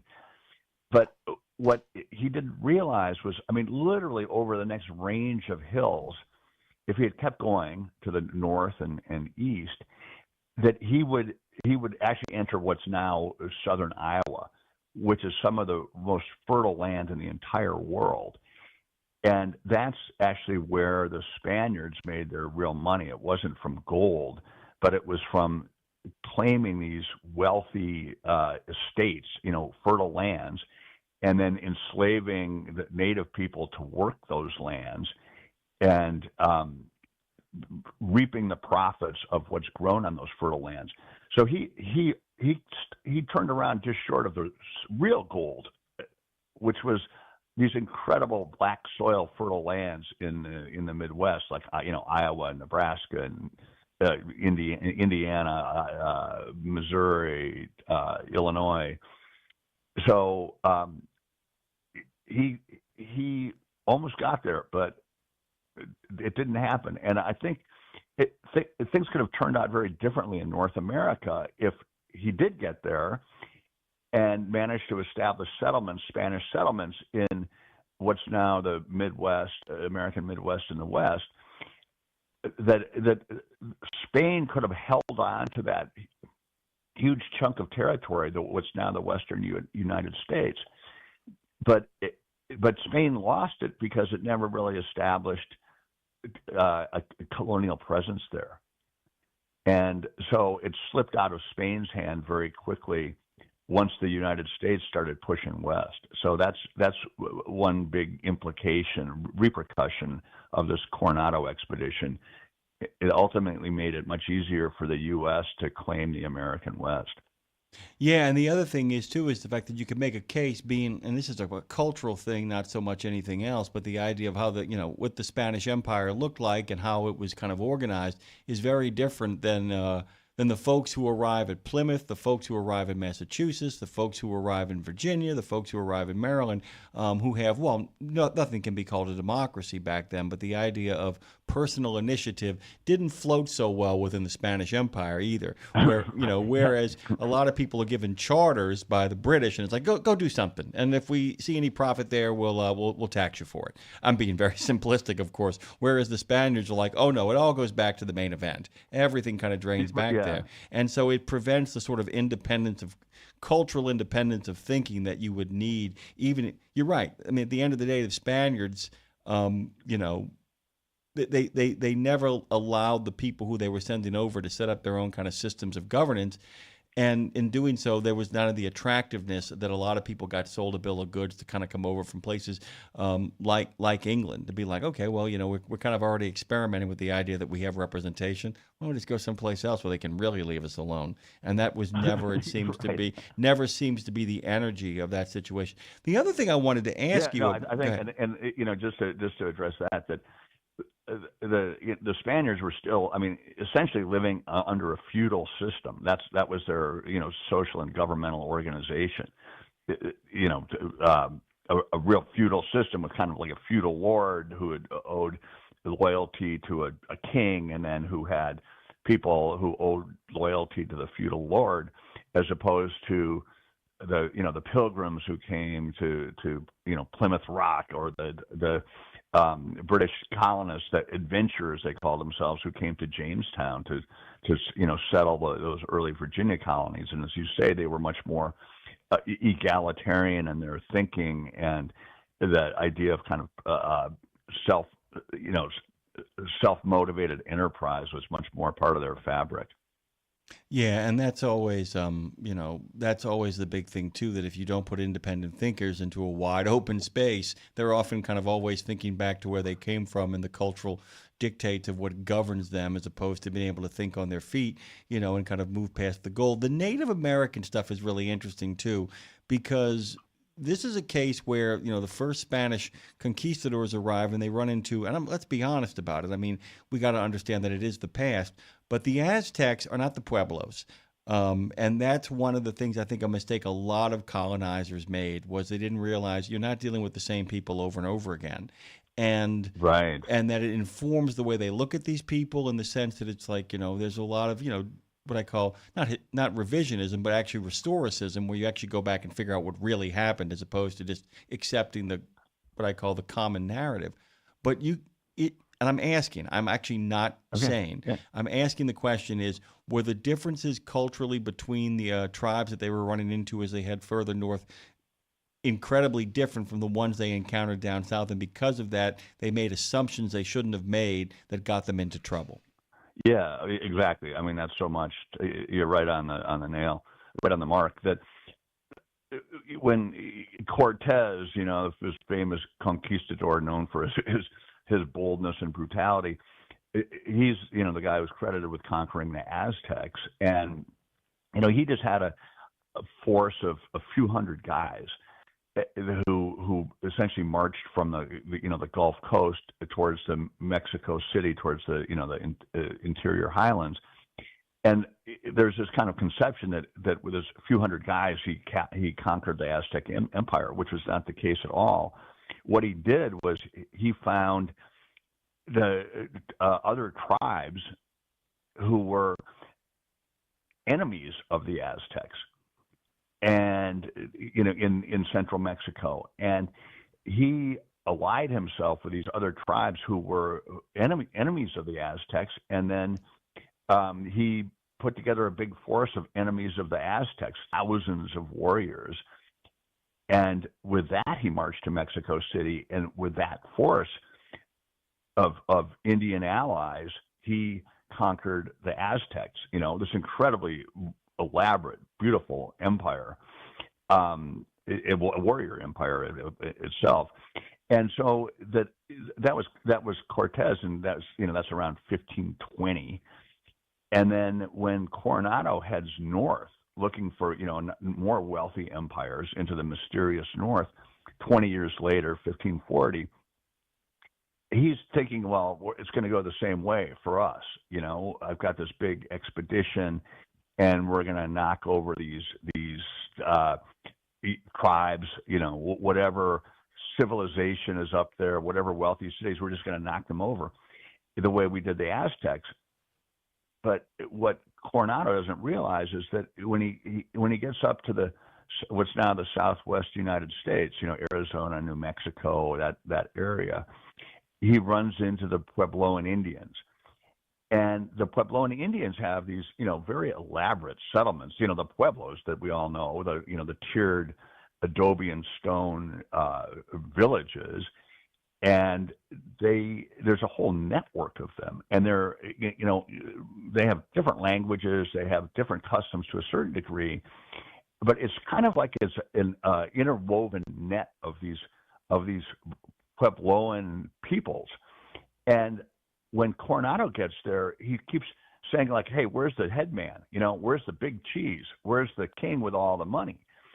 Where's the big house on the hill, the castle? And so I can knock that off, and then I can own the whole region. But the Puebloans, they don't have anybody like that. They don't have any single leader the way the Aztecs did. The Aztecs had, the emperor who is at the top of this huge pyramid of society, and the Puebloans, essentially the society was flat. There was no apex.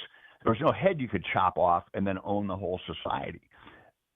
So the Coronado got up there and he kind of started slashing around, trying to figure out who's in charge here. And there was no one person in charge. And instead, there was a very resilient network of Puebloan communities and Puebloan people that could withstand Coronado coming slashing through, because they maintained kind of democratic contact with each other. When he came charging in, if they could simply withdraw to they have these mountaintop retreats that he couldn't get access to.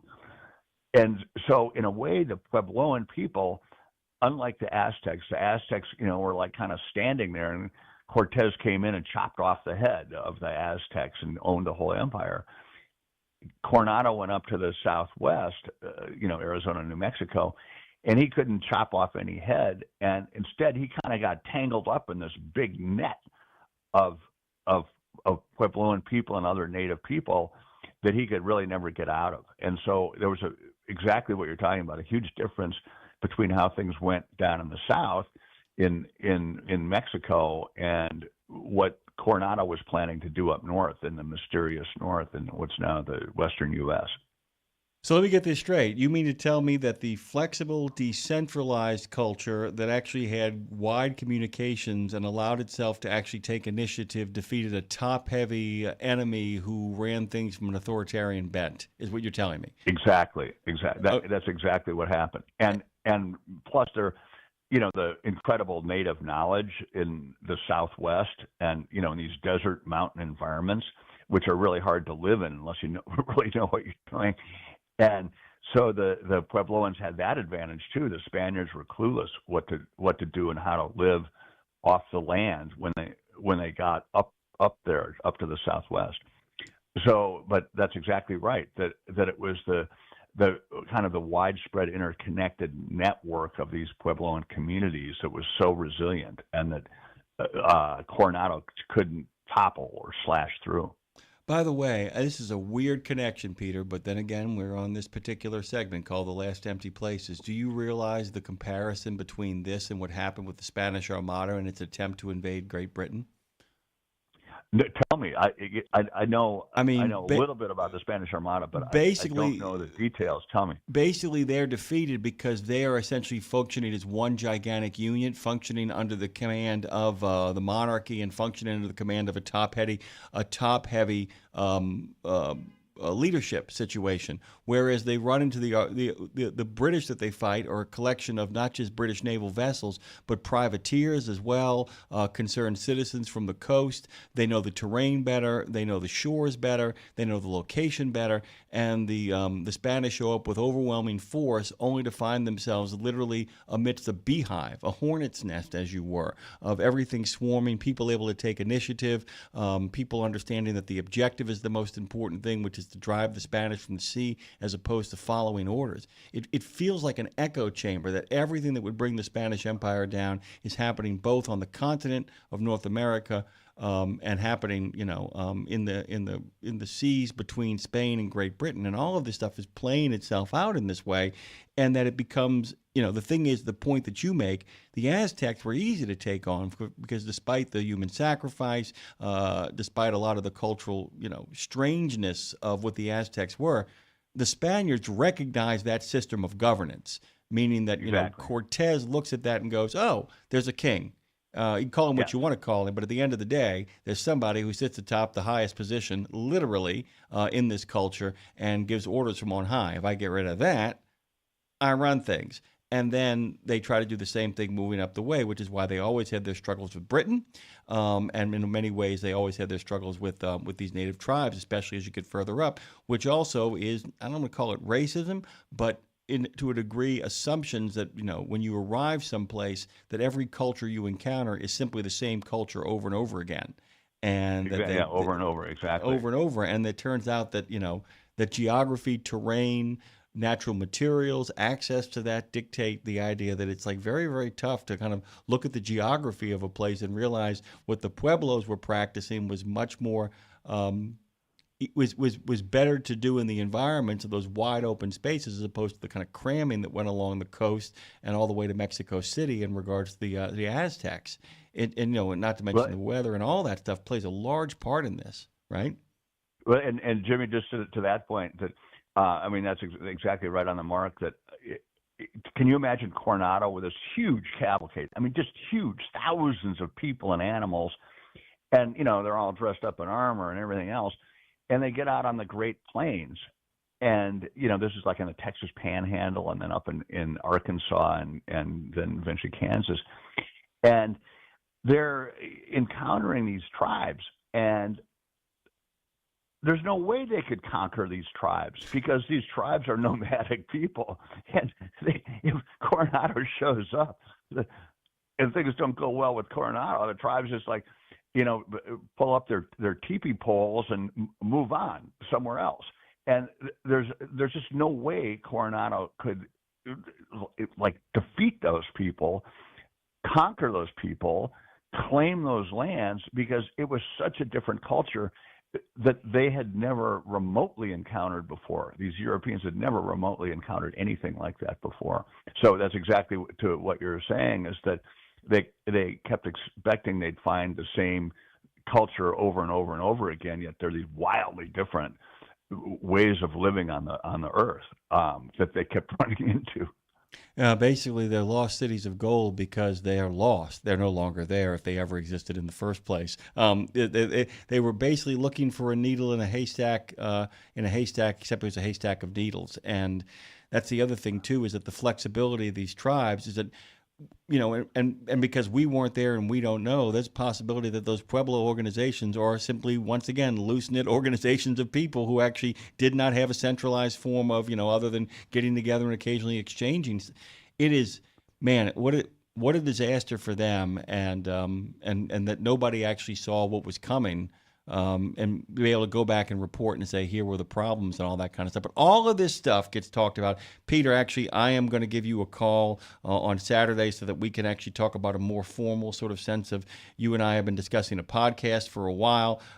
We will actually put that into motion. But guys, go to peterstarkauthor.com. You will see the lost cities of El Norte, Coronado's Quest, the Unconquered West, and the birth of American Indian resistance.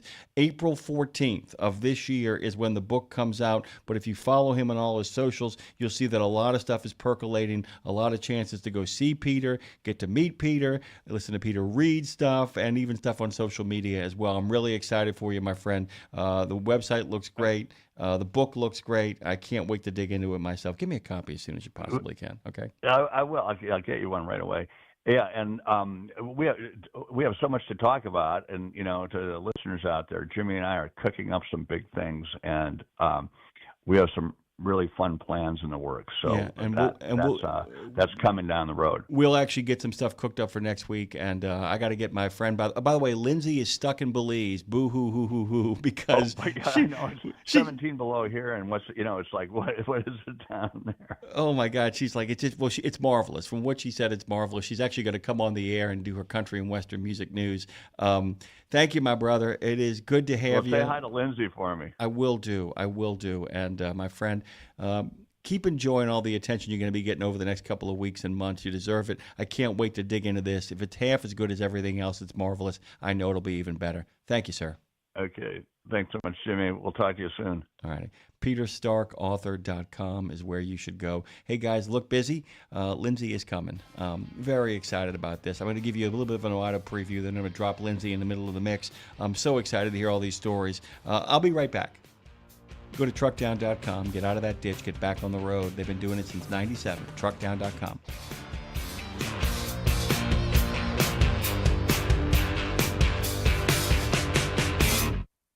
You know Castrol for passenger car oil and racing, but did you know that they're in the heavy-duty over-the-road market? Well, Castrol's CRB Multi 15W40 and Vecton Long Drain 10W30 are now available at TA Truck Service Centers nationwide. This is the partnership in preventive maintenance. TA Truck Service and Castrol, offering you premium products and performance at great price points every day. Castrol, performance for the long haul, guaranteed.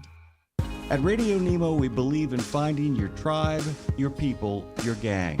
But you can't find your gang unless you find yourself, and you can't find yourself unless you write, right? Lindsay Lawler's We Should Write is a podcast about the healing power of writing. It dives deep with creatives of all types to discover how putting a pen to paper helps them work their stuff out, and maybe gives you the permission slip to do the same thing. We Should Write, live at noon in the center every Wednesday, and then everywhere you get your podcasts. Go to RadioNemo.com and learn how to write yourself to healing, creativity, and clarity. Right?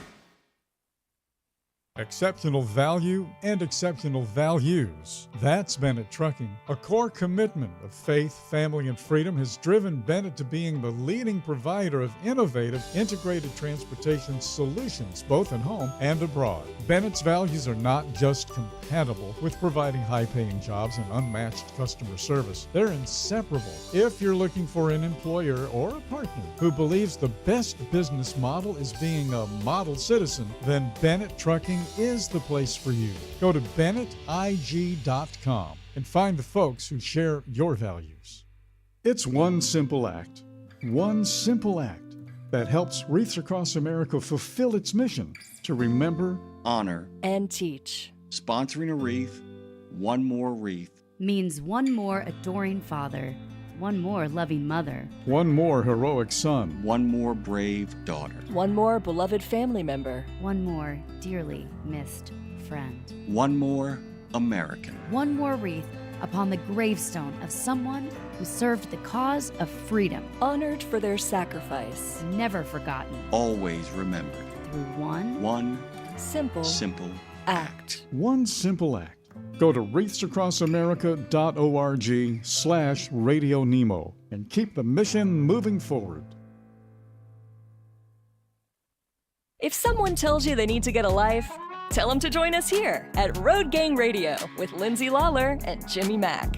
Let's seize the day with Phone Master Dre. Woo! We're seizing the day from Belize. I'm so excited. This is Road Gang Radio at Fastport Studios with your host, Jimmy Mack, and special guest. Not special guest. Yeah. Returning hostess.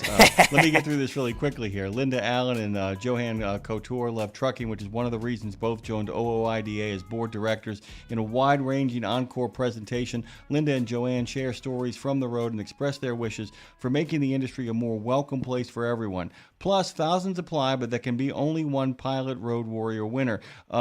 By the way, they're going to go back and revisit senior member Stacy Batiste, who tells us why he was genuinely shocked by his win and what he plans to do with his new refurbished semi built by the Diesel brothers and the $50,000 cash prize. All of that in an encore presentation of Trucking with OOIDA, coming up immediately after Lindsay Lawler's Country and Western Music News. Well, hey, y'all. Welcome to the Ho-Ho. What did you call me? Welcome to the Ho-Down, because it's time for country and western news with your Music City mistress, the honky-tonk queen herself, Lindsay Lawler. She's back, baby. Yeah, she ain't back anywhere. She's a Belizer. Fun size and tan. Believe it or not, I'm not coming home. Ooh, by the way, when are you coming home? Any sense I of it don't yet? know. Awesome. I have no idea. I was supposed to come home Sunday. As of now, it's pushed to Tuesday, but I'm hoping the storm isn't as bad as they say and that it will get bumped back to Monday. But jury is still out. But we'll see. But welcome back to your country and western music news live from Belize Navidad. And I've got to tell you, Jim, my whole computer just deleted everything I'd written for the news. So I'm luckily... You and I know what we're talking about, and we can riff and pontificate off of what I'm going to talk about. So we good. So good morning, boys. How are we doing back there? We are doing fantastic. And by the way, after these topic points you sent me, I thought that, given the fact of what all the 4 topics are on and the other stuff we're going to be talking about here as well, dude, there's so much we can wing and so much you just instinctively know. I'm not worried about it at all. And I think our phone master, Andre Thibodeau, is locked and loaded and ready to go too. What you got, all kinds, both kinds. Say it. Say it. Say it. Well, welcome back to your country and western music news, because on this show, boys, we celebrate both kinds. Both kinds. On this show, we celebrate all kinds. All kinds. On this show, we celebrate Dolly Parton. Woo!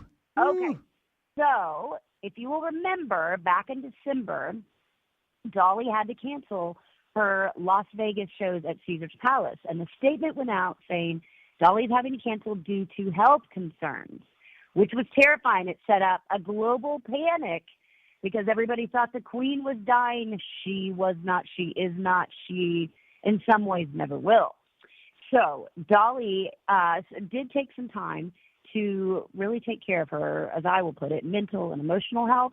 She hadn't really, after her husband Carl Dean died at the beginning of last year, she just kind of dove right back into work and didn't take time, as we've talked about, to really take care of herself and know that those things are important.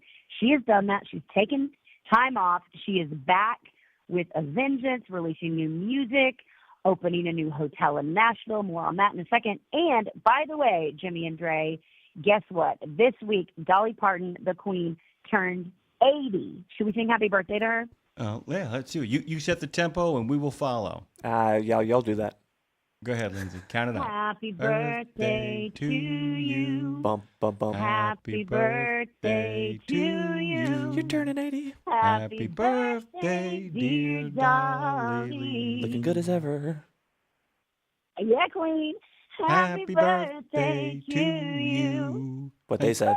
Nicely done. Nicely done. Happy birthday to Dolly. May she live for 1,000 years or until she gets sick of the whole enchilada. Love having her on the planet, by the way. Exactly. Love having her on the planet. Exactly.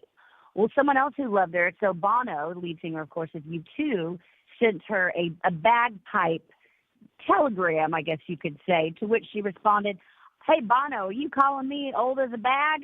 Or an old bag, rather?" He wasn't. So she did have posted a really funny picture of her with a fire extinguisher blowing out her 80 candles on her cake.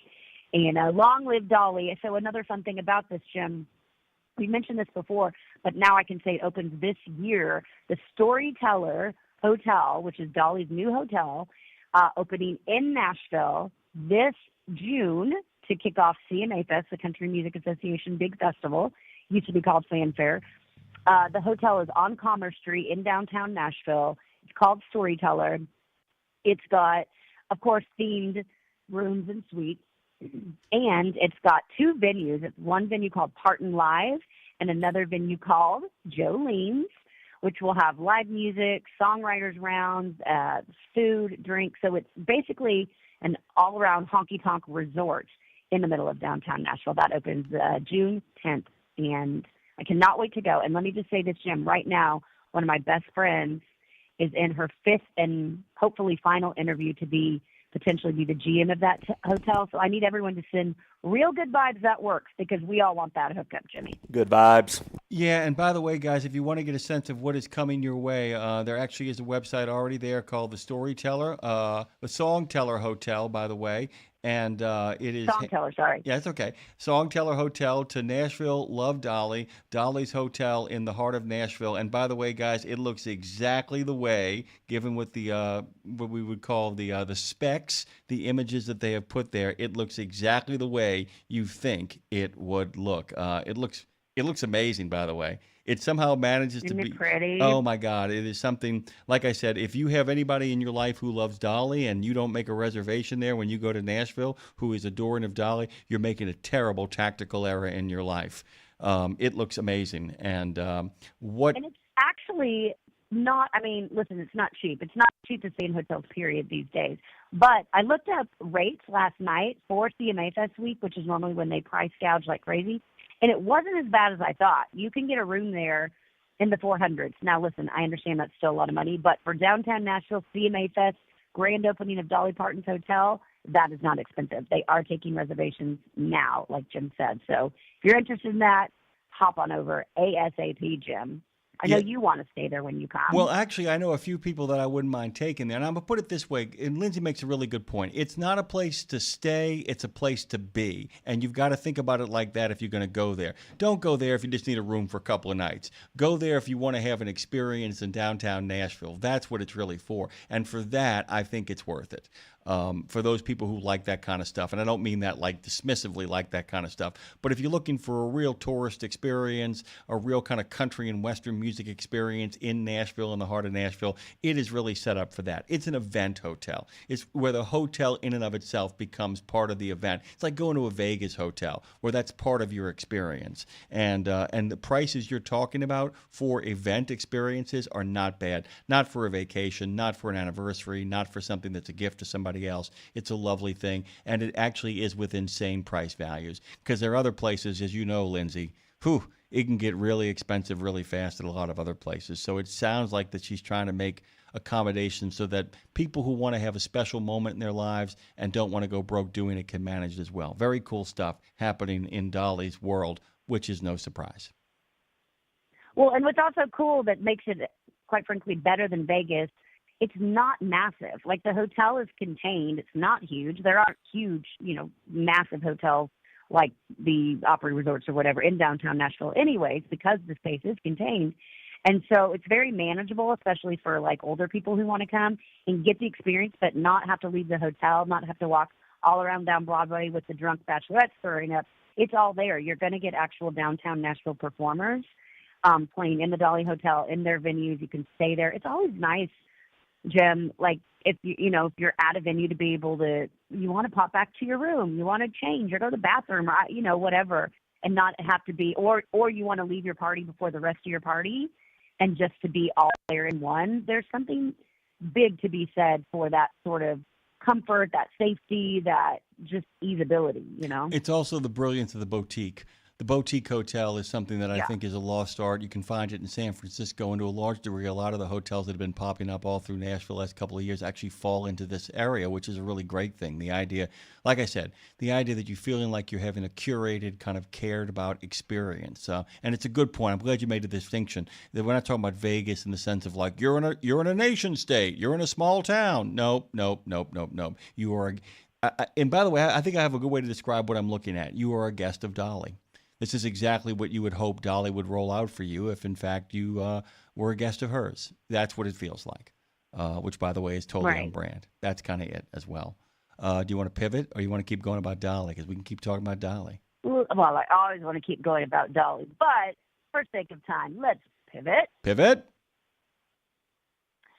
So, speaking of Vegas, Blake Shelton, who also did a few shows there in Vegas last year, he is returning to Vegas for I'll call it a residency. Jim, what's your definition of residency? Because people nowadays, and I know people who do this, they call it like, I'm doing a residency. I'm like, no, you're doing 3 shows there. 3 shows does not equal a residency. I think that a residency is, hey, I'm going to be there every weekend for a year. That's my definition.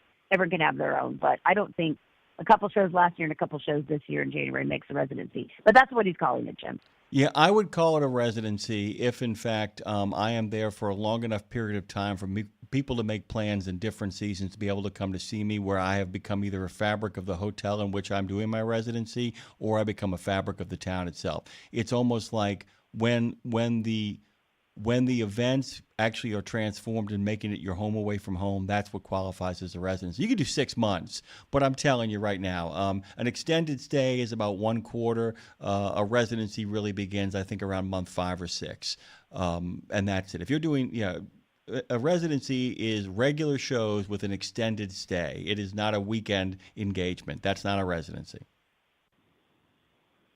Agreed. Well, he's doing his words, residency back in Vegas. What was funny about it, is he said he toasted with the first show, and he did his song, Pour Me a Drink. That is his duet. That was the #1 musical event with him and Post Malone. Great song from Post Malone's album, which is amazing.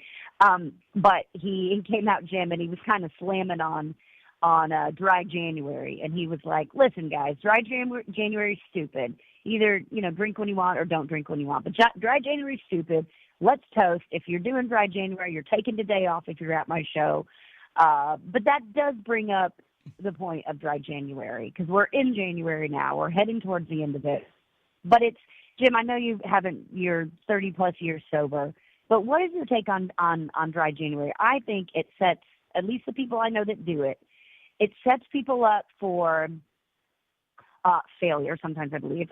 I'm not knocking it if it works for you, but the people that I know that try it, then they're just stressed all of January after you've had holidays. And, January should be a reboot, not a stressor in your life to add one more thing to your plate, that I'm a total failure if I have a sip of alcohol. I just feel like, do what makes you feel good, don't do what makes you feel bad. I don't know. My hot take. Well, here's a couple of things about your take. First of all, what in the name of sweet Jesus are you doing going dry in January? You basically come out of a new year. You've got all kinds of NFL playoff games, plus the championship college football game, plus the fact that on occasion here in New Orleans, we're going to start parades end of this next week. We're going to start parades right around then. King cakes are already flying all over the place. A lot of people are incredibly stressed out because, as Terry Taylor was saying earlier, January for a lot of people who run small businesses, okay, I'll put it this way. I told you about what I did during the holiday season from October all the way to December of not gaining weight. I didn't. And then I started this process of doing an intermittent fast. Okay, Lindsay? And it's been going great. I am down now 11 pounds. And looking at that. Thank you very much. But here's the thing, dude. I've been doing this intermittent fast of eating breakfast at noon and then allowing myself to eat until 8 o'clock at night. And of course, what it does is from 8 o'clock at night all the way until noon, I don't eat. Well, this morning I woke up too early, and I was a little hungry. I wasn't like, oh my God, if I have these 3-link sausages this morning to tide my stomach over, not making me a Baron von Krankenstein, I've ruined everything. That's not how it works. People need to get themselves some slack. How about if you want to call it a reset month, that's terrific. But the idea that it's like, I just think that kind of stuff just sets up, anything that sets you up for failure is probably a bad plan. I'm kind of with, as somebody who hasn't drank at all, and he would be the first person to say, I know he would, like, wait, if you don't drink, don't drink. But don't play that stupid stuff here. You know what I'm saying? Let's just have a good time. Give yourself a cheat day. Cheat yourself. is a good way. I like the way he's Everybody's looking. having a good time, Brian. Everybody, Brian, everybody. So I'm kind of with Blake Shelton on this. He's not telling It's people. Also that Go ahead. it's just also the all or nothing, and I don't mean that if you're actually in AA in recovering alcoholics, but I mean the all or nothing to go from 100 miles an hour, 1,000 miles an hour in December, and then just cold turkey stop. It's very jarring, and it's already depressing in January and winter and holidays are over. I actually don't mind it. I like getting back to rebooting and getting back, but it is if you add that on that, it layers up the it adds a layer to the depression, and like to Blake's point too. It's like, by the way, why are you coming to Vegas in January for a show and trying to do dry January if you're actually a drinker? That's just dumb. You just don't like yourself if you're doing that, I think. Yeah, well, there's part of that too as well. It's like, if you have a dry January, then make it dry, dude. You know what I'm saying? Make it dry. It's like if you're going to do anything during a dry January, go for a hike. Don't go see a Blake Shelton show. I think I'm going to go check out a guy that plays hard, man. I think I'm going to go hang out and boogie my evening away. And like I said, I don't think Blake Shelton would ever tell anybody 30 years sober to fall off the wagon. That's not what he's talking about. He's like, get over yourself. No. Yeah, get over yourself. You came all the way to Vegas to watch Blake Shelton. Do you think people wouldn't be drinking? Lindsay, I'll go to watch Blake Shelton, who doesn't have one song, I believe, that doesn't have the word drink, whiskey, beer, margarita, something like that in it. So you know what you're going for, which actually, by the way, Jim, leads me to my next quick piece of trivia if you want to pivot here. Pivot. So, per ChatGPT, at least, and a study I saw online, there are 10 words, the 10 most used words of all time in country music. And think older. Don't think new, because, new you think tailgate and bro country and whatever. Not that. The 10 most used words in country music of all time. Are 2 or 3 that got to the top of your head you think would be in it? Love. Yes. Heart. Yes. Girl. Yes. Truck. Yes. Are you looking this up online? No, I'm not. Drake. Nah, he's staring up in the air, and I was about to yell truck at him, so he's doing great. You've got 4 out of 10 so far. Okay. Let me see. Country. Heart, truck, girl, love so far. Country.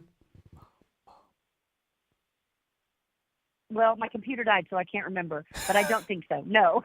How about mom? Or mama? Well, I'm going to give you that one. It's Mama, but Dre got it. Family Feud would have given it to you. Show me Mama. Yeah, Dre got it because Dre said, I think it's Mama, and I went that, and then you said it. Yeah, so Mama. Okay, I got 5. Yep, I got 5. That's good. I did pretty good. You got 5. That was good. They're also on there. We got whiskey, not beer, but whiskey. Whiskey. And now I can't remember the others. I'll look it up when my phone isn't, when my computer isn't dead.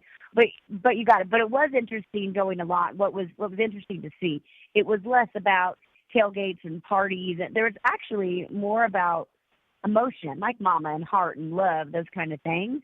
And this morning, by the way, where I'm at, we've been listening to 70s and country this morning, 70s, 80s, and 80s, and listening to Charlie Pride and George and Tammy, and I'm with a bunch of Texans, so of course we're listening to old country around here. And it was kind of a reminder, actually, just how much country is how much country music, the good country music, the legit, the authentic country music is about.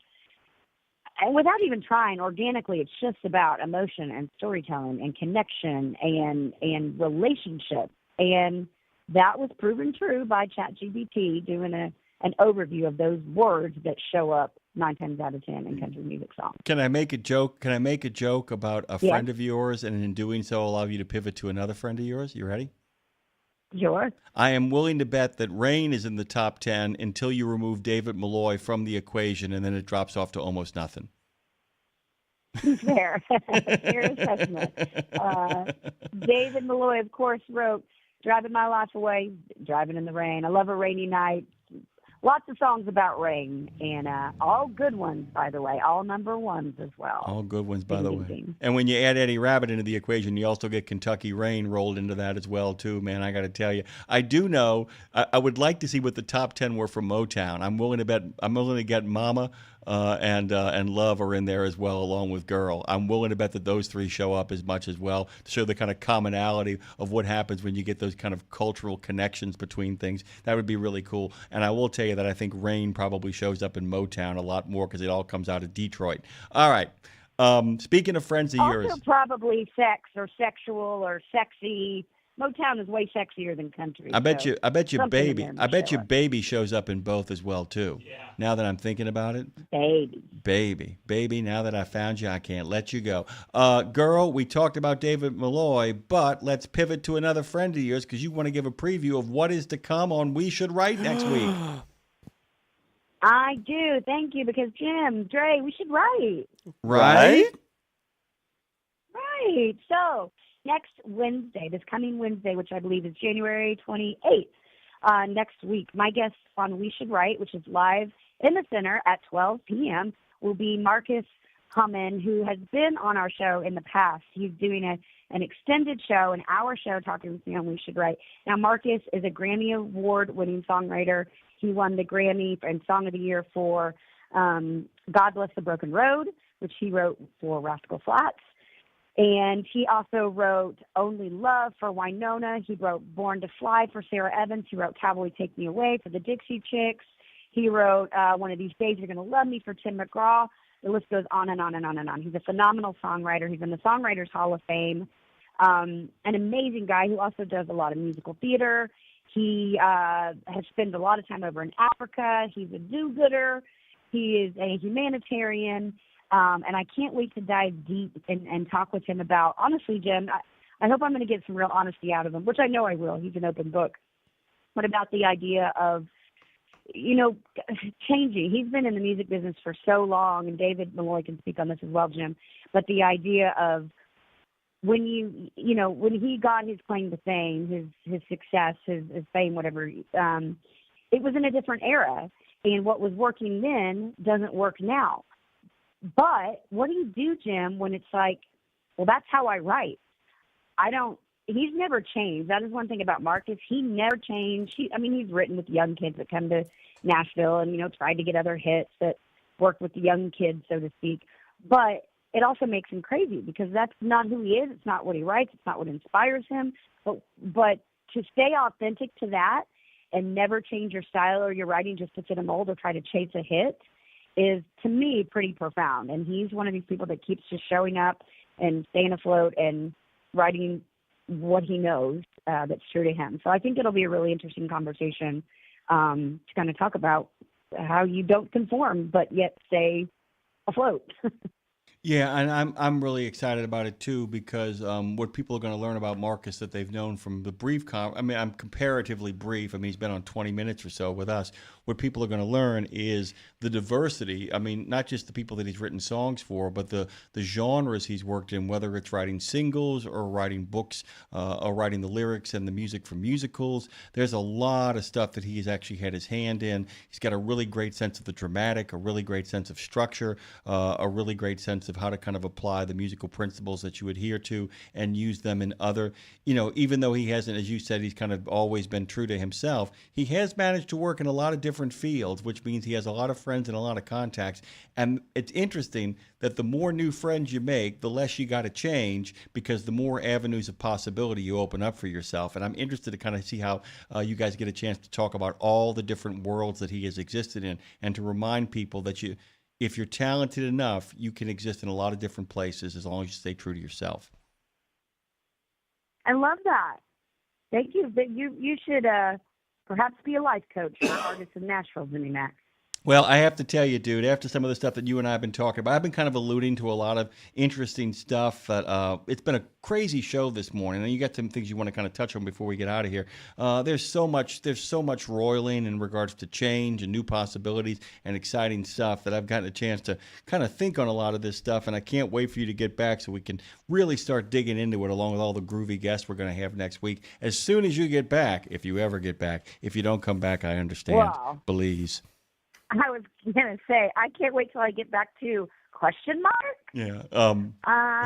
Debatable. Maybe I'll just send for my stuff. And by send for my things, I mean you and Dre, my child, my husband, my microphone, the important stuff. That would be kind of amazing, by the way. I'm sending for my things. Oh, by the way, what you should do is you should call Peter Stark up and go, Peter, I'm going to come back in town on April the 14th as soon as your book comes out, or maybe I will delay that until Megan's book comes out. We'll just have to see how Belize is treating you. Boo, we're almost out of time. What else you got on the docket? Yes, well, let's just wrap it up here today. Finally, on this day in country and Western music history in 1976. Jim, this song is very important to our truck driving audience. This artist is very important to them. Who do you think it could be that would speak to truckers that was number one in 1976? Oh, my God. I think it might be Mr. McCall with a song called Convoy. Is that possible? Yay. Ding, ding, ding, ding, ding, ding, ding. What does he win? He gets to continue to be the smartest man in the room. C.W. McCall was number one in 1976 with Convoy. That certainly speaks to our audience. We still love it when it comes on. Never a dull moment. That's your country and Western music history here on Road Gang Radio. I'm Lindsay Lawler, live from Belize. Believe it or not, I'm not coming home. Love you guys. I never thought she could be so free, flying away on a wing and a prayer. Who could it be? Believe it or not, it's just Lawler. Thank you. Love you. Believe it or not, it's Lindsay. Well done. Why did you miss the rhyme? I wanted to give it to you.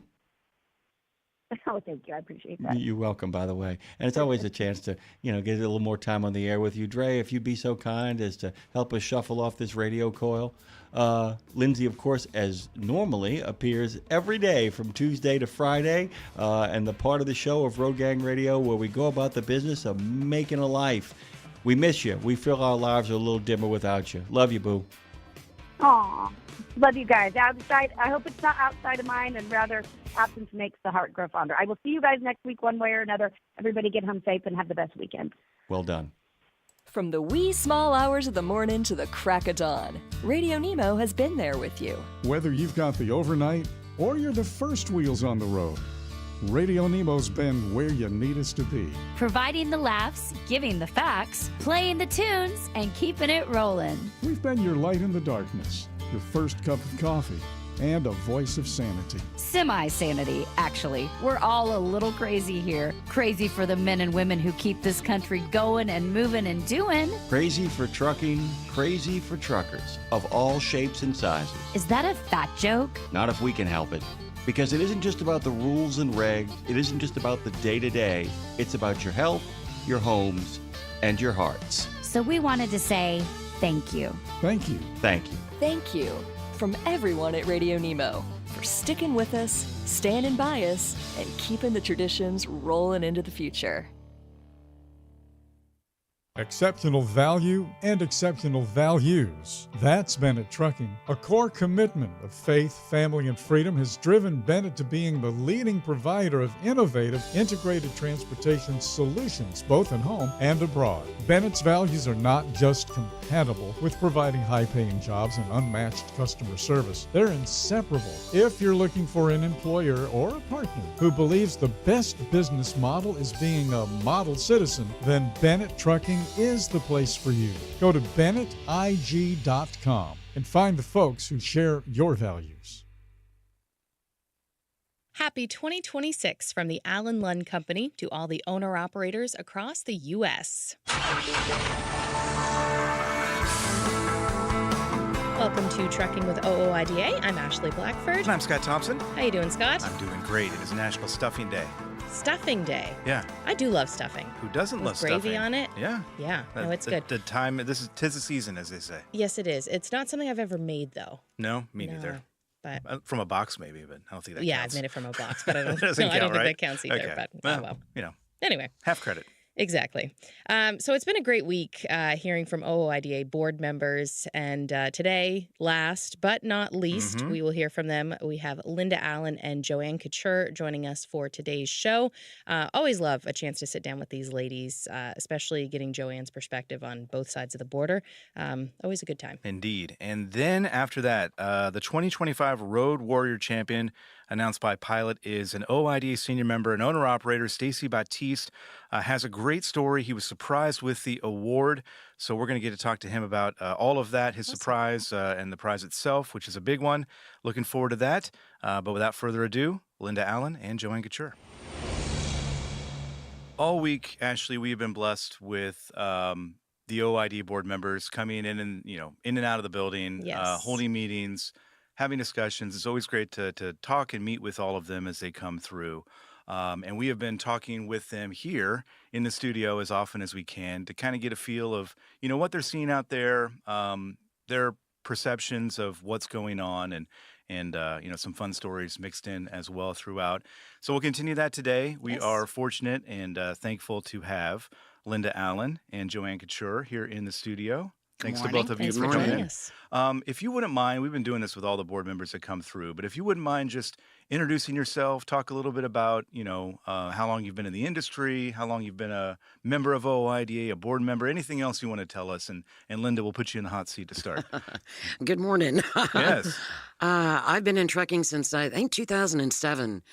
There was a recession, lost my job. My husband lost his job, and we thought it'd be a good idea to get a truck and start driving.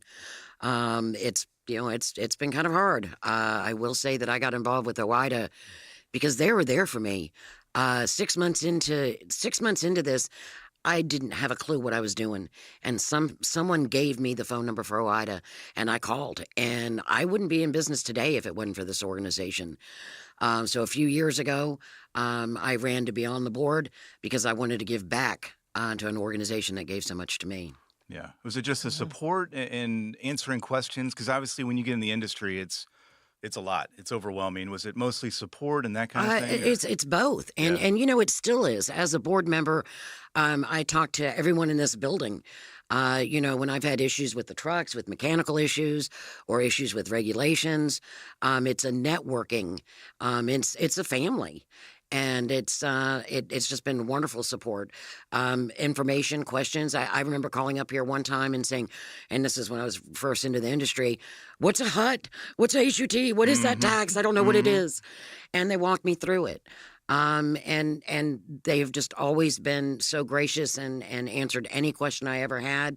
And so, like I said, I just try to give back for what I've gotten. Yeah.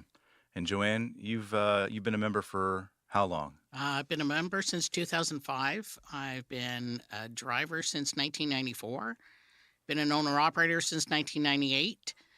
I run cross-border operation. I haul liquid chemicals. I've been doing that for the past 17 years.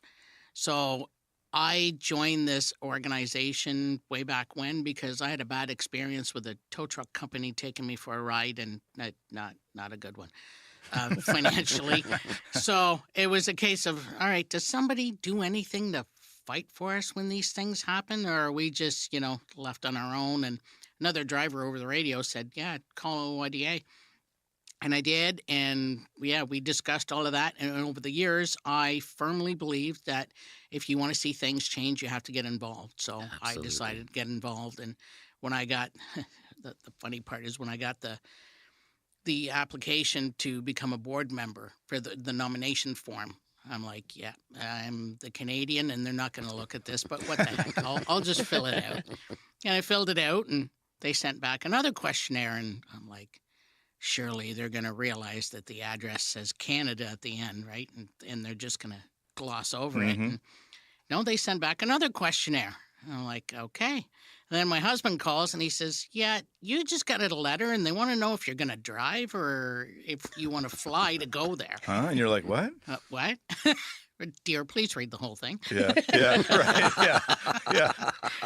So, and here I am. So, I became a board member in 2013. and I've been here since, and I represent Canada and the U.S. for the organization. Ashley and Joanne, do you want a few minutes to just talk Canada things? We certainly could, yes. Yeah, craft peanut butter and shreddies. Yes, exactly. Yeah. My husband, that was his supper last night, craft dinner. And my breakfast this morning was shreddies. There we So go. thank you, Joanne. Awesome. I am curious, when you're back in Canada, do you obviously tell people about OOIDA? Do you ever get they're in America, they would only represent U.S. truckers? What's your response to that? And the answer to that is simple, is 70% of Canadian transportation companies run cross-border operation. So you as a driver are in the U.S., thus the rules in the U.S. affect you. Thus, you should be a member of this organization for the price of a good steak. That's what it is. The price of a good steak is the annual membership fee to look out for your interests while you're down here. We've got things going on now. There's been things going on for a long time, but what the association does a lot, it's not so much we win a lot, it's we prevent frivolous rules from going into place. We have permanent staff in D.C., and their job is to see this stuff before it actually ferments and becomes something. So a lot of what the association does is behind-the-scenes work, but it's really important behind-the-scenes work to protect drivers' rights. Whether it's Canadian drivers or American drivers, it protects both our rights. Like some of the rules that are being now enforced that haven't been enforced for a while, like the ELP, is something that it's helping both of us, like both countries. You mentioned, things fermenting, and there are always issues that are, fermenting, percolating. I don't know what the right verb is here. And there are certainly issues right now that fit that bill. And Linda, it strikes me because you mentioned something earlier about when you came into the industry, you were overwhelmed. You had a lot of questions. You didn't really know where to go with certain things, and OOIDA helped you with that. It strikes me that now, maybe even more so than then, or maybe even more than ever, the association kind of fits that bill because there are so many issues, I think, that are really plaguing the industry in a lot of ways. You're here this week talking with everybody and having these conversations about issues and figuring out which way the association is going to go with this, with this issue or that issue. Is there one particular issue in your mind that you think kind of stands above the rest in terms of maybe making it a priority? What are you concerned about, I guess, right now? I'm concerned about a lot of things right now. Yeah. It's hard right now. It's hard to stay in business right now. The rates are low. A lot of people are struggling. Broker transparency, the double brokering, all this stuff is going on, and the rates are just terrible. Trying to make a living these days is a lot harder than it used to be. Parking is an issue. I'm in Florida. They're finally starting to You've had get your some own parking. battles. I serve on a congressman's Veterans Advisory Committee, and he was asking me one time, he called me up and he said, Linda, why is there a truck parked on us? Why are all these trucks are just parking on the highway? And you were I said, like, because yes. there's no place to park. Yeah, but you were like, yes, this is an opportunity to Yes. educate. And I'm sure you did that. Absolutely. Yeah. Absolutely. So there's all kinds of issues that are going on right now, but I think the broker transparency is right up there. Parking. I still have issues with the ELD mandate. I still have issues with that. But we're working on things, and our DC crew is just excellent. I have a background in legislation, so I love working with the DC guys and trying to work with them on what we can do and writing language and looking at legislation to help us. I wanted to ask, you said you got into trucking in 2007. What did you do before that? At one time, I was a registered lobbyist for a motorcycle organization and for disability issues and veterans issues. And I still volunteer as a for veterans issues for the Department of Florida. So I do all the legislation for the American Legion Auxiliary in Florida. That's interesting. Do you see, we have been talking throughout the Truckers for Troops Week about the issues affecting veterans and the support that they need, and they're not getting. The Veterans Community Project obviously has stepped up to help with that. Do you see parallels though with some of the problems that we have in the veterans, the VA system, and the problems that we're having in trucking? Are there any parallels there? Is it just bureaucracy and red tape and that It's kind a of thing? bureaucracy and red Yeah. tape. I have one guy I've been working with, and actually he serves on the congressman's staff, and he was in the military and drove truck. And when he got out, he wanted to drive a truck, and he went with a big company and didn't get paid. He said he got his first paycheck, and he was looking at it, and he said there was nothing there. They were taking all these fees out of it, so he ended up getting out of trucking. So when he met me, he started talking to me, and so actually he's gotten the congressman's ear once or twice, and so there's a bill out there right now of veterans transitioning to trucking, and their trucking experience will count in the military to be able to come on over. great. So we're working on that one. I don't have the bill number with me. I'm sorry, but I can give that to you later. Yeah. But so that's something that's out there right now. Yeah. Joanne, anything Linda's talking about there kind of resonate with you in terms of issues or problems out there? Overall, there's lack of training, lack of proper training. That is something that is a problem on both sides of the border. What we're dealing with in Canada is the driver's ink issue, which has gotten really bad, and 30% of the industry is going on that model, so it's affecting rates. Dropped our rates drastically, dropped our volumes drastically. So it's a problem. It's problems that need to be dealt with. We think, I'm being optimistic by I see a light at the end of the tunnel. I'm just not sure if it's the train or the flashlight. It might be the train, I don't know. So, but I'm going to say optimistically, I think we're seeing a light at the end of the tunnel. We just went and testified to a parliamentary committee in Ottawa for our federal government. And in Canada, we don't have an FMCSA that is a federal agency that regulates transportation. Each province regulates their own. So that makes it a little more convoluted. But the federal government does oversee, and they kind of like Big Brother and tell the provinces, okay, we want you to do this, so you go ahead and write the legislation and do this. It's kind of, in a short form, kind of how it works. So we did finally go to testify at that permanent committee, and I think we're getting somewhere. Now, we have a budget that was introduced, a federal budget that was introduced last week, and if it passes, there will be a reinstatement of what we call a T4A, which is, from the discussion I had yesterday, similar to a 1099 down here. And that will reinstate, because it had been on a moratorium for the past 13 years. So that will reinstate the issuance of T4As by carriers. And so we should, over the course of maybe a year and a half, be able to straighten these bad carriers out. So, yeah, to put it That's the nicely. light. That's the light at the end of the tunnel. Yes, like I said, I'm not sure if it's a flashlight or a train. Yeah. But yeah, that is the light one of the lights at the end of the tunnel. We're hoping to do more on safety, more on driver training.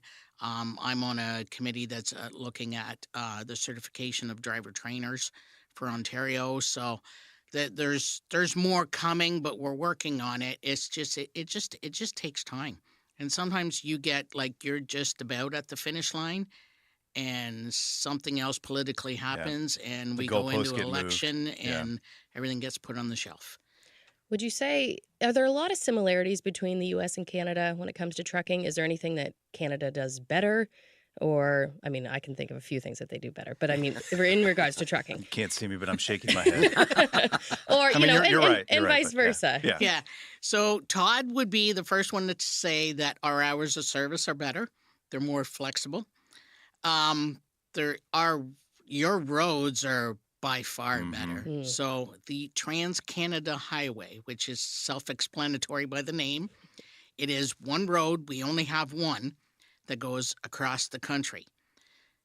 In Northern Ontario, it is a 2-lane road. in some spots for about 120 miles, there isn't even passing lanes. So there's things that we are lacking as far as infrastructure. Now, to explain that, we as Canada are 10% of your population down here in the US. So there's not as many people. There's not as many votes. And Northern Ontario is kind of a remote region. So 70% of the Canadian population lives within 100 miles of the US border. Geographically, we have more land by a little bit than you do down here. So if you were to put, your population within 100 miles of the Canadian border, it would be pretty crowded. Yeah. So, yeah, it's just we have a lot of land. It's just not a lot of it has people living, like next door neighbors, high neighbor, across the fence kind of thing. So, but as far as transportation's things that we do better, like I said, our hours of service, I think are better. We can drive 13 hours a day. You don't have to drive 13 hours a day, but you can. You got that freedom, yeah. Yeah, and we can split sleep the old-fashioned way. We only have to put 8 hours in the sleeper berth. The other 2 hours, we still have to take 10 off, but the other 2 hours can be split throughout the day.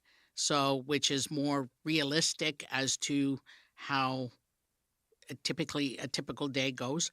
So I'm not necessarily going to have a shower, sleep, have breakfast, so a meal, a shower, and sleep all at the same spot. Right. So by only having to put 8 hours straight in the bunk, the other 2 can be split in minimum of half-hour increments throughout the day to meet the 10 requirement. Right. So you got that flexibility, yes. which we don't have here.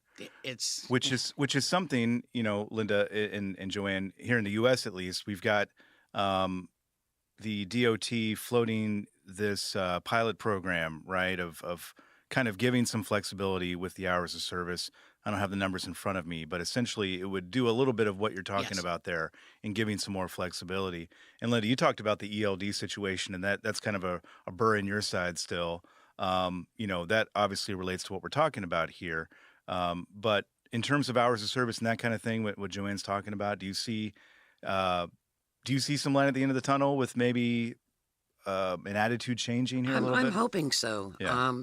Because I don't need someone to tell me when to sleep, when to eat, when to shower. I know when I'm tired, I want to be able to pull over. And so I think having some flexibility in the hours of service would be wonderful. I know that when my husband and I first started, we were team driving, then we ended up getting a second truck. So I was driving one and he was driving the other. But as a team driver, I was told when I had to be in the berth, when I could get out and drive. And, sometimes you wake up and you're tired, or sometimes you might be driving for 4 or 5 hours and say, I think I've had enough for right now. So I would love for some flexibility in that. I actually wanted to touch on what Joanne said about the training. Mm-hmm. I will tell you, I went through the Workers Investment Act to get my CDL. It was 2 weeks. 2 weeks. Yeah. I had never even been near a truck before. Yeah. That is crazy. 2 weeks, a week in the classroom and a week driving around the parking lot. And that was it.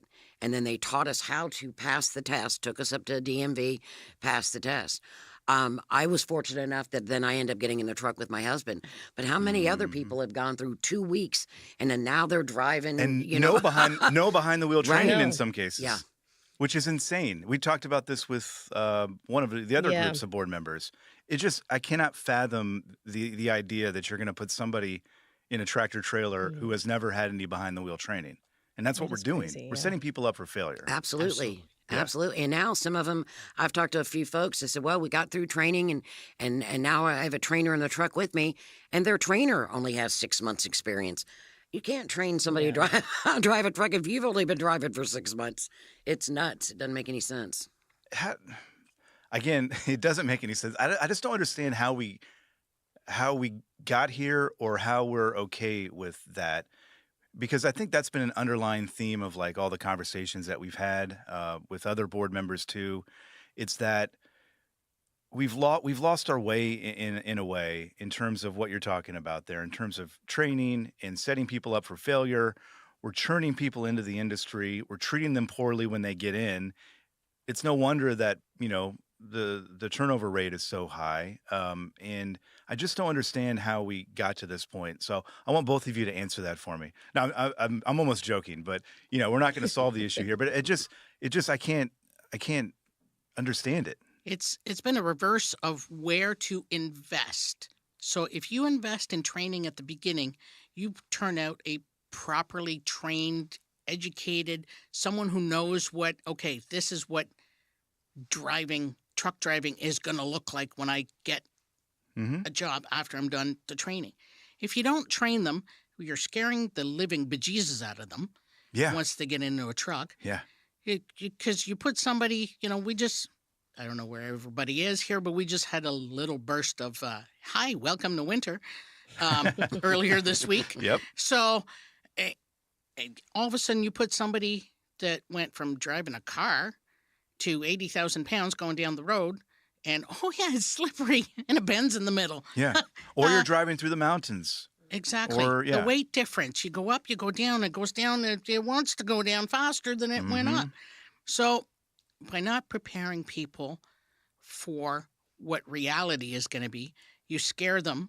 The first issue they have, because there's going to be issues, and it doesn't matter what kind of new position, new career you choose, there's going to be issues at the beginning. It's in a learning process. But you don't need to be having the bejesus scared out of you right from the beginning. So you scare them, and then some of them will just go, yeah, no, that's not for me. And what little training you put in is now gone. You're not getting that person back. Yeah. So by not training them, you scare them. By scaring them, they leave. So you're no further ahead. Rather than investing in proper training and educating them and finish training, carrier training, and making sure they know that, okay, this could happen and this is how you deal with it. And this is somebody who's going to be way more comfortable, not going to panic, and be able to do the job, and go through the rest of the learning process of, dealing with the issues as they arise without panicking. Yeah. Linda? I think we got here.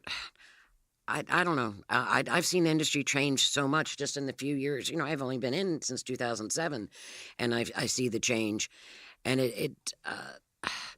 I don't know. I think a lot of the big carriers were just hiring and churning them out. Hiring them, like Joanne said, not put any attempt at training into them, and then they get in the truck, and then they say, "Oh, this isn't for me," and get out. I love trucking. This is a beautiful country. I love driving. I love being out here, but it's people aren't prepared. They're not prepared when they get into the truck. Just like Joanne was saying, they just haven't had the training and they don't know what to expect, and then they decide, it's not for them. Unfortunately, I think a lot of the big carriers haven't been treating them well. I talked about the congressman's aide. When I talked to him, he said, he got his paycheck. He was promised so much money, and he gets his paycheck, and they were taking money out for this and taking money out for that. And I think one of the reasons they weren't training them is because they don't want them to know that this is what's going to happen. They don't want them to have insight. And it's a shame. I'm hoping it's going to go back kind of how trucking was even 20 years ago. I think the English proficiency, I'm so glad that they're starting to enforce that. And it's simply, if you can't read the sign, if you can't read what the sign says, how are you going to obey it? Yeah, it's a safety issue. But there's just so many folks out there right now that don't know how to drive, and they're driving, and you see it every day. They're wrecking. Down in Florida, we had the guy that made the U-turn, made a U-turn on a toll road. Yep. They're just not making good decisions, and I think, again, just like Joanne was saying, goes back to the training. And if you don't train, you can either invest in training or you can invest in claims. Which one looks better on your overall record? I don't know. Which one looks more like an attractive company to go work for? The one that's going to provide trading versus the one that's investing equal amounts in the claims. Which tells you, though, that the incentive for them is to do what they're doing now. Because if they were going to get more out of it by investing in the training and keeping those people on for longer and longer, they would certainly be doing that. Or maybe they just don't have the right accountants and they're not counting the beans right. Well, that could be possible too. Yeah, for sure. It strikes me though too. You talk about the English proficiency and the non-domiciled CDL. These people are, again, this is the vicious cycle. These people are also being taken advantage of. A lot of these folks are coming into the industry, kind of like what you were talking about, Linda, thinking, all right, this is a career. I'm going to get trained. I'll be able to do this. I'll be able to see the country. It is a great career. Put all the other stuff aside. It's a great career if you're not dealing with that other stuff. Unfortunately, there's so much other stuff out there right now, and it's overwhelming. And you mentioned 18 years ago or whenever that was that you started trucking. Even over this time, you've seen some changes just in that short period of time. Yes, absolutely. And we were just talking about the English proficiency. So we saw a truck pull into the weigh station a couple of weeks ago, and 6 guys got out of the truck. And it was 6 guys that weren't in the country legally, but they got a CDL, and they were driving a truck, and they were fine with the rates being so low because they were living in the truck. They had no expenses, and they were actually sending the money home. And I feel bad for them, but at the same time, we need experienced drivers. This is a career. This isn't just something. Sorry, this isn't flipping burgers. This is driving 80,000 pounds down the road, and you need to know what you're doing. And they were okay with the low rates because to them it was a lot of money. Yeah. And like I said, so it's driven the rates down. But I feel bad for them as well because they haven't been treated properly either. Yeah. And they're just trying to make a living. They're just trying to get ahead like we are.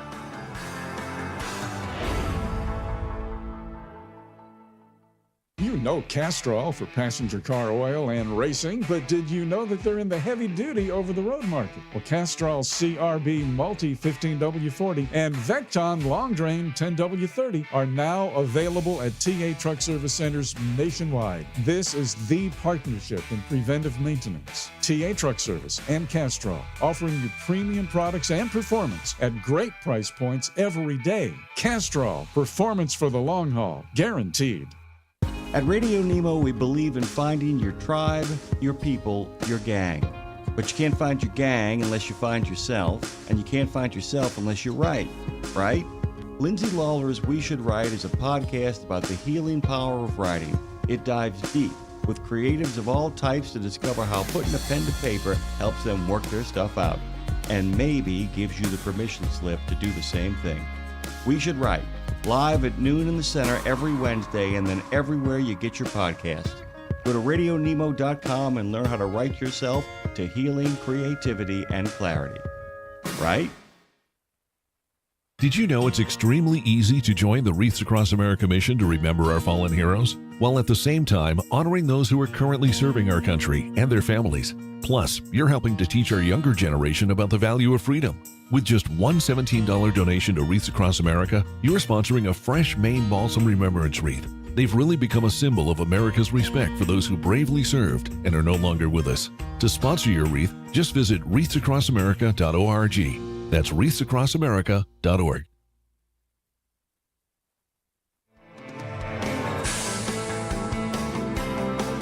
If we're looking for light at the end of the tunnel, or turning the corner, it does feel a little bit. And maybe I'm being Pollyannish here, but it does feel like we have turned a corner in some respects with some of the issues that we're talking about, because we have seen fast action over the past, 4 or 5 months since the ELP issue kind of really came into the spotlight and the non-domiciled CDL issue came into the spotlight. We've seen with that attention, we've seen some action happen pretty quickly. Truck parking, I feel like we are clearly not where we want to be here in the U.S., but I do feel like there's more awareness now, and I think more people who need to be the ones to make the changes are now coming to the realization that truck parking is an issue. The Truck Parking Safety Improvement Act continues to gain support. It feels like we're getting some momentum on that as well. But it does feel like maybe there's some room for optimism here.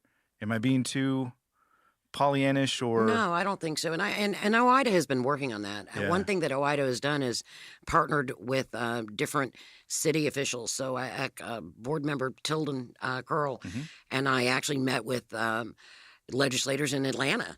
And it was like just through a Zoom call or whatever, and we were talking to them about the parking issue. Tilden has worked in Washington State talking about, talking with city officials of how to create parking or how to address this issue. So OOIDA's been taking a lead, and not just with legislation, but working with elected officials, working with other folks on figuring out what are the answers. It's not just one answer to fix the parking. It's going to take a combination of approaches to fix the parking. Yeah, for sure. Joanne? Because it's taken years to get this bad. It's going to take time to get it back up to where it should be, and address the issue in a once and for all kind of way, in a legislative way, in a if you do this you must do that kind of way. So to give you an example, how long did it take those of us who are older remember when you pulled in anywhere and there was no such thing as a handicap parking spot? And now it's the opposite. You pull in anywhere, and if there isn't such thing as a handicap parking spot, somebody's done something wrong. Yeah. So it should be the same with truck parking. If you own a business where trucks pick up or deliver at, you should be providing truck parking. Period. It should be that should be the big pie in the sky dream in my head is kind of that. So and we need to get there, because every other issue in our industry revolves around the issue of truck parking. You can tie it all back to truck parking. Every issue. Got to go to the bathroom. Yeah. What do you got to do first? Park. Well, let's hope you're parking first before. Let's hope they let you use the bathroom. Yeah, that's the other thing. Yeah. So well, and it all ties together too. Again, this idea of treating people like human beings instead of forcing them to park on the side of a highway because they can't find truck parking, forcing them to use a tree because they aren't being allowed to use the restroom. Not holding them at a shipper or receiver for hours on end while you wait for them to unload, while you run out of hours. It's all these things that tie together.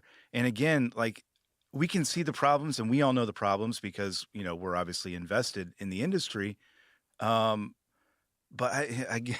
maybe that's the theme of this show, like of this episode, is the things that I just cannot fathom, like how we got here and the lack of just common sense and common decency. And maybe that's just me, the old man, shaking his fist at the wind or something. But it bothers me, and I'm not driving a truck. A lot of it is what you just said about the things that have happened quickly. So the ELP and non-domicile issues that are being dealt with quickly with the transportation secretary. That's not common. Yeah, that's not what has happened in the past. What's happened in the past is we advocate for an issue, and our DC staff is really good at advocating. Like I am not taking anything away from them. They are top notch. But it just takes so long because the best, and this is something I heard Linda say years ago, and I never forgot it. The best politician is the one who does not make a decision. Because by not making a decision, that politician is not aggravating anybody and not costing him or herself votes. And they can continue to campaign on an issue as well. Exactly. So when we advocate and our politicians procrastinate, then no decisions get made. And then we go back to an election, and then we got to start all over with the advocating process again because there's somebody new in that position. So that's why it takes so long to get anything done, there's other things that I'd like to fault this administration for, but I'm Canadian, so I don't have a vote. So I'm just going to keep quiet on that. Okay, but you can all read between the lines. Sure. I said I'm Canadian, right? So. Yep. But what I am going to totally give kudos to is Sean Duffy, the secretary, the transportation secretary, has done wonderful. He has put his pants on and made hard decisions, and so be it with the politics of it. But we're dealing with safety issues, and I commend Mr. Duffy in making the decisions that have been made. And to that point, too, I was there when Secretary Duffy and Todd Spencer, president of OOIDA, had a discussion in Texas. What month was that? Maybe back in May when the ELP issue was really coming into focus and they started taking action on that. Secretary Duffy is listening to OIDA. He's listening to Todd Spencer. He's listening to Louis Pugh. He's listening to people and the truck drivers who have been expressing these concerns for a long time. And again, credit where credit's due. They're taking action on this and they're doing it quickly. In a perfect world, you would see more action like this. But as you point out, and Linda, you know this better than anybody probably, given your background, that red tape runs thick. It's the red tape, and then and truthfully, our politicians are looking at like 10,000 bills every session. Yeah. And they can't read every page of it. However, the stories matter. The stories matter. And so when I testify or when I go and I talk to a politician, I don't just say there's no truck parking. I'll give a story about what has happened. I was parked at U.S. Cold Storage in Covington, Tennessee for 10 hours and getting unloaded. And then I couldn't, when I was unloaded, I was told to leave immediately. And actually, Cold Storage doesn't do that. They're good guys. I make them cookies at Christmas time every year. They're good. They treat us good. Yeah. But that's what happens. But hearing the story is what resonates with them. They see all these bills, they see all this stuff, but OOIDA has stories to tell, and every one of our members has a story of how a piece of legislation would help them or what has hurt them. And I think sharing those stories is important, and I think our DC guy is doing an excellent job of relaying that. We, talk about the many, many issues in trucking. But I'm curious from your guys' perspective, what keeps you going? What's positive about the industry and what keeps you getting in that truck every day? I have a corner office and the scenery changes constantly. Yeah. So yeah, that's I truly 30 years, 31 years from when I started, I still love what I do every day. There's ups and downs, there's good days and bad days. A snowstorm is not exactly a welcome thing, but that's what keeps me going. I love what I do. It's a beautiful country. Yeah. Unfortunately, I'm not in the truck as much as I was. I have 2 trucks, but I have my husband driving one, and I recently hired a driver. I'm actually having to stay home a little bit more now and taking care of my mom. But I miss being in the truck and seeing the country. It's a beautiful country, and I love driving. I love to drive. So I miss being in the truck like I used to be in the truck, but I hope to be able to continue doing it, and it pays the bills. Yeah. Do you have, and we've been asking all the board members this, but for those out there listening, maybe they're younger, maybe they're new to the industry, it is tough going in a lot of ways right now. You both are successful and you clearly love this career, this profession. What advice would you give to people, again, who are younger, starting out, who are trying to navigate this crazy world we live in right now? Don't be afraid to ask questions. The only stupid question is the one that wasn't asked. So ask questions, get information, stick with your goals. Like if you chose this as a career, stick with it. It might not be the first carrier, might not be the second carrier, it might not be a fit for you.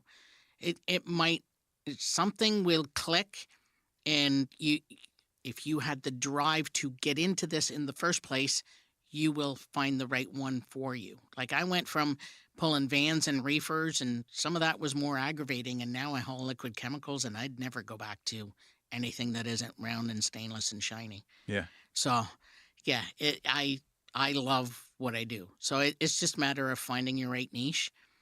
And I walk in offices sometimes and see people, there's 30 cubicles in a big room and 30 people speaking loudly. And to me, this is all like loud noises. But then I walk back out to the truck and start the motor and went, oh, okay, that's my own loud noise. But at least I can tolerate this one. Yeah. So it's all your choices.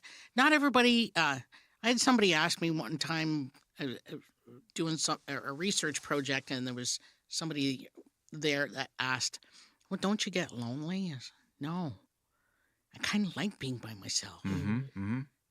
Tunes, podcasts, whatever. Yeah. I find I educate myself by listening to a lot of podcasts, and I'm well informed, and I have time to do that.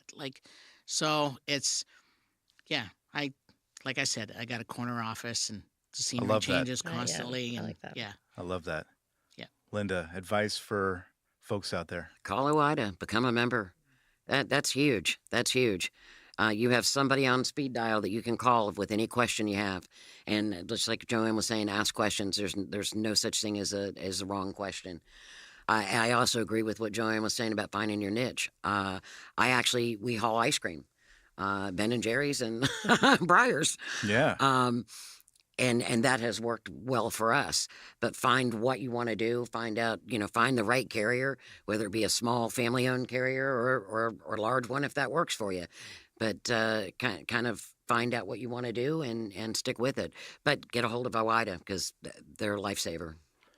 And also be your own advocate, to piggyback what you said earlier about reaching out and talking to lawmakers who can make these things. The folks in D.C. that OOIDA has are great. They do a great job, and they make the case strongly to these folks when they meet with lawmakers and their staff. But to your point, Linda, a phone call or an email from an actual truck driver who is encountering a problem with truck parking or bathroom access or broker fraud or any of these other issues out there, if you can reach out and talk to them directly and make your case and educate those folks about what's going on, anybody who hears what's going on, to me, any person with common sense will be almost shocked, with some of the things that truck drivers have to go through. And that's how action happens. Slowly, as we pointed out, but it does happen over time. So I'm all about grassroots mobilization. Yeah. I wish more people did it. Your voice matters. Everyone's voice matters. Yeah.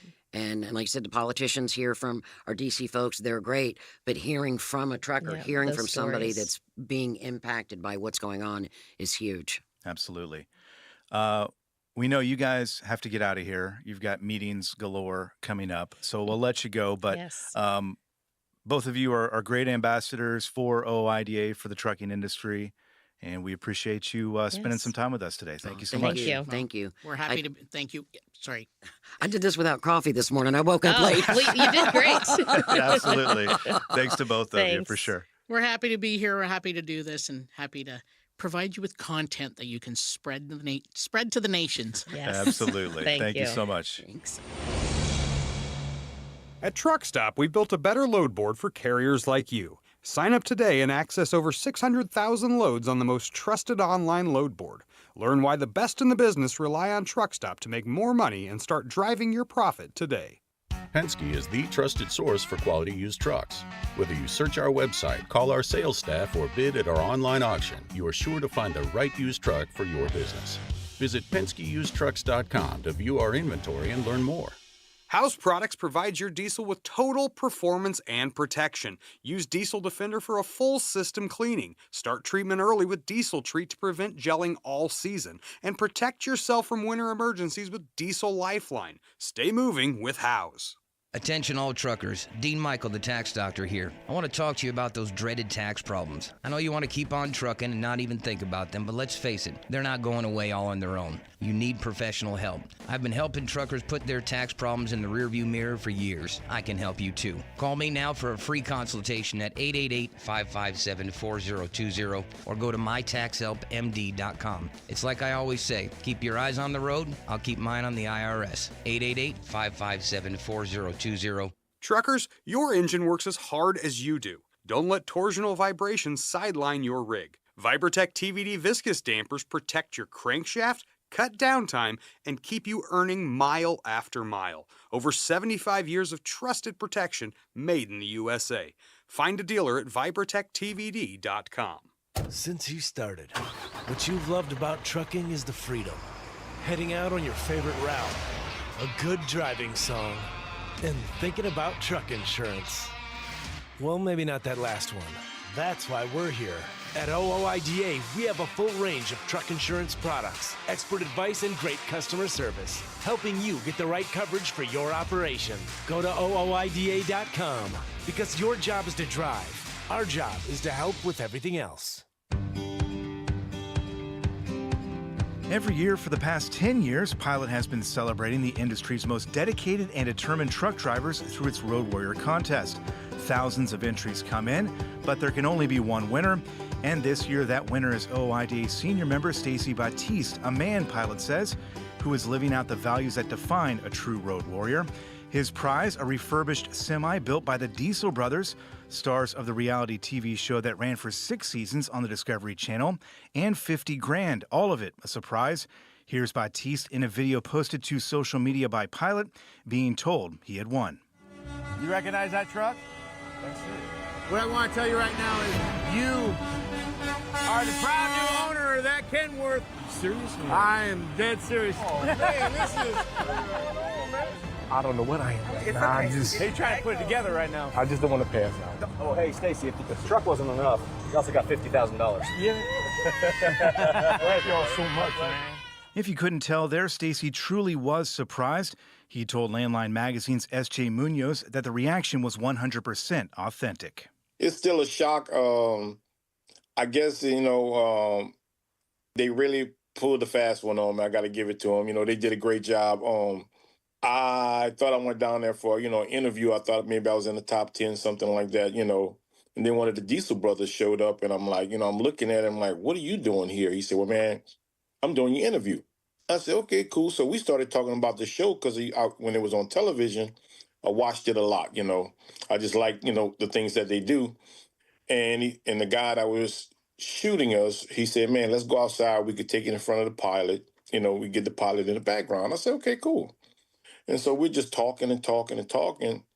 And out of the corner of my eye, like I said, I caught the truck. And when he pulled up, he said, man, he said, I got to tell you something. You're not here for an interview. You want a truck. And it was like, that's when everything happened. And my family came out and I was like, my face was like, what are y'all doing here? So it was pretty crazy, man. It was, It's not hard to understand why Stacy won, a U.S. Marine Corps veteran turned owner-operator. Pilot said he brings honor, courage, and commitment to every mile on the road, mentoring young drivers off it and uplifting his Louisiana community along the way. Stacy says his love for trucking runs deep. I started driving, I was in the military, Marine Corps, and I went straight out of high school. And I was involved in Desert Storm, and I was in college. And when I got back, I've always been into trucks, like most kids play with cars. I always wanted trucks, dump truck. It didn't matter as long as it was a truck. I don't know. I was always fascinated with trucks. And when I got back, I went back to school, but I really couldn't focus on it. I did like 2.5 years. And it's like, I just started driving full time, so I just got in the truck, and, we took it from there, and it just escalated, to where I'm at now. I've roughly been driving, I want to say 35 years, maybe a little longer. And, I used to go everywhere, like 48 states or what have you. And as I gotten a little older, I kind of narrowed it down, a little bit smaller and smaller areas so I could spend more time with the family. I have 2 sons, I have a granddaughter now, so, I try to spend as much time as I can with the family, because they come first. But at the same time, I guess I have, like, my mama used to tell me, I have diesel in my veins, after a little while, I got to get on the road, because I just love what I do. I know times have changed and a lot of things have changed in the trucking industry, but I try to keep it as simple as possible, with what I do, out here on the road and things like that, and being safe, very safe. And that was one of the things they were amazed about, knock on wood. I haven't had a major accident. I don't know. I think I'm roughly probably a little over 5 million miles now. And I never really had an accident, like nothing like that. I had a couple of claims, but I've never had nothing that stuck against me, But other than that, I just try to take my time with it one day at a time. And we just keep on trucking, man. Like they asked me, how long am I going to work? I said, if the Lord lets me, I'm going to ride till I die. For the time being, Stacy's going to be riding in style in that custom Kenworth W900 the Diesel brothers decked out, and the timing was impeccable. I always say that God, God is great, and I spoke to my wife. I said, well, look, my truck is getting older. Probably after the first of the year, I've been kind of working a little harder. And just to save up to where, with everything that's going on with the economy and everything, I figured probably next year I was going to have to buy another truck. And this happened, so it's like, I don't have to buy a truck, so that's a great, great help. It's just, people don't realize, those things help out a lot, especially when you're owner operator. You know, that's probably, besides fuel, that's probably your major expense, you know, the cost, the maintenance and repair of a vehicle. And so with that, me being blessed with this truck, that means I could focus on something else, you know. It'll be nice not having to worry about some of those maintenance and repair costs. It'll also be nice rolling around in a one-of-a-kind Kenworth, but Stacy is also appreciative of one more thing. Well, the last 6 months or so, been having air condition problems, man. It's like I fix mine, it goes out. Fix this, is electrical problem. I think a bird or something hit the front, it bent the condenser. I had a problem with that, you know. So it's like, you know, just, I know it's getting cooler now, but and then when they brought it down, they were laughing because the AC went out on it. So they're getting it fixed, you know, it's in the shop now. So just, I guess it's gonna be me getting used to a bigger truck. You know, I'm used to driving a 10-speed. This is an 18-speed. So, you know, when I started, that's what I started driving with. So I have to remember, you know, kind of reprogram my mind that, hey, this is 18 speeds and not 10, you know, and it's just, you know, I guess I'm assuming the ride is going to be a lot smoother, you know, in this one because it has a longer wheelbase, you know, the stance, you know, and everything like that. So, you know, we're going to enjoy it to the most, man. Like I said, to be honest with you, I just enjoy looking at it. You know, it came in, it was clean, it was shiny, it was, I mean, it was like, you know, I'm looking and they talking to me at the same time, you know, and I'm just looking at the truck, you know, and it's like, you know, and they say, well, man, you know, you got this, that, and that. And I'm like, wait, y'all got to slow down because, you know, I'm kind of in shock. I'm looking at the truck, you know, and like I went back and I looked at some of the videos of when they put the truck together. And I thought that was awesome also, you know, the way they put it together, you know, changed a few things on it, you know, it's kind of like, that's a good feature right there, you know. So it's all in all, I think it's, you know, I enjoyed everything about it, you know, and I can't wait till I put it on the highway, get it rolling, and we'll be good to go. Stacy may have won the award, but he's quick to shout out everyone who helped him along the way, including a key player in the story. I got a best friend. His name is Kenneth Clay. He and I have been best friends for about 45 years, man, since we were about 10, 11 years old. And we basically like brothers, you know what I'm saying? We're always together. If you see one, you probably see the other one or somewhere similar, you know.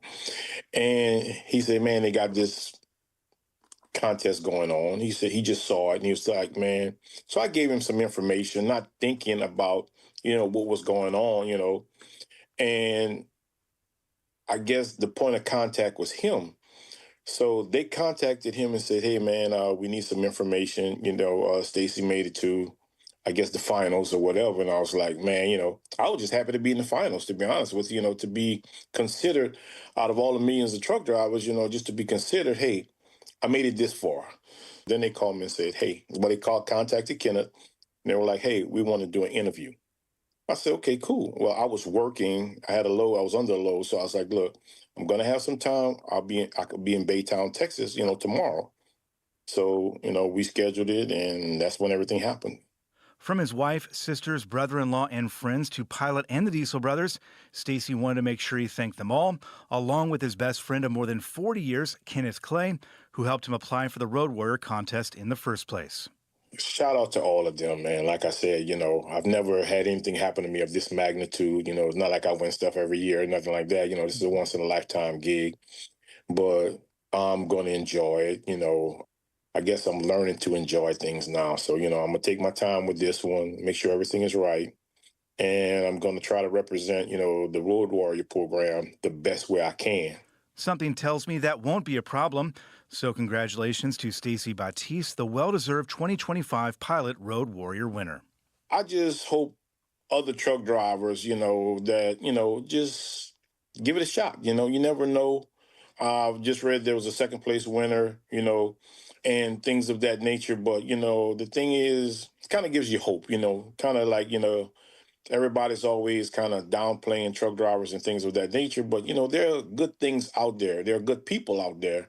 And I hope that they, you know, just take that and move forward, you know, with a good perspective instead of, you know, like, man, I hate truck driving and this, that, and that. You know, I enjoy it. You know, I don't think right now at this point in my life I could do anything else, you know. That's what I love doing. So, like I said, I'm going to ride till I die, man, you know, until they take me out the truck, I guess.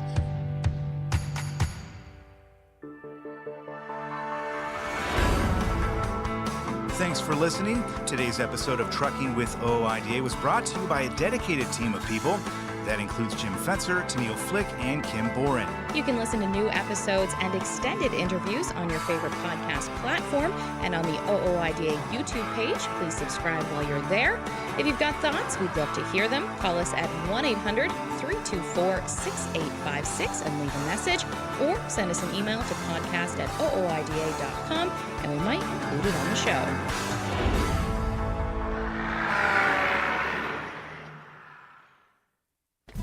The Soup Nazi says no soup for you, but we've got plenty of alphabet soup for you on Nemo Nation every Monday. You'll know what's going on at FHWA, TCA, ATRI, CARB, NHTSA, NACFE, OVAC, NTSB, ATA, RLA, NMFTA, DOT, CVSA, TXTA, NASTC, NAPTA, and of course OOIDA and FMCSA, and more. Dave, we're gonna need a bigger bowl.